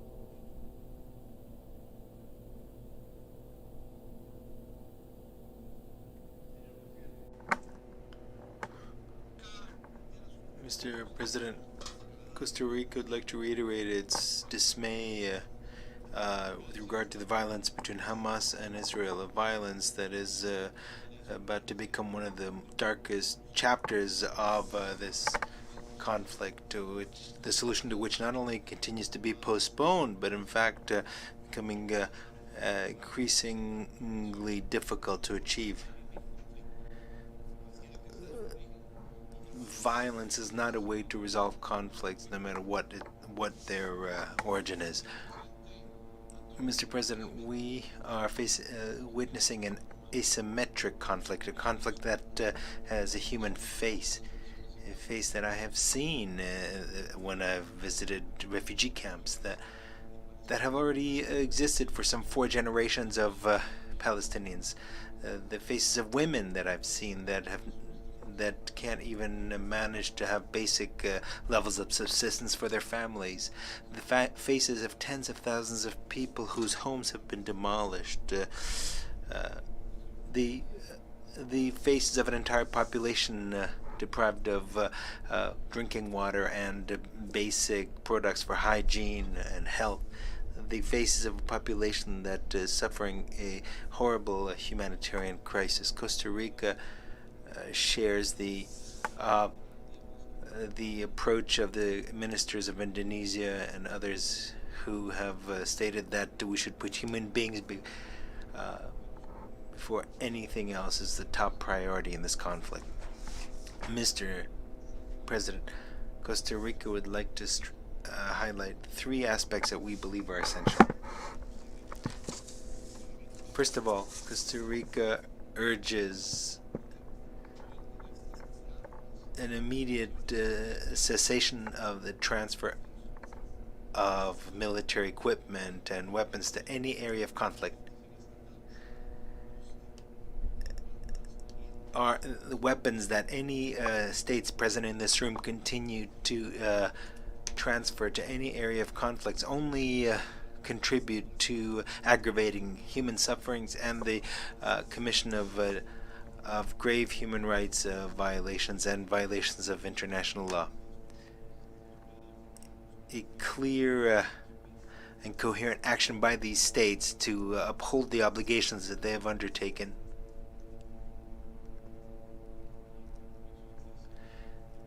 commitments that they often lecture others about while neglecting their own.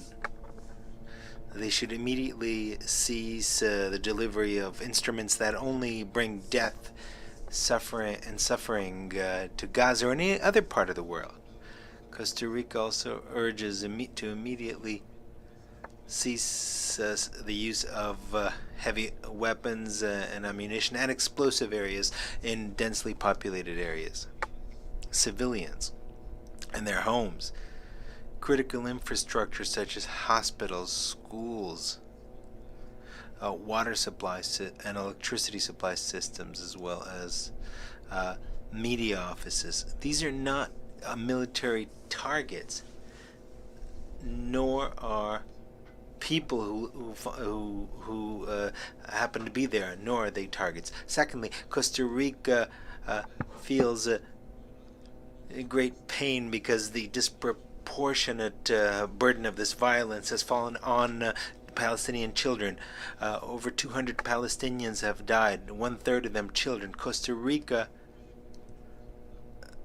and the international community cannot continue to accept that Palestinian children continue to be subjected to suffering and pain as a fait accompli. Costa Rica would like to highlight the lasting consequences that this violence will have on all children without distinction to their levels of education, their means of subsistence, or their homes. And in particular, the impact it will have on their possibility of being agents of peace and reconciliation. Thirdly, Costa Rica reiterates that this organization, in particular the Security Council, has agreed long ago on the path to peace between Israel and Palestine. It's time now to take that path. The only thing missing is political determination. It's just incredible that the Security Council has already last Sunday on the 16th of May convened an emergency meeting and didn't take a single action. It seems to be that the modus operandi is to listen to the same litany of complaints without taking any concrete steps or reaching any concrete solutions. It is extremely disappointing and certainly does not contribute to improving the credibility of this organization. And what's most serious, what's even more serious, that this has not had any difference on the lives of the people who are suffering from the conflict and who are waiting for action, concrete action. It is these kinds of situations whether it's in Crimea or South Ossetia or Myanmar, that it's in these situations that the General Assembly must demonstrate that it not only has the necessary legitimacy, but that it has an obligation to watch over international peace and security, as mentioned this morning by the representatives of Qatar, Jordan, and the Arab group, amongst others. The geostrategic interests or political alliances can never be put ahead of the dignity of individual human beings. Every time as we stand here and make statements, children keep dying, and the wounds continue to become deeper, and instead of healing, they only become infected and become worse. The solution, we all know, is easy, is clear. Palestinians and Israelis should be living in peace and security next to each other, within safe and internationally recognized borders, based on the parameters of 1967, with East Jerusalem as a joint capital, or Jerusalem rather as a joint capital. That is a solution to which Costa Rica aspires. Thank you very much, Mr. President. I thank the distinguished representative of Costa Rica, and I now give the floor to the distinguished representative of the Islamic Republic of Iran.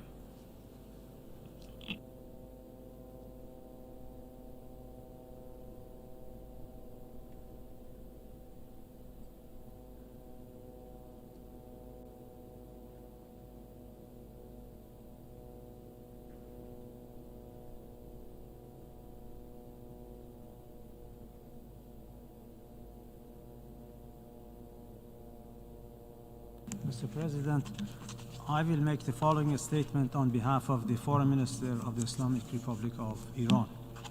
Bismillah ar-Rahman ar-Rahim.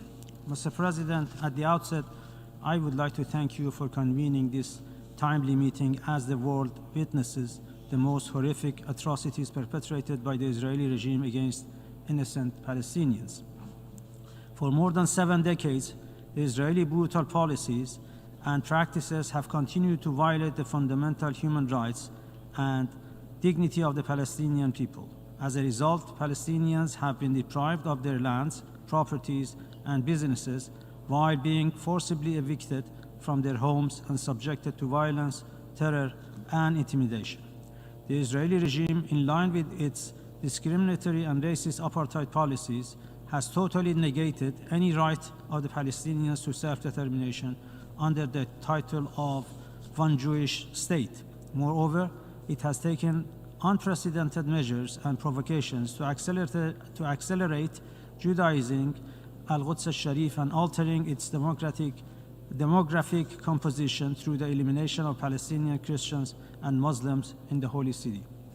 During the past week, Israeli forces have bombarded the Gaza Strip, the world's biggest open-air prison, and through waging a disproportionate war by resorting to advanced weaponry in the most cruel and brutal manner, have massacred hundreds of Palestinians and injured thousands of civilians. In the midst of an ongoing pandemic, the Israeli military attack against Gaza has destroyed thousands of homes, flattened entire apartment buildings as well as commercial buildings, including those housing journalists, and damaged other civilian vital infrastructures in a blatant and systematic violation of human rights, humanitarian law, and international law. They even killed the head of Gaza COVID-19 response team. And yet the Security Council, despite the continued mass dispossession, occupation, and persecution of the Palestinian people by the Israeli regime, remains obstructed by the United States from upholding its charter duties and shouldering its responsibility to stop violation of United Nations resolutions. In this regard, the General Assembly, as a collective conscience of the international community, has a vital responsibility to condemn Israel's military aggression and its ethnic cleansing, and adopt necessary measures to hold Israel accountable for its war crimes and crimes against humanity. The immoral approach of some Western governments in equating victims with culprits is reprehensible, unjust, and unacceptable. denial of the total asymmetry in the situation of an occupier and oppressor against an occupied and oppressed people not only exposes hypocrisy and an extreme lack of moral compass, but amounts to complicity in the crimes perpetrated against Palestinians. We emphasize that the people of Palestine are fully entitled to defend themselves and to defy the tyrannical tactics of this racist apartheid regime. The usurpation of another Arab neighborhood surrounding Al-Aqsa Mosque proves the futility of normalization by some Arab states. It is evident that the only path to peace in Palestine is the holding of a referendum among all residents of Palestine, Jews, Christians, and Muslims, including displaced Palestinians and refugees. The Islamic Republic of Iran, Mr. President, reaffirms its strong support for and solidarity with the just cause of Palestine, and reaffirms its commitment to continue supporting the Palestinian people in their quest to achieve their inalienable rights and legitimate national aspirations, including their right to self-determination, freedom, and independence in their state of Palestine with Al-Quds al-Sharif as its capital. I thank you, sir. I thank the distinguished representative of Islamic Republic of Iran, and I now give the floor to the distinguished representative of Nepal.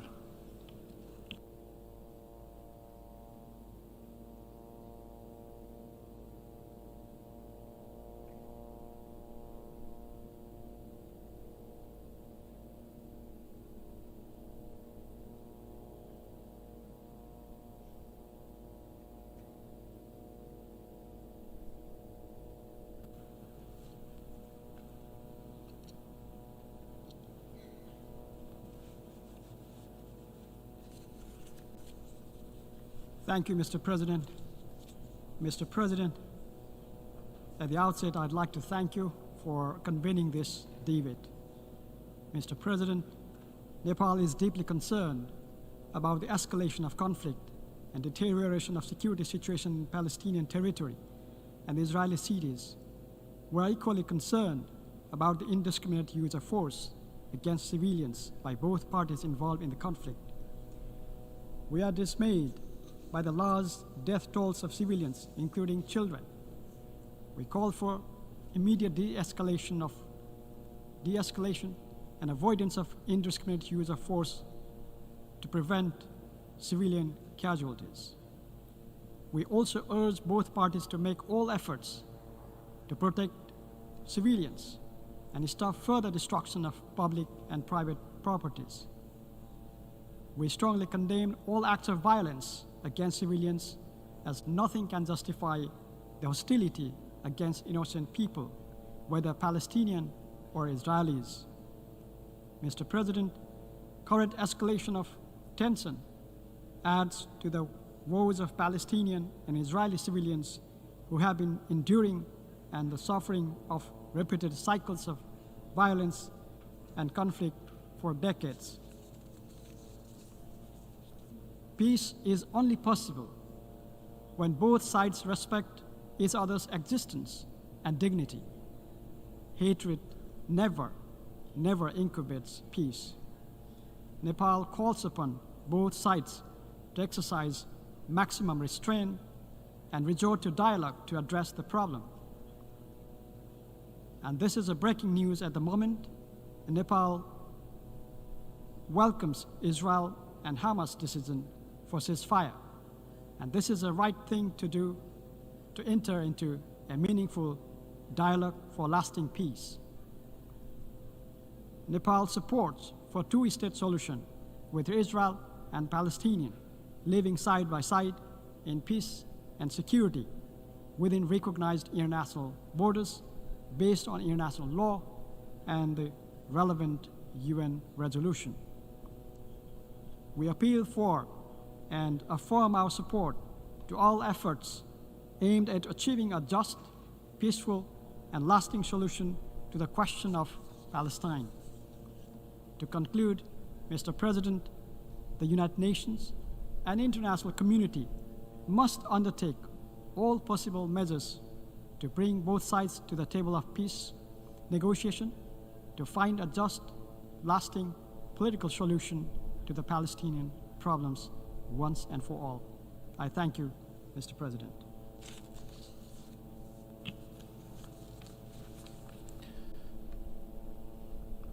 I thank the distinguished representative of Nepal, and I now give the floor to the distinguished representative of Cuba.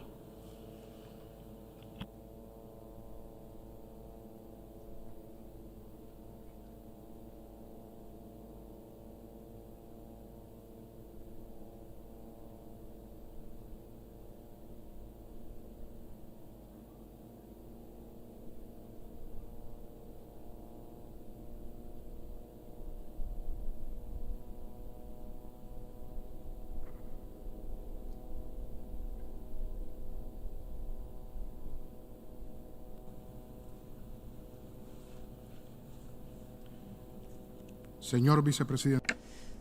Mr. Vice President, Cuba wishes to thank you for the decision to convene this plenary meeting for the joint debate of items 37, the situation in the Middle East, and 38, the question of Palestine, following the request of the delegations of Niger and Algeria in their respective capacities as chair of the Organization of the Islamic Conference and chair of the Arab Group, respectively, as well as that of the chair of the Coordinating Bureau of the Non-Aligned Movement. We strongly support the remarks made by Azerbaijan on behalf of the Non-Aligned Movement, as well as the positions expressed by Niger and Algeria on behalf of the OIC and the Arab Group. Mr. President, the statement released to the media yesterday, 18th of May, by the Under-Secretary General for Humanitarian Affairs and Emergency Relief Coordinator, Mr. Mark Lowcock, on the situation in the occupied Palestinian territories could not have been more dramatic and highly worrying. This General Assembly must act immediately and resolutely to put an end to the Israeli military aggression, particularly in the Gaza Strip, which has been under siege for more than 13 years. Israel's indiscriminate and disproportionate bombings have claimed the lives of hundreds of Palestinians, including entire families and a considerable number of children. The occupying power is viciously wrecking houses, hospitals, and civilian infrastructure, which constitutes a flagrant violation of all of the norms of international law, including the Fourth Geneva Convention. It is alarming that due to the repeated obstruction of the United States in complicit silence with Israel, the Security Council has been unable to speak out and condemn the escalation of violence and the tragic events that are regrettably repeated in the Gaza Strip and East Jerusalem, and after taking days to convene a public meeting on this issue, which not only affects the Middle East region but also international peace and security, has not even issued a statement of condemnation. The Security Council's paralysis has led Israel to believe that it has been given the green light to commit its crimes with impunity. The occupation, annexation policy, an increase in illegal and colonized settlement building practices and measures continue, including the construction and expansion of settlements in the occupied Palestinian territories, punitive demolitions, confiscation of resources from Palestinian institutions, the forced displacement of hundreds of civilians, the blockade of the Gaza Strip, and the threat to annex the Palestinian territories of the Jordan Valley and other parts of the West Bank and East Jerusalem. Mr. President, Cuba condemns in the strongest terms all the crimes committed by Israel against the Palestinian people. We call on Israel to bring an end to its despicable practices and to respect the United Nations Charter, international law, and relevant Security Council resolutions. This aggression must stop immediately. The world is insulted by the Zionist barbarity and the veil of impunity that the United States draws over these crimes by supporting the Israeli regime. We reiterate our unlimited support for a comprehensive, just and lasting solution to the Israeli-Palestinian conflict, which allows the Palestinian people to exercise their right to self-determination and establish an independent and sovereign state within the pre-1967 borders, with East Jerusalem as its capital, and guaranteeing the right to return of refugees. The international community has a legal, political and moral obligation to fully support the Palestinian cause. If the Security Council continues to be hindered from carrying out its duties under the United Nations Charter, it is incumbent on this august assembly to take the necessary steps to bring an end to impunity and barbarity. Thank you. I thank the distinguished representative of Cuba, and I now give the floor to the distinguished representative of the Russian Federation. Dan selepas ini wakil dari Rusia akan menyampaikan hujah beliau ya. Dan ramai yang menantikan poin-poin yang admin boleh ulaskan. Diharapkan anda semua bersabar ya. Selepas pukul 6 nanti kita akan bersuara kembali. Mr. President, distinguished colleagues, the events of the past 2 weeks in the Middle East have not left a single individual on this planet indifferent. Everyone has felt pain in their hearts over the human suffering and the hopelessness of this situation. And each side seems to hold the other responsible for its worsening while peaceful civilians continue to die. It's become even more clear that in conditions of the unresolved Palestinian question, any provocation, the smallest spark can lead to a large-scale confrontation. It's very disappointing that these kinds of flare-ups of violence are happening again, not for the first time. We have often seen how unilateral actions, including settlement activity, evictions of Palestinian families and destruction of their property, first and foremost in eastern Jerusalem, and tension around holy sites in the city has led to escalation of violence. That is what happened this time. Following that, we had rocket launches from Gaza and airstrikes by the Israeli Air Force. Children are dying, buildings are being destroyed, infrastructure destroyed. The population of Israel and the Palestinian territories can no longer sleep in peace. We need to immediately institute a ceasefire and stop the bloodletting. We call on both sides to adhere to the norms of international humanitarian law and not to allow victims among the civilian population. We'd like to stress that in this part of the Middle East, including the deterioration of the Israeli-Palestinian relations, has a direct impact on the security of Russia and could lead to an escalation regional in scale and destabilize the entire region. This is why we have been actively working with all interested actors bilaterally, first and foremost with Israelis and Palestinians and their neighbors in the region. We note the particularly important role of the Jordanian monarchy with regard to Islamic holy sites in Jerusalem. Their status quo must be maintained. We greatly value our relationships with Israel and with Palestine. We understand the complexity and the multifaceted nature of this situation. However, we believe that these two states can live in peace without threatening each other. We believe in the possibility also of peace between Israel and all Arab states. We believe that it is essential to take urgent measures to launch a direct dialogue between Palestinians and Israelis. It is precisely in the course of direct negotiations that the sides should resolve the fundamental issues of final status, including the status of East Jerusalem. It's essential to ensure the rights and freedoms of believers to carry out their religious rights in the cradle of the three monotheistic religions. We'd like to stress that there is no alternative to a political solution to the existing conflict. Both sides must assume the responsibility and engage in dialogue. We have no further margin of error. The current escalation on the ground clearly shows that attempts to impose unilateral solutions that don't take into account all the interests of all the sides cannot lead to a comprehensive stabilization in the Middle East. We have gotten an illustration of the danger of retreating from a commitment to a negotiation process based on a two-state principle that is based on the resolutions of the Security Council and the General Assembly. That basis has a very set of concrete steps that we all know. The price of any kind of delusions and retreat from this is very high. It's lives snuffed out, human destinies destroyed. We should never forget that. There is another important conclusion that we must draw.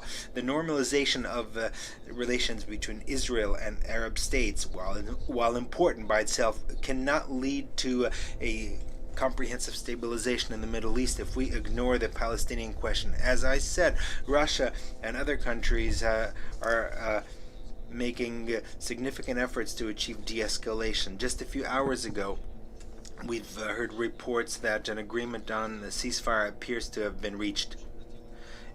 We would very much like to see that ceasefire become a long-term one. We are convinced and constantly state this, that to find a sustainable solution to the current impasse can only be done through collective action. In particular, we're in favor of activating the work of the Middle East Quartet. We are proposing to immediately hold a ministerial meeting of the Quartet to de-escalate the situation and create an atmosphere of trust.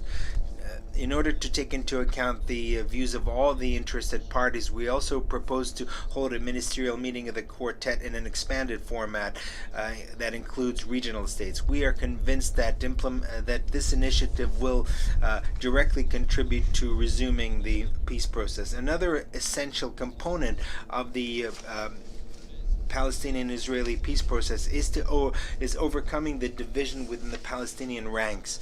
We are ready to continue to contribute as necessary to this process together with other interested parties, and first and foremost with our Egyptian friends.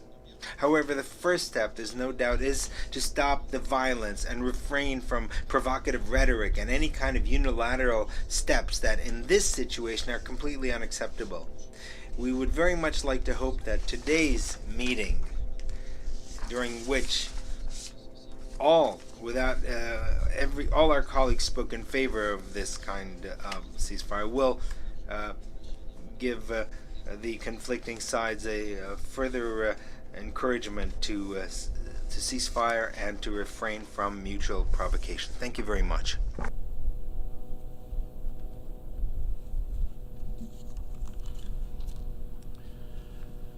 I thank the distinguished representative of the Russian Federation, and I now give the floor to the distinguished representative of Iraq.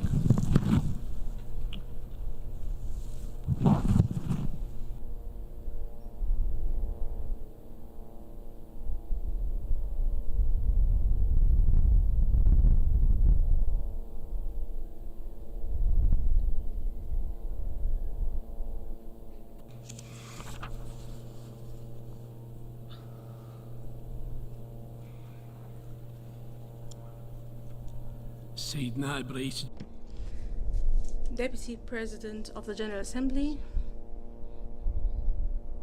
Deputy Secretary General, Your Excellencies, ladies and gentlemen, may the peace and blessings of Allah be upon you. My delegation aligns itself with the positions stated in the statements of the Arab Group, the OIC, and the non-aligned movement. My delegation would like to thank the President of the General Assembly for holding this meeting. It is wise to give the member states of the United Nations an opportunity to express their views in this meeting on an issue that pertains to security, peace, and stability in the Middle East and beyond. Mr. President, the Republic of Iraq condemns the aggression by the Israeli entity against the Palestinian people. These are a flagrant violation of human rights and international resolutions and instruments. They obstruct the peace process in the region. The Aqsa Mosque was raided. Worshippers were prevented from reaching the mosque to perform their prayers. Defenseless civilians were targeted. This in addition to the ensuing brutal attacks against the occupied city of Jerusalem, Sheikh Jarrah neighborhood, in addition to airstrikes against the Gaza Strip, in addition to the destruction of infrastructure and residential areas. As a result, people had to flee their homes and are now without shelter. This all is a serious escalation by the government of this entity, and it reflects their expansionist policies away from any peaceful solutions or stability for the region. Mr. President,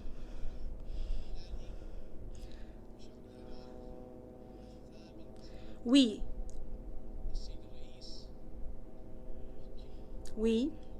reaffirm the principled position of the government and people of Iraq and our unwavering support to the just Palestinian question. For generations, Palestinians have sustained great material and human losses as they reassert their inalienable right to the establishment of their independent state with East Jerusalem, Al-Quds al-Sharif, as its capital based on international resolutions. Iraq also condemns the illegal and illegitimate decisions by the Israeli occupation vis-à-vis Al-Quds al-Sharif. We totally reject any attempts to change the historic right to the land of Palestine. We call upon the international community to stand against these policies, settlement activity, and aggression that only entrenches more ethnic cleansing, demographic change, and the desecration of the sanctity of places of worship and holy sites. We must work together to bring justice to the brotherly people of Palestine as they suffer genocide. They must regain their legitimate rights in accordance with the resolutions of the Security Council and the General Assembly. The international community must shoulder its legal and moral responsibility vis-à-vis accountability for these violations. It must take necessary action to protect civilians under occupation, in addition to withdrawal from all occupied territories, including Al-Quds al-Sharif, and the release of all Palestinian detainees in Israeli prisons. We also call for an end to settlement activity that seeks to Judaize Al-Quds al-Sharif and end its Arab and Islamic identity. In conclusion, there must be a unified international position through taking all legal and political measures against the Israeli entity to stop its continued aggression against the defenseless Palestinian people. Countless resolutions by the General Assembly, the Security Council, and the Human Rights Council and other international entities have already condemned this over and over again. I thank you. I thank the distinguished representative of Iraq. I now give the floor to the distinguished representative of the Syrian Arab Republic.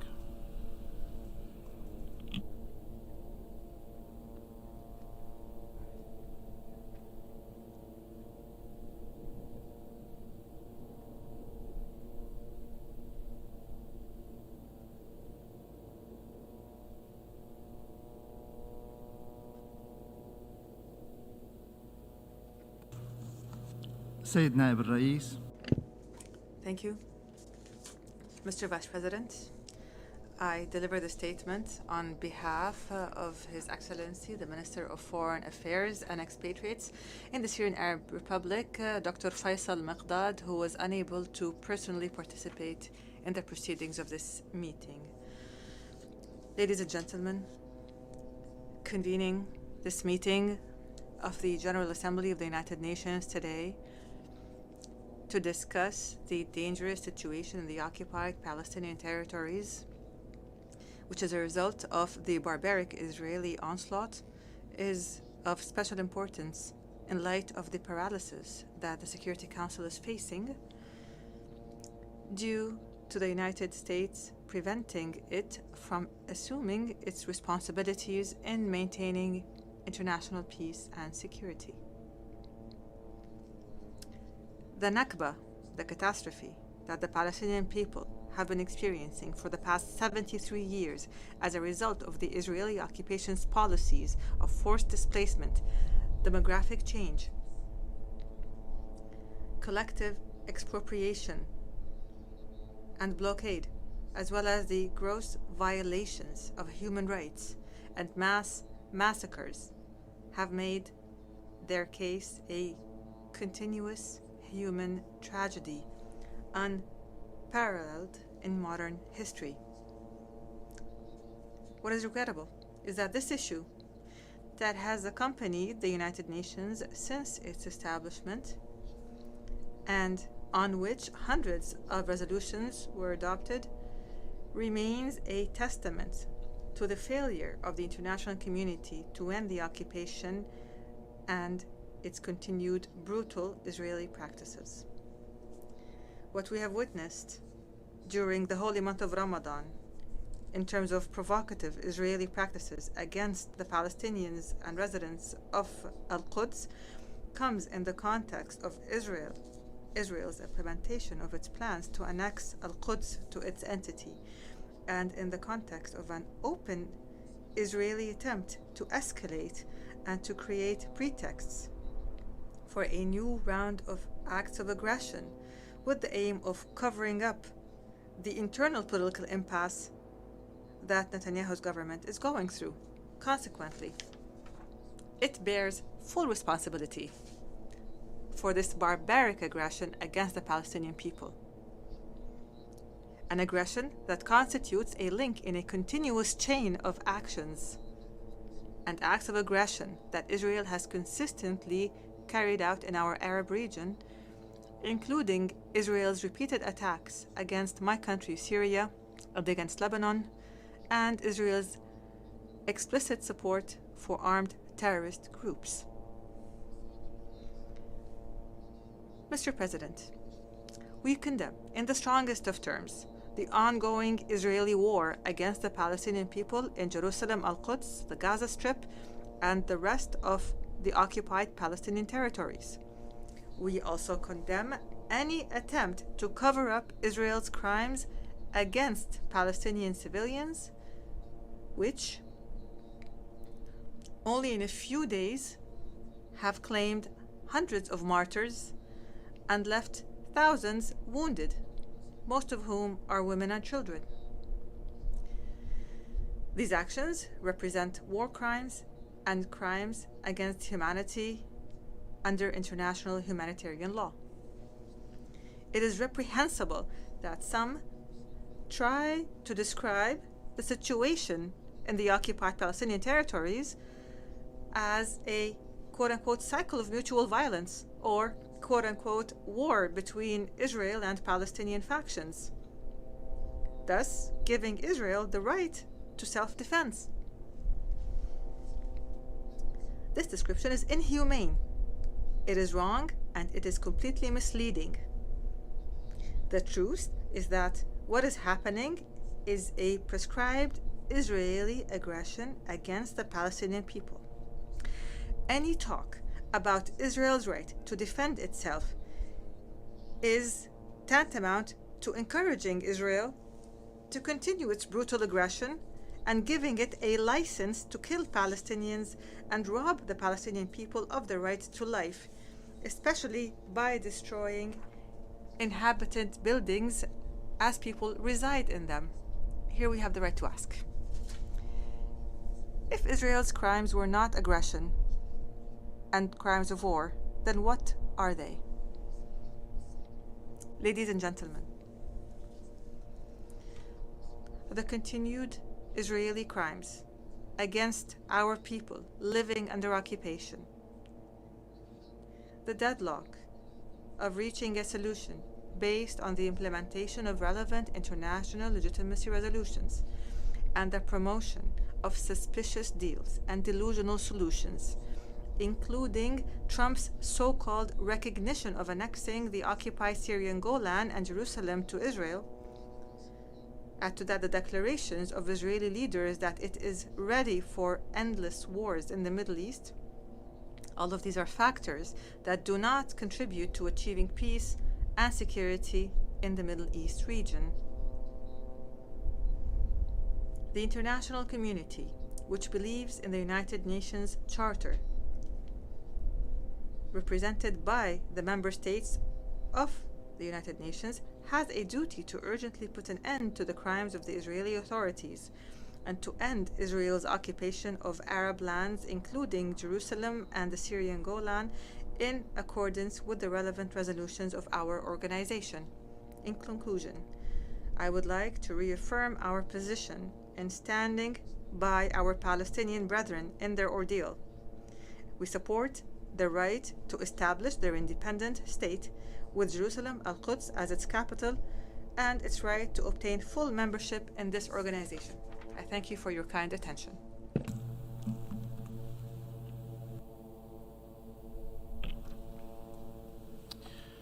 I thank the distinguished representative of the Syrian Arab Republic, and I now give the floor to the distinguished representative of Afghanistan.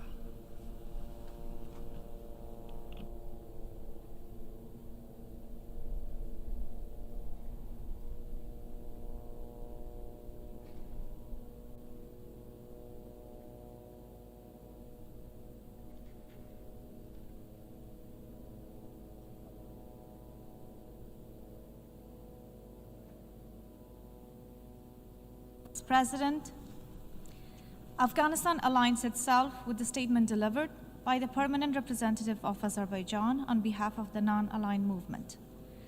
I further have the distinct honor to deliver the following remarks in my national capacity on behalf of His Excellency Muhammad Hanif Atmar, Foreign Minister of the Islamic Republic of Afghanistan. Mr. Vice President, Afghanistan highly appreciates His Excellency President Volkan Bozkir's leadership in convening the General Assembly to discuss the situation in Palestine. We also extend our gratitude to OIC, the Arab Group, and the non-aligned movement for requesting this meeting. As we convene today, innocent Palestinians are being killed and robbed of their dignity and property through a vicious cycle of violence and aggression, in grave violation of international law and the United Nations Charter. We, the people of the United Nations, cannot passively watch this tragedy. The leadership of the United Nations, especially the Security Council and the General Assembly, is desperately needed to take the leadership. Excellencies, Afghanistan condemns in the strongest term Israel's illegal aggression and indiscriminate violence against Palestinian civilians. We denounce the violation of the sanctity of the Al-Aqsa Mosque in all attempts to alter the historical and legal status of Jerusalem and its demographic composition through illegal settlement and forced migration. I extend our condolences to the Palestinian government and people for the martyrdom of dozens of civilians, including women and children, and wish a speedy recovery to those wounded. I am very encouraged by the emerging news that the ceasefire might have been reached and stress that it should be implemented immediately and be a lasting one. There is an urgent need to facilitate humanitarian access to all affected areas and address the protection and needs of the most vulnerable, including women and children. The international community should support the UN humanitarian efforts in this regard. Mr. Vice President, Afghanistan strongly supports the just cause of the Palestinian people in their legitimate right to self-determination. We're proud to serve as a vice chair of the Committee on the Exercise of the Inalienable Rights of the Palestinian People. Today, I join the larger call of the international community in making the following recommendations. First, further efforts are needed to uphold international humanitarian law and to ensure the end of impunity. Perpetrators of war crimes and crimes against humanity must be held accountable, including through international mechanisms and institutions. Second, we call on the international community to pursue a coordinated response and redouble its efforts for a just and lasting peace in the Middle East and emphasize the urgent need to resume direct negotiations with the support of the Middle East Quartet. Third, a sustainable resolution to the conflict on the basis of a two-state solution is needed, leading to the establishment of an independent Palestinian state with pre-1967 border and East Jerusalem as its capital. I conclude by reaffirming our solidarity with the Palestinian people in our strong support for their legitimate rights. I thank you.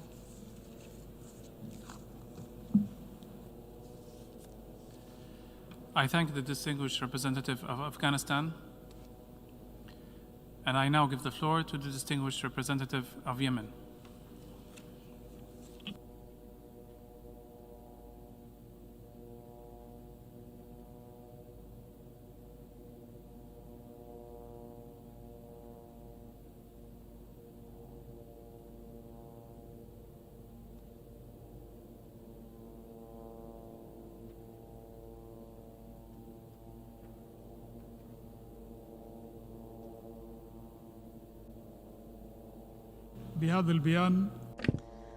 Thank you, Mr. President. I would like to deliver this statement on behalf of Dr. Mubarak, the Foreign Minister of Yemen.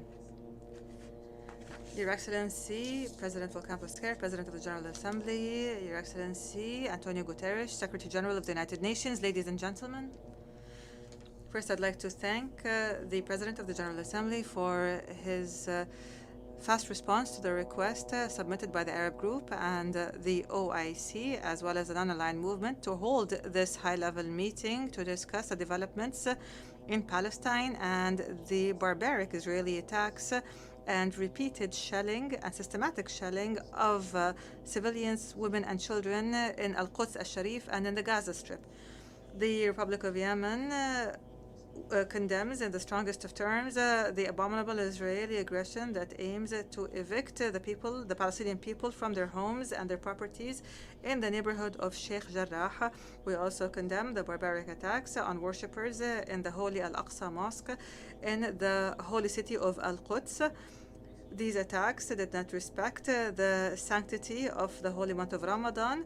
We also condemn the barbaric shelling of the Gaza Strip, which targeted infrastructure and residential units, killing hundreds of martyrs, especially women and children. The Yemeni Republic flatly rejects Israel's policy, Israel, the occupying power.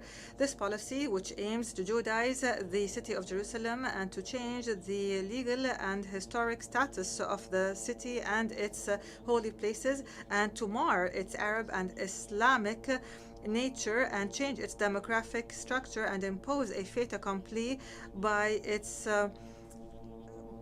confiscating Palestinian territories and constructing new settlement units, especially in the city of Al-Quds and throughout the West Bank. We And Israel also continues to issue permits for construction to Palestinian citizens in the occupied East Jerusalem. Israel has also intensified its campaigns of demolishing and confiscating homes, thus rendering their owners and residents homeless, as a policy of genocide that aims to evict Palestinians from the land of their ancestors. Israel continues to impose a suffocating siege on the Gaza Strip and targets its residents with assassinations and air raids. It continues to destroy homes and schools and hospitals and mosques, and including United Nations structures in the Gaza Strip. This has led to the death of hundreds of martyrs and the injury of more civilians, including children and women.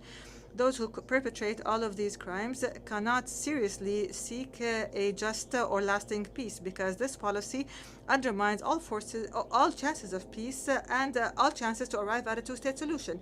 Therefore, the time has come for the international community, especially the Quartet and the Security Council, to undertake their responsibilities towards international law and international legitimacy resolutions, including by taking all the necessary measures that would guarantee providing protection to the Palestinian people. As a priority, the Security Council must uphold its responsibilities in maintaining international peace and security.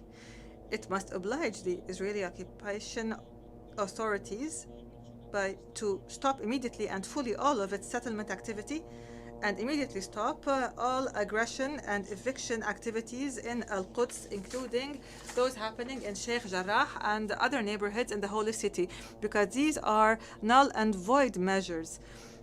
In addition, Israel must immediately stop its shelling of the city of Gaza and its targeting of unarmed civilians. The Republic of Yemen would like to reiterate Jordan's historic guardianship of the holy sites, both Islamic and Christian, in Al-Quds, and its role in protecting the holy sites and their legal and historic status there.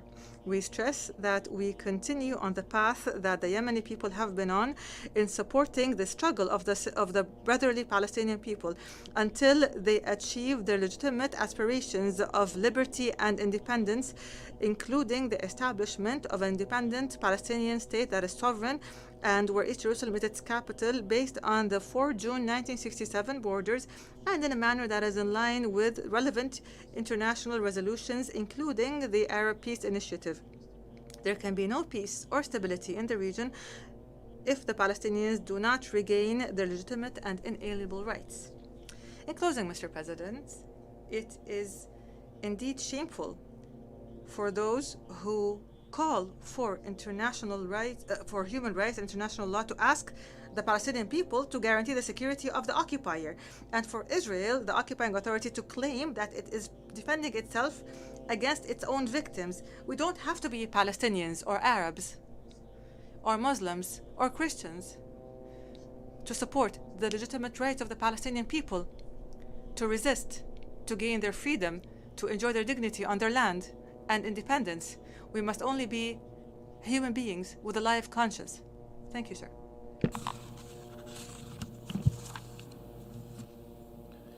I thank the distinguished representative of Yemen, and I now give the floor to the distinguished representative of Chile.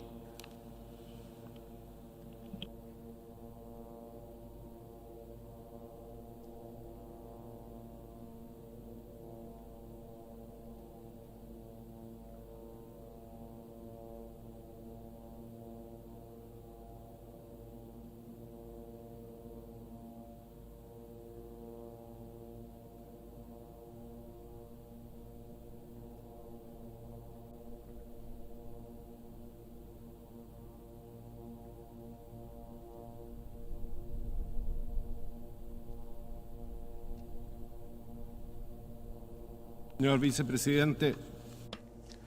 Vice President, Chile would like to thank the chairs of the OIC and the Arab Group for convening this meeting of the General Assembly, bearing in mind the need for urgent measures to be taken to mobilize the international community so as to address the situation in the occupied Palestinian territories, including East Jerusalem, and to highlight the fact that a fair and lasting solution to the question of Palestine in all of its aspects must remain a priority on the United Nations agenda. The government of Chile issued a communiqué on the 11th of May in which it made clear its deep concern about the escalation of violence that originated in Jerusalem and then spread to other cities, and the claiming of innocent lives. Any action whose indiscriminate target is civilians is unjustifiable. It gravely infringes international humanitarian law and warrants the complete repudiation of the international community.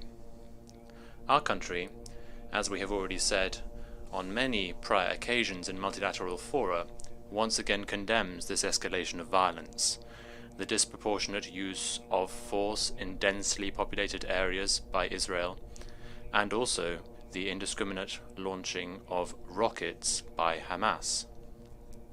We call upon the parties to immediately reach a ceasefire and to return to the existing mechanisms for dialogue.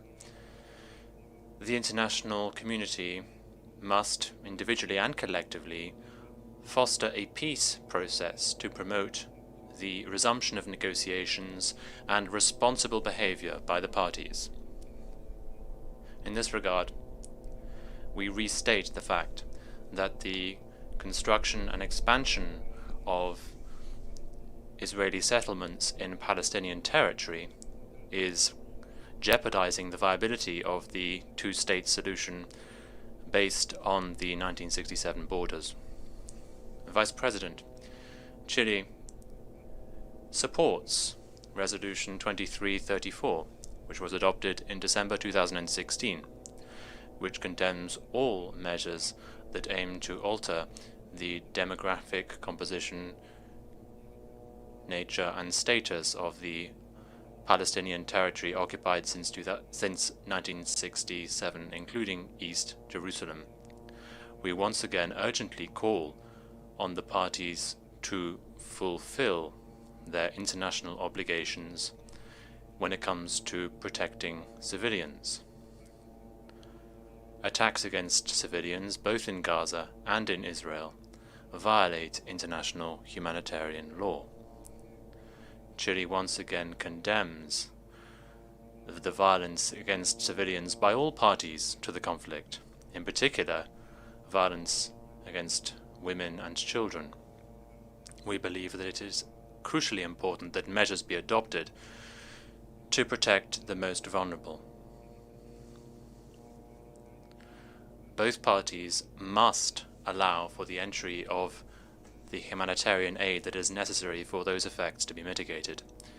Vice President, in conclusion, Chile's unwavering stance is to promote a negotiated solution to the conflict in line with international law and in line with the resolutions of the United Nations on the basis of two independent states recognizing the rights of both peoples to live in harmony within safe and recognized borders. Thank you very much.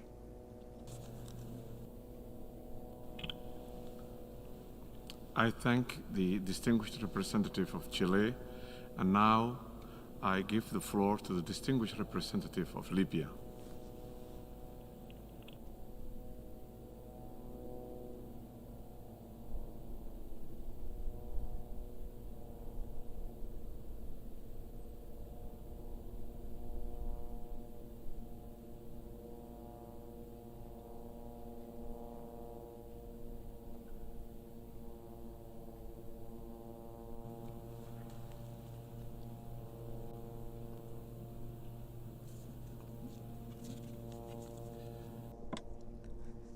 Mr. President, ladies and gentlemen, peace and blessings of God be upon you.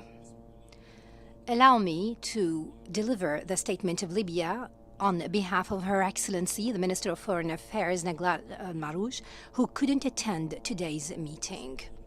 In the name of God, the merciful, the compassionate, Your Excellency, Mr. Volkan Bozkır, President of the General Assembly, Your Excellency, Antonio Guterres, Secretary General of the United Nations, ladies and gentlemen. At the outset, I would like to commend your effort to organize this emergency meeting of the General Assembly based on a request by the Arab Group and the OIC Group, as well as NAM. Since the Security Council couldn't up till this moment adopt an outcome document or reach a consensus position among its members on the oppression facing Palestinians in the occupied territories. This meeting, which we hope would express a position up to the aspirations of the peoples of the world who have went out on the streets and avenues and squares denouncing what the Palestinian people are facing from oppression and crimes against humanity. We look forward to a courageous role by this organization expressing the consciousness of humanity that would stand against those dangerous developments witnessed in the occupied Palestinian territories. Ladies and gentlemen, the practices of the occupying forces have gone beyond all imaginations. They have clearly violated all international rules, provisions, and principles of human rights. It is not acceptable to stand idle by. We are witnessing real war crimes committed against civilians in the Gaza Strip. They started during the Eid days. More than 200 martyrs fell for such acts, including women and children, and hundreds of injured. The occupying forces have used the harshest weapons, including what has ignited this crisis when the courtyard of the mosque witnessed the entry of the Israeli forces during the holy month of Ramadan, with continued aggression against Muslim and Christian holy sites and the attempts to alter the character of the city of Jerusalem, as well as the apartheid practices of Israelis leading to the evacuation and forced displacement of Palestinian families, like what happened in Sheikh Jarrah.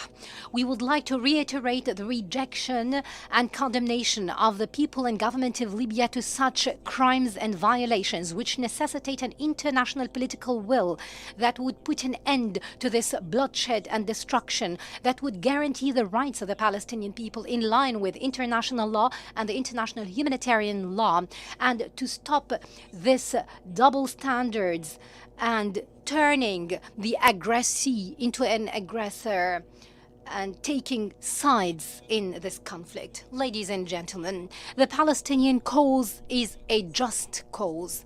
The humanitarian suffering has continued for more than 73 years. The years of conflict and attempts at settling it in line with international terms of references and resolutions proved that there is no solution until we address the root causes of this problem and recognize the inalienable rights of the Palestinian people, foremost their right for an independent statehood with East Jerusalem as its capital. I call upon you today to seize this opportunity, this emergency meeting, to adopt a clear position expressing international legitimacy as provided for in UN resolutions, stressing the rights of the Palestinian people, rejecting all the practices of the Israeli occupation forces. I call upon the Secretary General of the United Nations, which we commend all his effort, to redouble his contacts with the leaders of the world in light of the international position rejecting what's happening in the Palestinian territories. We hope that the Security Council would soon be able to shoulder its responsibility in line with its prerogatives to maintain international peace and security. We also hope that the news we've heard a while ago that the military operations in Gaza Strip will come to an halt would be a result of this international momentum we're witnessing today. Thank you.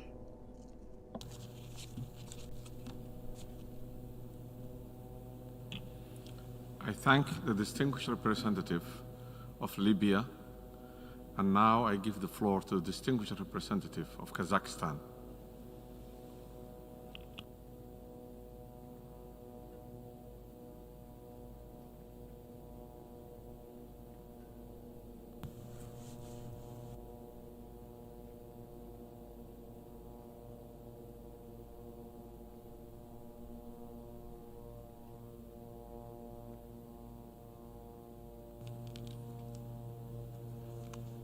Mr. Vice President, Madam Deputy Secretary General, I thank President of General Assembly, Mr. Volkan Bozkir, for convening today's special urgent meeting.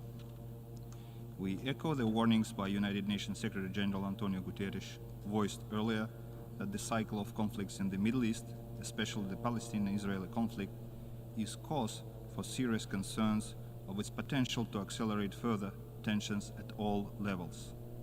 The conflict, which we all followed over the past 2 weeks between Israel and Palestine, has resulted in grave fatalities and human sufferings on both sides.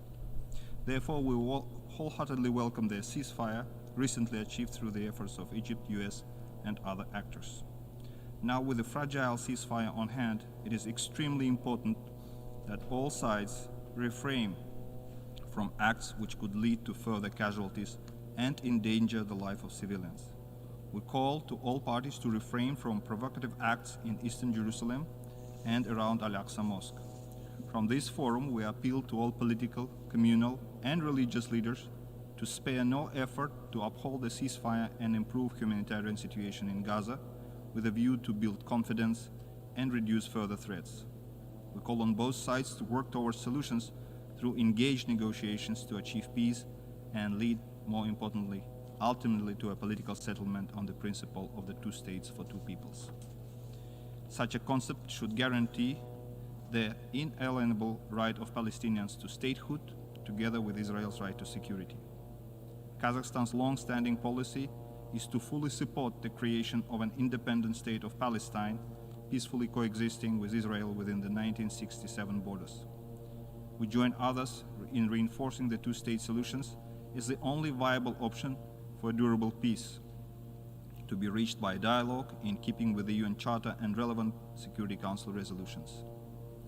Other mechanisms and initiatives, both bilaterally and multilaterally, such as the Roadmap for Peace, the Arab Peace Initiative, and in a revival of the Middle East Quartet or its adaptation in the current context, should be availed of for resolving the current situation. Kazakhstan reiterates the most critical need to supporting UNRWA in its critical role in mitigating the deteriorating situation in Gaza and promoting long-term development. The blockade, lasting for over a decade now, has deprived people of their basic rights and left over 2/3 of the population dependent on humanitarian aid. The current situation, as we witness today, is deepening poverty, unemployment, and consequent chronic economic regression, all of which fuel further conflicts. Kazakhstan has for years been a donor country for UNRWA. This year we made our regular contribution to support the work of the agency. Finally, Kazakhstan stands ready to join all collective mediation efforts, calling on all Israeli and Palestinian leaders to demonstrate political goodwill so that both sides can live in peace, security, progress, and prosperity, the long-cherished goals for both peoples. I thank you for your attention.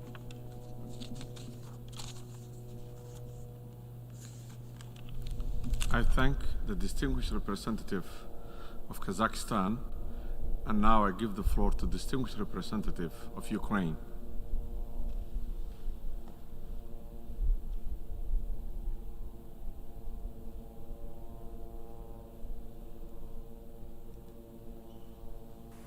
Okay, kita akan bersuara selepas wakil Ukraine membentangkan hujah mereka. Vicepresidente, condenamos enérgicamente la escalada en Jerusalén Oriental. We condemn the escalation of violence in the West Bank and Gaza, which has claimed the lives of many innocent civilians.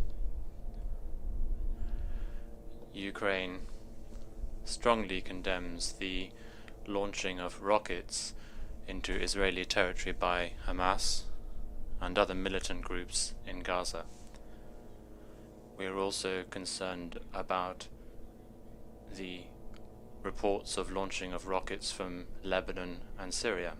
Ukraine recognizes Israel's right to self-defense, and we call on the situation to be calmed to save lives. Israel has the inherent right to defend itself from attack. Nevertheless, we underscore the fact that the parties must take all the necessary precautions to ensure the protection of civilians, in particular women and children, as a matter of the utmost priority.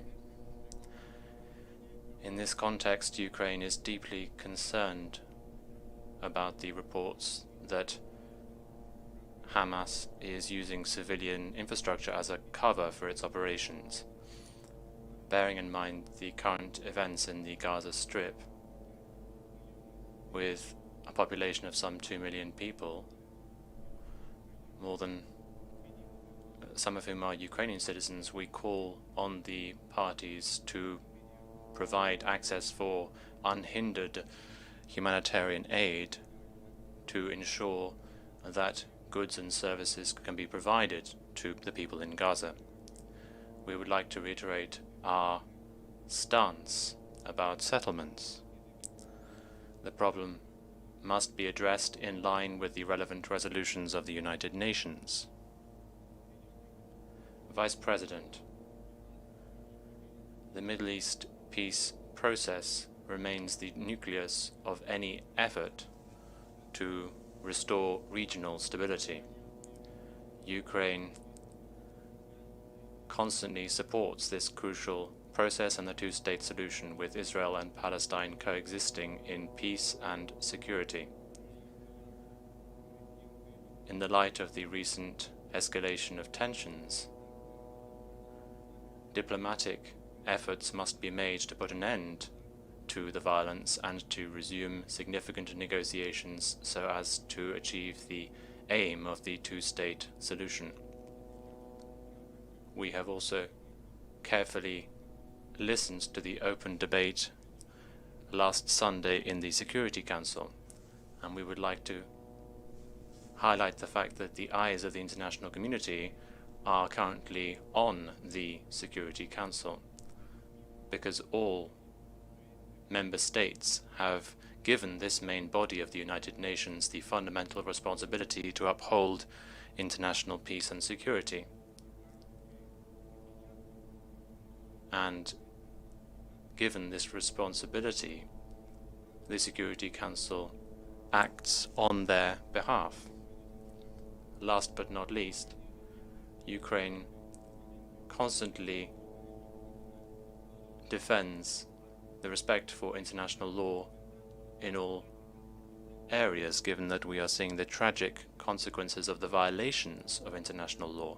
Thank you, President.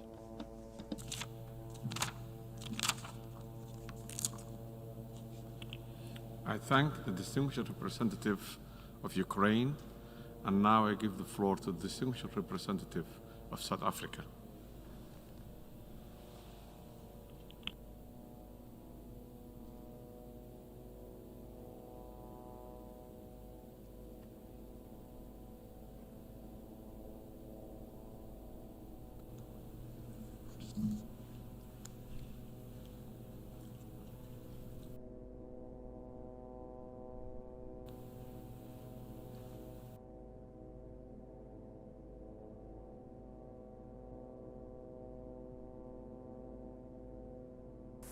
Okey, sekarang jam menunjukkan 6.16 pagi waktu Malaysia, bersamaan 1.16 pagi waktu Gaza. Dan lebih kurang 45 minit saja, kurang daripada 45 minit saja lagi gencatan senjata akan bermula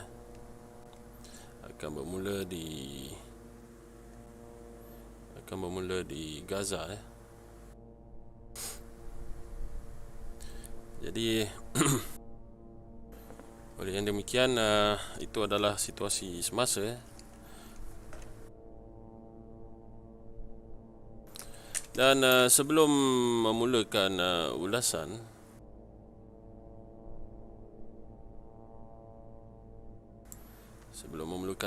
admin ingin berterima kasih kerana ada yang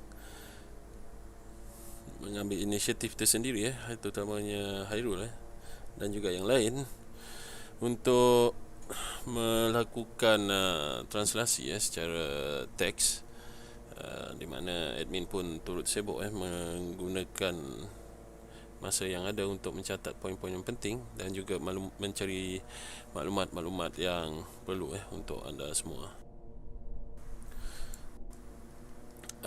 Aufa Maulana, berapa hari ni gencatan senjata?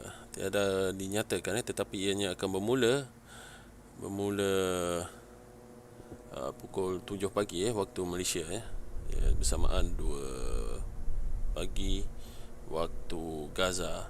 Dan bunyi yang anda dengar sekarang adalah bunyi drone dan ada yang membentak, itu bunyi-bunyi drone dan ada kalanya masih lagi mencari air laut jangan cuba cari air laut kalau dah hilang jangan dicari, kerana makin diminum makin menjadi. Okey, kita bagi update dahulu bagi update dahulu sebelum memulakan ulasan, kerana kita mempunyai jangka masa yang terhad. Kita ada bagi 1.5 jam lagi untuk bersiaran, di mana Facebook mempunyai had masa selama 8 jam. Jadi kita mulakan dengan update dari Gaza dan difahamkan kali terakhir siren amaran dibunyikan adalah di Kafar Azza 7 minit yang lalu, dan dalam tempoh 1 jam tiada sebarang laporan menyatakan serangan udara berlaku. Namun ada perkara yang menarik kita perlu kongsikan di sini, di mana 2 jam yang lalu Menteri Pertahanan Israel Gantz menyatakan situasi di kawasan lapangan akan menentukan nasib ataupun menentukan keputusan sama ada operasi ketenteraan akan dilancarkan di Gaza. Akan tetapi pihak Mesir telah menyatakan Hamas dengan Israel telah bersetuju untuk memulakan gencatan senjata pada pukul 7 pagi waktu Malaysia, iaitu 2 pagi waktu Gaza.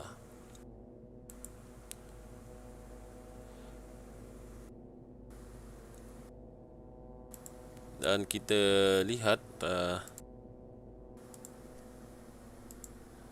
bahawa gencatan senjata ini perlu diadakan kerana kita perlu melihat kemusnahan yang dihadapi oleh pihak Palestin di Gaza.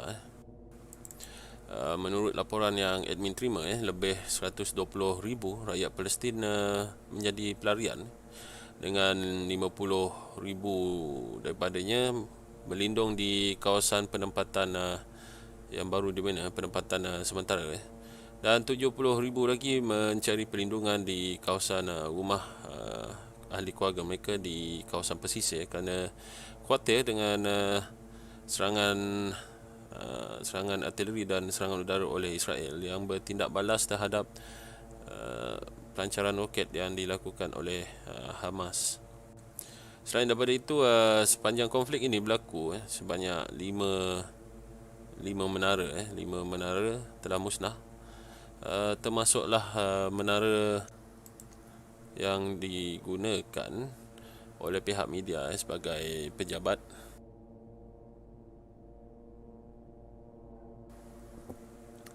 Dan sebanyak 74 fasiliti kerajaan dan juga bangunan awam mengalami kerosakan ataupun musnah.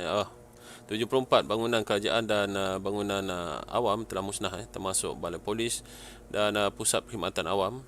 Selain daripada itu, 3 masjid mengalami kerosakan, 3 masjid musnah dengan 40 lagi mengalami kerosakan, dan difahamkan sebuah gereja turut mengalami kerosakan sepanjang berdelan yang dilancarkan oleh Israel. Selain daripada itu, terdapat kerosakan di pelbagai fasiliti infrastruktur asas seperti air, sistem kumbahan dan juga jalanan dan jalan-jalan. dimaklumkan bahawa mereka sedang mengalami kekurangan bekalan air kerana terdapat dua paip utama musnah apabila ianya terkena berdelan oleh tentera Israel.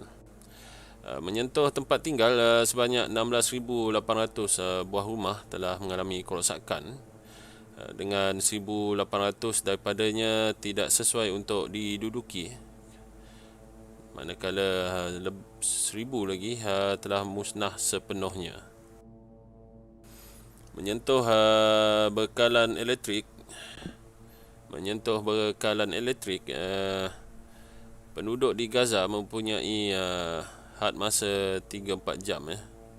Bekalan elektrik mereka mampu bertahan selama 3-4 jam berbanding 12 jam sebelum krisis ini berlaku. Dan sebanyak yang ini kita bercerita mengenai kesan kemusnahan dari sudut ekonomi. Sektor industri di Gaza mengalami kerugian sebanyak 40 juta kerana kemusnahan yang dihadapi di kawasan kilang serta bangunan-bangunannya, dengan 22 juta lagi melibatkan sektor tenaga. Dan di sektor peladangan dan penternakan, sebanyak sektor ini mengalami kerugian sebanyak 20 juta dolar. Dan sementara itu pihak PBB menyatakan mereka memerlukan dana hampir 40 juta untuk digunakan bagi membangunkan semula wilayah Gaza dan juga membangunkan semula sektor perubatan. Jadi itu adalah kerugian yang dialami oleh pihak Palestin. Sehingga kini Israel hanya mengeluarkan kenyataan bahawa krisis ini telah menyebabkan sebanyak 166 juta dolar kerugian di sektor industri kerana pekerja-pekerja mereka tidak dapat keluar menuju ke tempat-tempat kerja mereka. Itu adalah update daripada Israel. Dan mereka menyatakan taksiran sepenuhnya sedang dilakukan, memandangkan krisis masih lagi berterusan dan pengumpulan data sedang dilakukan termasuk taksiran kerosakan.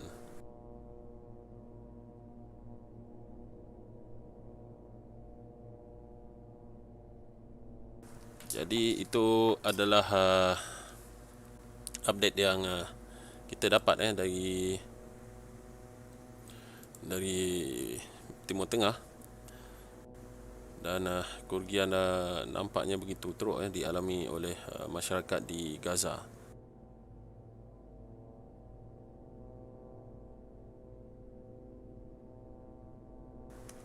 Dan ada yang bertanyakan kepada Amin mengenai angka kematian. Di pihak Israel masih belum ada perubahan kerana belum ada update. Namun pihak kesihatan Palestin ada mengeluarkan kenyataan dan kami akan kongsikan sebentar saja lagi.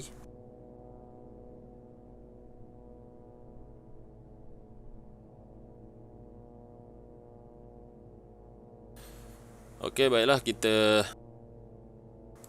kongsikan statistik dan kenyataan yang dikeluarkan oleh pihak kesihatan Palestin. Menurut kenyataan tersebut, angka korban di pihak Palestin seramai 232 orang terkorban, termasuk 65 kanak-kanak, 39 wanita dan 17 warga tua. Dan 1,900 cedera berikutan serangan oleh Israel semenjak hampir 11 hari. Dan pihak kementerian menyatakan mereka menyuarakan kebimbangan akan risiko berlakunya isu kemanusiaan di Gaza dan juga isu perkhidmatan kesihatan. Menurut kenyataan tersebut, tentera Israel telah mensasarkan kawasan mempunyai penduduk yang padat dan beliau menambah pihak Kementerian Kesihatan Palestin menambah bahawa situasi di kawasan perlindungan adalah berbahaya kerana ianya akan menyebabkan penularan COVID-19 dengan lebih cepat.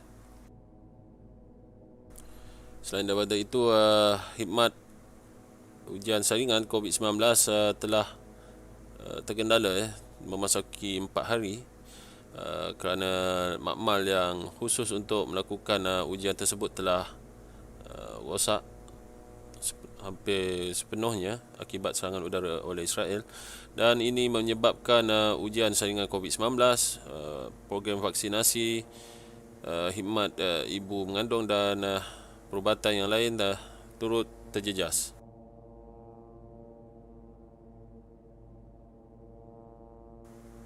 Dan pihak kesihatan Palestin menyatakan lebih 24 kira-kira 24 buah fasiliti kesihatan mengalami kerosakan atau kemusnahan berikutan serangan udara dan juga berdelan artileri. Dan turut dimaklumkan terdapat anggota perubatan terkorban akibat serangan tersebut, dan ini menyebabkan kekuatan Palestin dalam menghadapi COVID-19 makin tertekan kerana mereka perlu menghadapi isu-isu yang lain seperti mangsa-mangsa yang cedera. Jadi pihak Kementerian Kesihatan Palestin menjangkakan lebih daripada 46 juta US dollar diperlukan bagi memulihkan semula sektor perubatan di wilayah itu, dan itu adalah situasi yang dihadapi oleh pasukan perubatan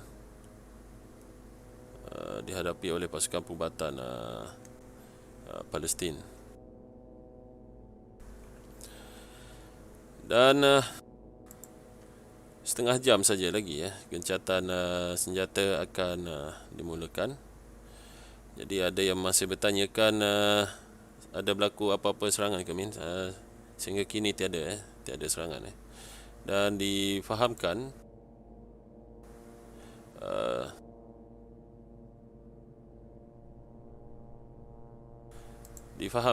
jurucakap Hamas Abu Ubaidah telah mengeluarkan kenyataan di mana mereka telah siap sedia untuk melancarkan serangan roket, tetapi dihentikan berikutan gesaan gencatan senjata, dan ianya telah dipersetujui oleh Israel maupun Hamas, dan diingatkan usaha gencatan senjata ini yang dilakukan oleh Mesir adalah mewakili pihak PBB. Jadi Mesir memainkan peranannya tersendiri bagi menenangkan keadaan.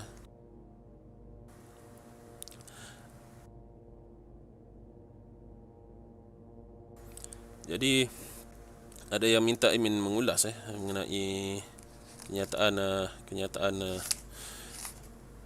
yang dilontarkan oleh wakil PBB, wakil negara di PBB.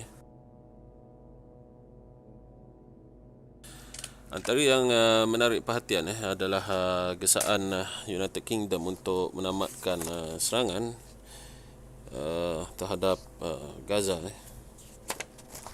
Kan tetapi kita melihat bahawa UK turut mengutuk serangan roket yang dilancarkan oleh Hamas dan meminta ianya ditamatkan dan menjelaskan bahawa Israel ada hak untuk pertahankan diri.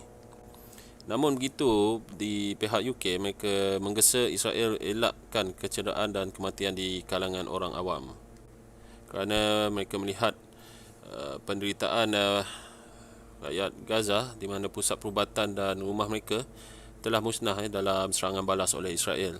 Dan UK telah menyediakan sebanyak 3.2 juta pound sterling untuk membantu PBB di Gaza. Dan pada masa yang sama beliau membantah pengusiran penduduk Palestin oleh Israel di tebing barat kerana ianya melanggar protokol yang telah ditandatangani pada tahun 1967.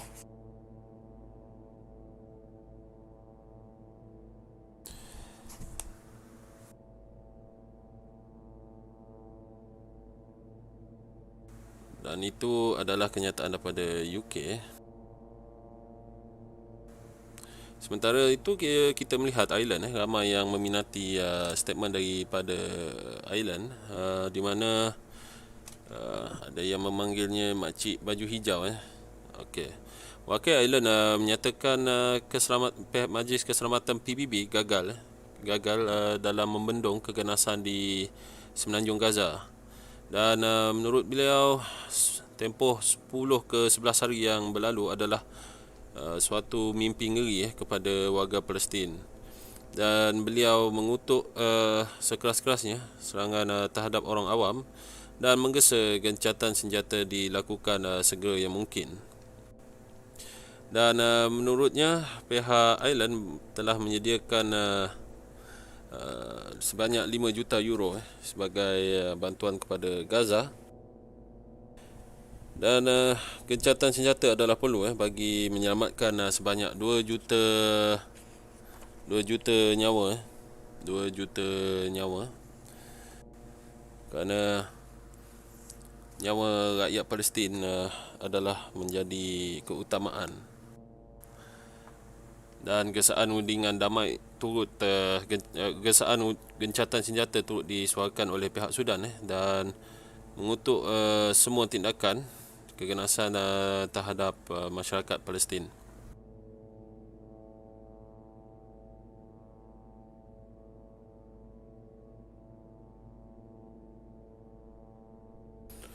Sementara itu, wakil Kanada menyokong hak hidup aman secara bersama di antara Israel dan Palestin dan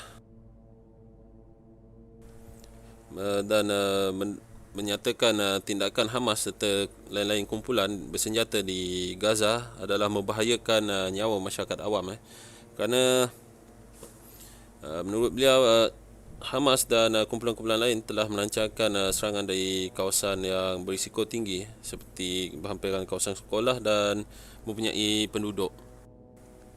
Selain daripada itu, Kanada menegaskan mereka tidak mengiktiraf pendudukan Israel di wilayah-wilayah Palestin selepas perang 6 hari. Dan wakil Kanada menyatakan bahawa beliau bimbang akan berlakunya peningkatan sentimen antisemitik, Islamofobia dan anti-Arab di seluruh negara, di seluruh dunia. Jadi beliau menggesa agar keamanan terus dicapai di Gaza dan juga Palestin.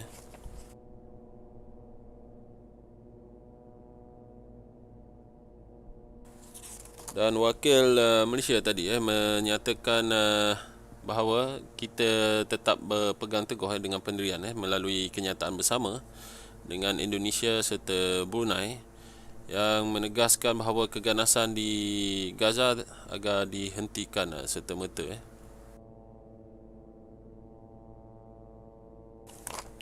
Dan Rusia telah memberi amaran bahawa apa yang berlaku di Palestin, apa yang berlaku dalam krisis baru-baru ini adalah memberi kesannya tersendiri kepada negara kuasa besar itu. Dan beliau mengutuk tindakan dan provokasi oleh Israel yang menyebabkan krisis ini berlanjutan. Menurutnya, provokasi oleh Israel di Masjid Al-Aqsa dan Jerusalem serta kawasan kejiranan Sheikh Jarrah telah menyebabkan Hamas melancarkan roket. Dan akibat daripada itu, kanak-kanak Palestin menjadi mangsa berdelan. Jadi perkara ini perlu ditangani dengan segera. Kedengaran letupan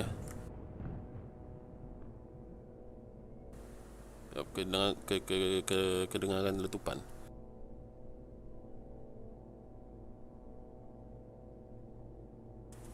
dan tidak dipastikan di manakah ianya berlaku. Jadi kita akan cuba dapatkan update sesegera yang mungkin.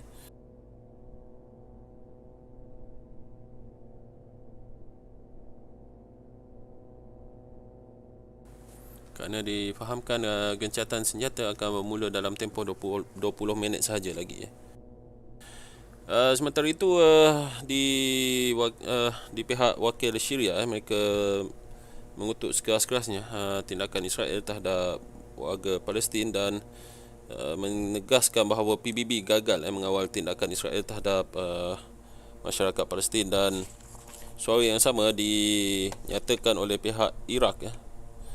Dan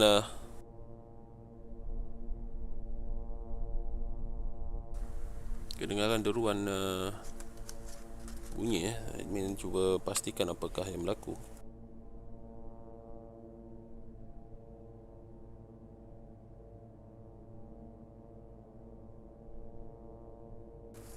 Gencatan belum bermula.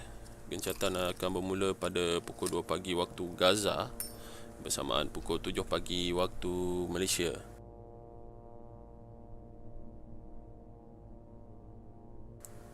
Jadi ada yang bertanyakan kepada Amin apa dia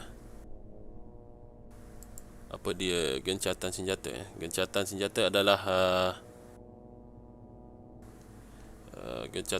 adalah situasi di mana kedua-dua pihak berhenti melakukan serangan. Berhenti melakukan serangan dan menamatkan pertempuran di semua lokasi.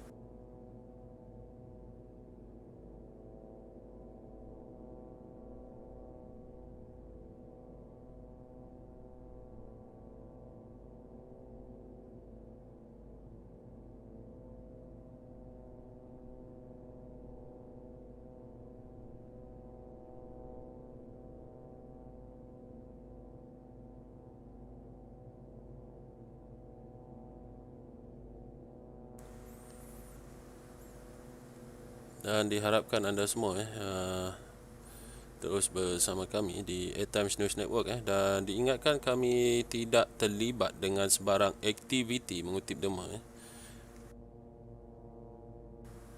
Dan siaran ini turut disiarkan secara serentak di YouTube. Admin, wakil Amerika cakap apa? Wakil Amerika tiada tadi. Tadi admin pun menunggu juga. Namun yang keluar adalah Ukraine, Rusia dan juga Malaysia.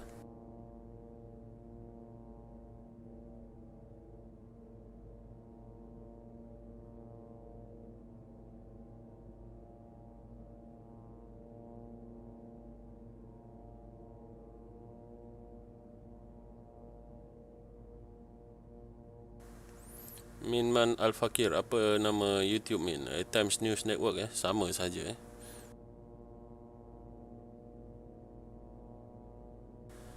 Ada yang bertanya, adakah gencatan senjata secara tidak langsung menyatakan Palestin menang?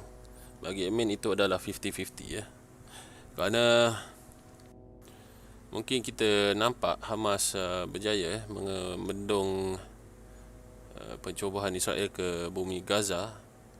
Akan tetapi ada beberapa sudut yang lain kita perlu lihat. Sebagai contoh, penderitaan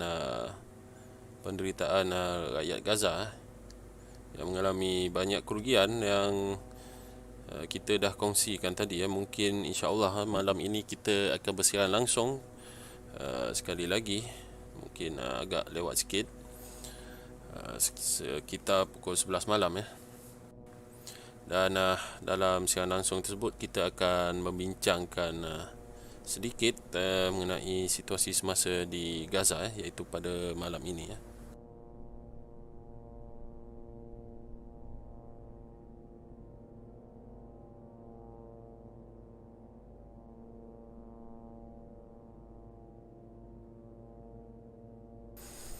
Dan banyak perkara yang perlu dirungkaikan daripada isu Gaza ini. Mungkin ada yang menyatakan teruskan perang. Tapi perlu diingatkan terdapat implikasi lain yang kita perlu lihat Raja Tuah Min, tadi ada terbaca berita yang Hamas umumkan kemenangan dan berpihak kepada mereka. Dan perkara yang sama dinyatakan oleh Israel bahawa kemenangan di pihak Israel. Jadi itulah yang berlaku apabila gencatan senjata di mana kedua-dua pihak mendakwa mereka menang Dan ramai yang memikirkan bahawa antara objektif utama Israel adalah untuk menghapuskan Hamas serta-merta. Tapi apa yang admin nampak adalah mereka telah melakukan kemusnahan di beberapa fasiliti yang penting yang boleh menyebabkan Gaza mengalami kemunduran kerana pembangunan yang dilakukan bukanlah boleh dilakukan dalam masa yang singkat terutamanya di dalam kawasan yang kecil. Ada yang masih bertanya lagi berapa besar Gaza? 630 km persegi anggaran 650 km persegi. Saiz dia kalau ikut luas kawasan di wilayah dalam Malaysia ianya lebih kecil dari Perlis ataupun lebih tepat lebih kecil dari Pulau Langkawi dan mempunyai kepadatan penduduk seramai 2 juta orang.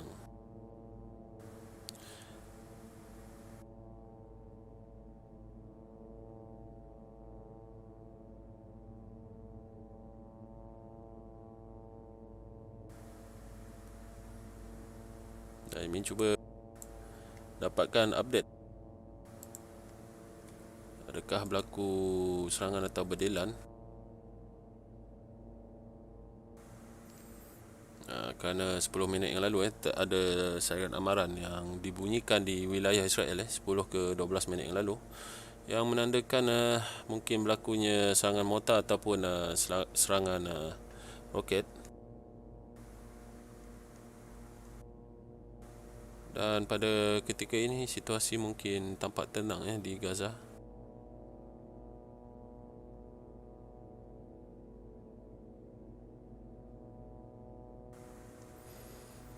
Jadi rata-rata wakil khas ke PBB menegaskan bahawa situasi di Gaza adalah situasi kemanusiaan dan kebimbangan yang disuarakan oleh pihak perubatan Gaza adalah sesuatu perkara yang perlu kita ambil kira kerana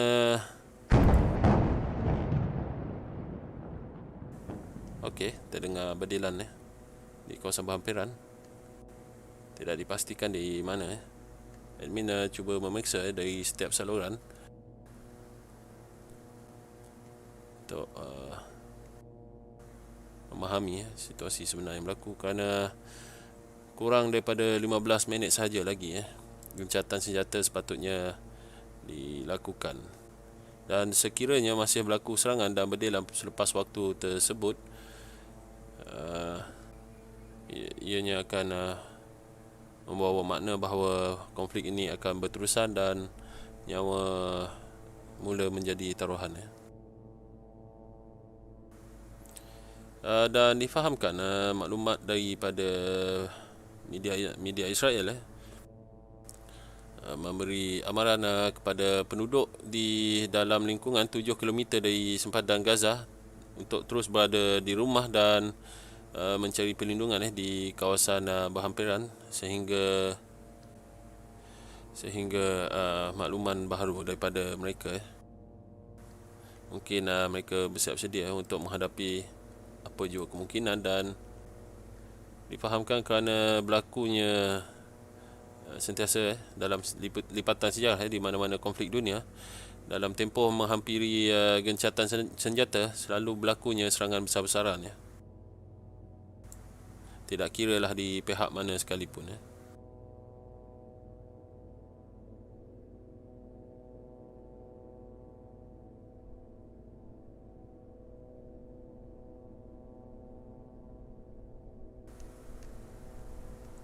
mungkin sporadic fire, tidak pasti ramai yang bertanya betul ke gencatan senjata pukul 2. Sebenarnya gencatan senjata bermula pukul 2 nanti berdasarkan kenyataan dari pihak Mesir, di mana Israel dan Hamas telah bersetuju untuk menghentikan konflik di Gaza.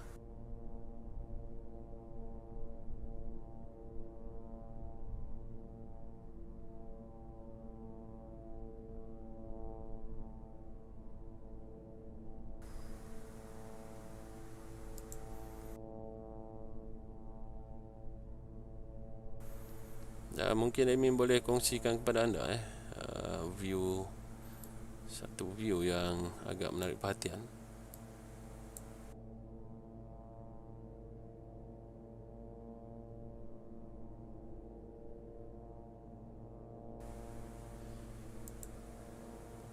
Iaitu kehadiran pesawat sebab pesawat di ruang udara berhampiran, sama ada drone atau pesawat sijin kita tidak pasti kerana kod penerbangan boleh diubah. Dan di wilayah sini adalah Gaza. Mungkin admin perlu besarkan sikit untuk tatapan anda semua.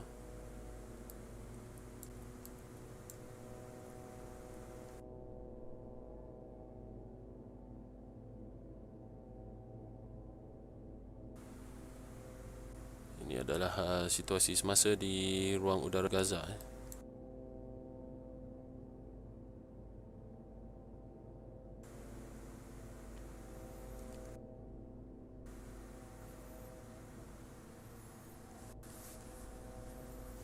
Dan difahamkan pesawat ini terbang pada ketinggian 30,000 kaki pada ketika ini.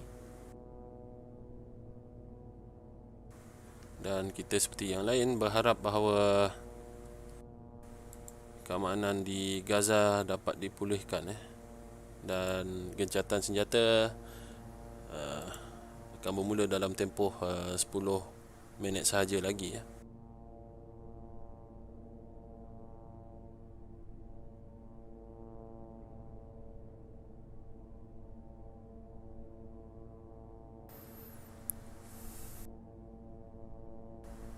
Bukan pukul 2 esok pukul 2 pagi waktu Gaza yang sekarang Aiman Izaiman, Assalamualaikum, selamat pagi. Apa cerita tentang gencatan senjata semalam? Gencatan senjata akan bermula dalam masa 10 minit saja lagi Dan kita ingin melihat sama ada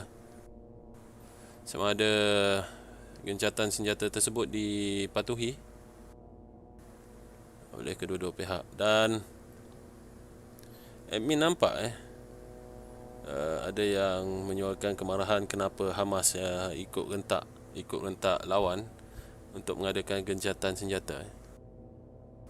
Sekurang-kurangnya bagi admin sekurang-kurangnya Hamas lebih faham apa yang berlaku kerana situasi Gaza bukannya dalam keadaan membangsangkan. Kerugian banyak ditanggung selain daripada nyawa menjadi taruhan. Dan untuk follower-follower yang tadi yang mengikuti siaran langsung sudah tentu faham mesej yang disampaikan oleh wakil island yang makcik baju hijau yang menegaskan bahawa nyawa kanak-kanak menjadi taruhan sepanjang konflik ini.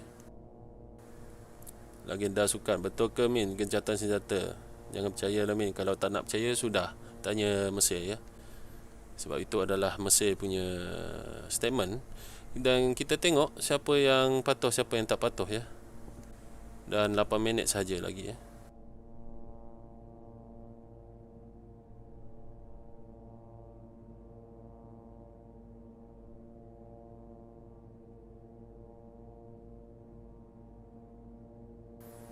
kita faham mengenai isu-isu sebegini. Ada yang bertanya, adakah selama 3 hari? Rasanya bukan 3 hari ianya dilakukan secara berkekalan diharapkan berkekalan kerana banyak infrastruktur di Gaza mengalami kemusnahan teruk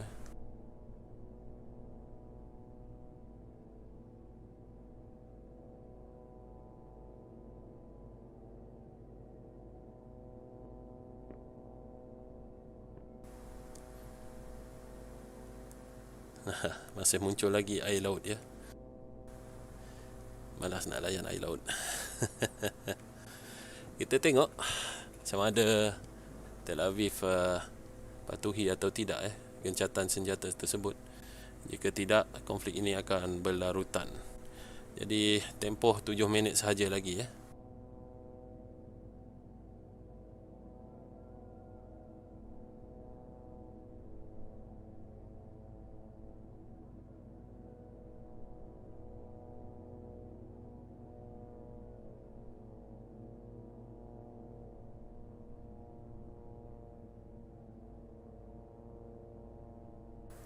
Ya, Pop Surreal, jika gencatan senjata ditabut dilanggar, adakah boleh didakwa sebagai jenayah perang? Sebenarnya boleh ya, kalau ikut lunas undang-undang antarabangsa. Dan sebenarnya apa yang berlaku di sini pun adalah jenayah perang sebenarnya, kerana itu berdasarkan kenyataan-kenyataan ataupun hujah-hujah yang disuarakan oleh wakil PBB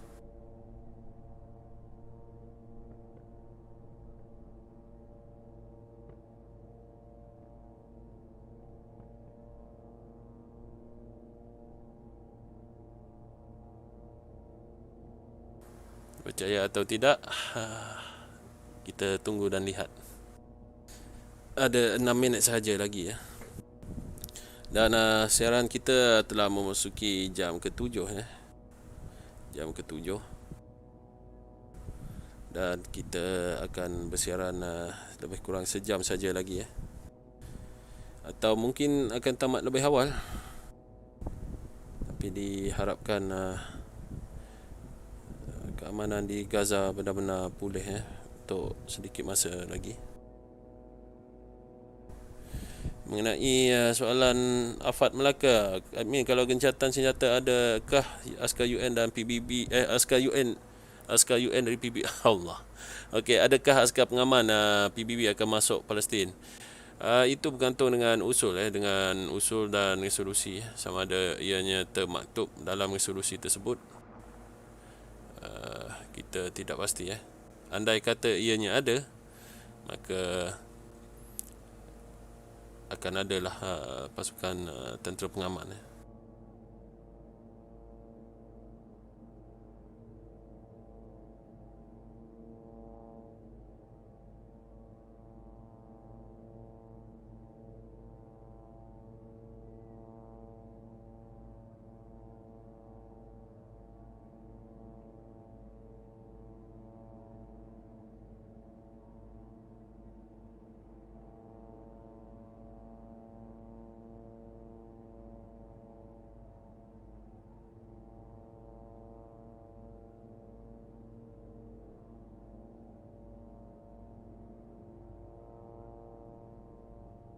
Tengku Syah Putra, terima kasih bersiaran langsung dengan kami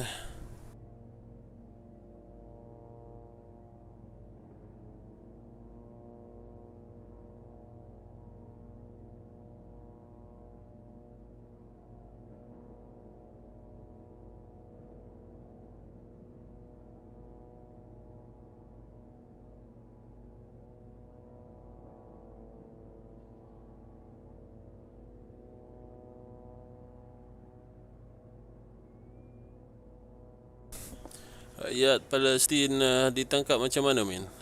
Sukar untuk admin komen mengenai hal tersebut. Itu kerana mereka berada di tangan pihak Israel, dan admin bukan jurucakap bagi pihak polis Israel sehingga kini tiada apa-apa statement tiada apa-apa statement yang diterima Dan ada yang bertanya, Min, berapa bilangan yang terkorban Mungkin kita kena recap lagi sekali angka korban di pihak Palestin. Ini adalah berdasarkan kenyataan dikeluarkan oleh Kementerian Kesihatan Palestin di Gaza. Menurut kenyataan tersebut, seramai 232 orang rakyat Palestin maut, dengan melibatkan seramai 65 kanak-kanak, 39 wanita dan 17 warga tua. Dan 1,900 lagi telah cedera sepanjang 11 hari krisis ini berlaku. Dan pihak Kementerian Kesihatan Palestin turut menyatakan kebimbangan mereka bahawa akan berlakunya penularan wabak COVID-19 berikutan kumpulan-kumpulan pelarian berkumpul di kawasan yang begitu sesak, dan difahamkan 120,000 pelarian, 120,000 rakyat Palestin meninggalkan rumah mereka, dengan 50,000 menuju ke pusat perlindungan, kawasan-kawasan perlindungan, manakala 70,000 lagi berlindung di rumah ahli keluarga atau rakan-rakan mereka di kawasan pesisir Gaza kerana bimbang berlakunya serangan darat oleh pihak Israel.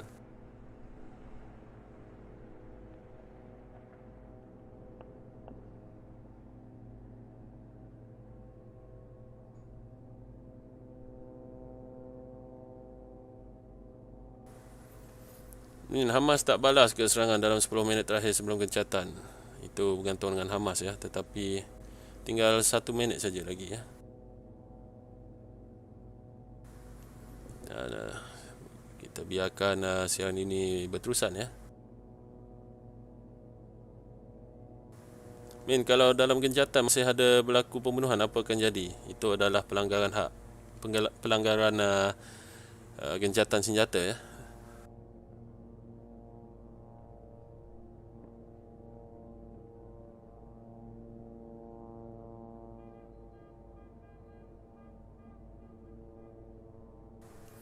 Bagaimana keadaan ekonomi di Gaza? Maaf bertanya ya, Pop Serial ya. InsyaAllah kita akan kupaskan isu tersebut malam ini ya. Kerana admin akan berkongsikan data-data yang admin terima ya, mengenai kerugian yang dihadapi oleh masyarakat Palestin di Gaza. Dan sekarang jam menunjukkan pukul 7 pagi waktu Malaysia, 2 pagi waktu Gaza. Dan kita tengok sama ada ianya berlaku atau tidak ya, pencabulan gencatan senjata oleh pihak Tel Aviv. Angah SA, tapi Yahudi ni bukan boleh percaya, Nabi pun dia tipu. Bukan tu saja ya Angah ya, admin pun nak kongsikan pengalaman ya, di mana admin telah tertipu dengan beberapa manusia ya, siap bersumpah dengan nama Allah. Jadi bayangkan. Takbir kedengaran ya.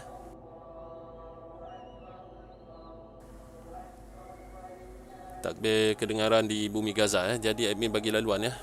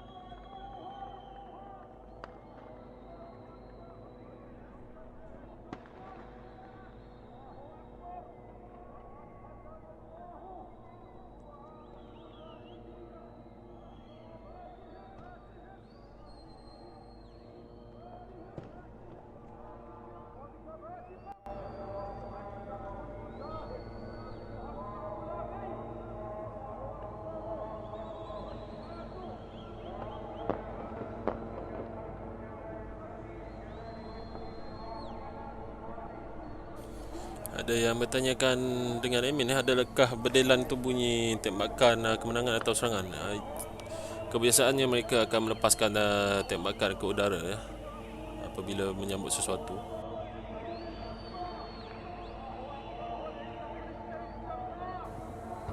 Jadi admin membiarkan siaran ini terus berlangsung ya. Jadi anda melihat sendiri suasana di Gaza.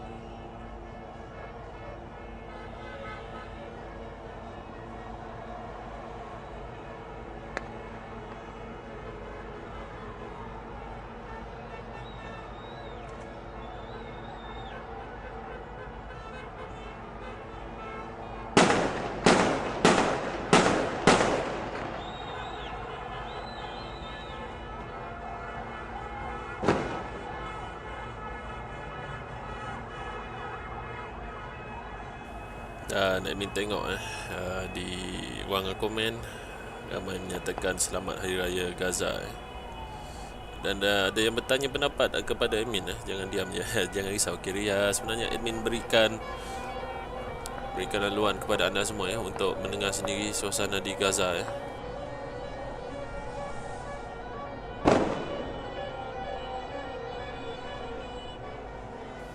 21 Mei 2021 9 Syawal 1442 Hijrah.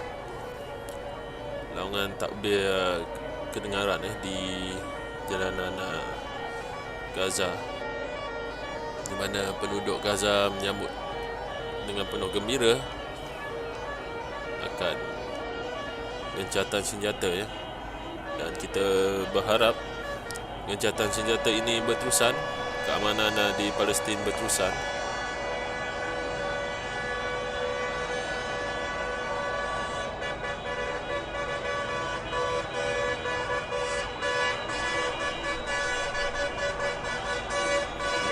Sejarah macam mana, Min? Itu adalah sesuatu perkara yang membimbangkan kita sejarah agak membimbangkan Nanti mungkin kita akan dapatkan update satu masa dalam live selanjutnya Dan ada yang bertanyakan kepada admin, mungkinkah live admin akan tidak ada lepas ini? InsyaAllah mungkin malam ini ada Mungkin malam ini ada, insyaAllah. Kerana banyak perkara yang kita perlu bincangkan mengenai Palestin dan Gaza Dan kita kembali ke Gaza dan melihat suasananya.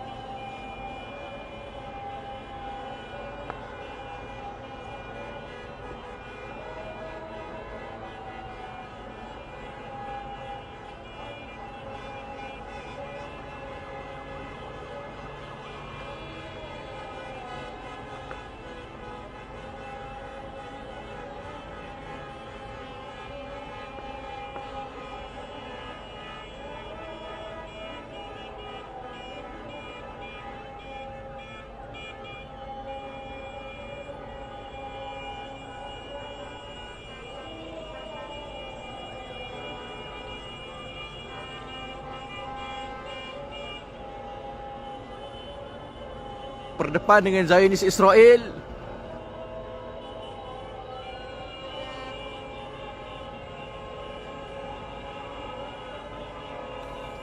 Ada yang bertanyakan dengan admin situasi semasa sekarang hampir 30 minit gencatan senjata 30 minit gencatan senjata telah bermula ya.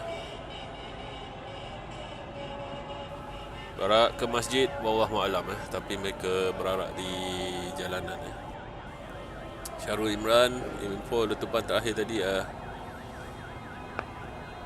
mengenai letupan terakhir tadi admin tak dapat info.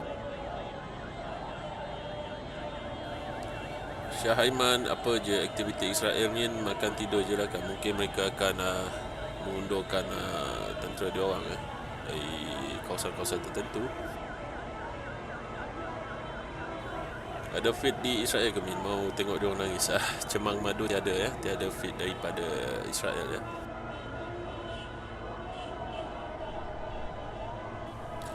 Dan ramai yang bertanyakan dengan admin, adakah selepas ini live dari pihak kami akan tamat? Maksudnya tiadakah live selepas ini? InsyaAllah malam ini kita akan ada live sekali lagi ya. Pop serius Min, admin ke yang sebut berdepan dengan Israel tadi? Bukan itu saudara kita di Gaza Nadir Anuri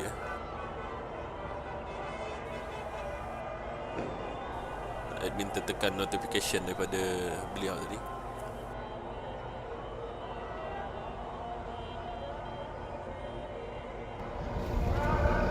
Atas nama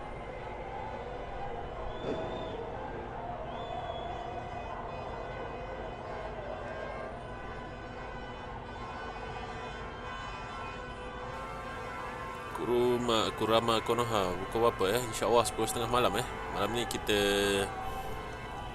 akan mengupas sedikit mengenai isu-isu yang berkaitan dengan Palestin dan juga Gaza.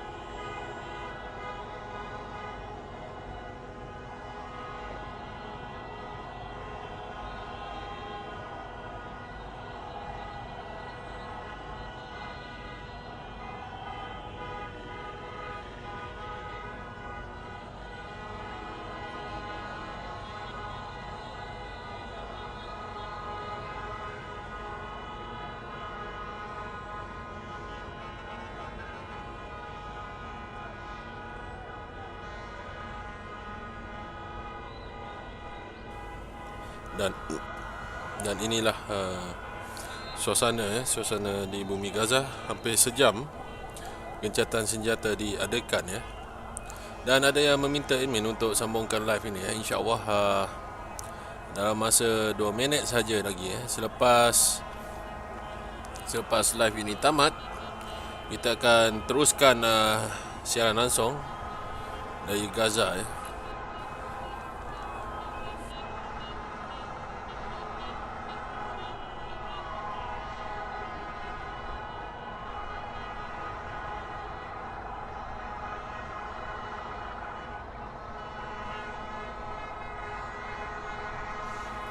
Dan ada yang bertanyakan dengan admin sama ada malam ini admin akan live, insyaAllah dalam pukul 10.30 ya. 10.30 malam ya. Dan bagi admin wang untuk setkan setkan siaran baru.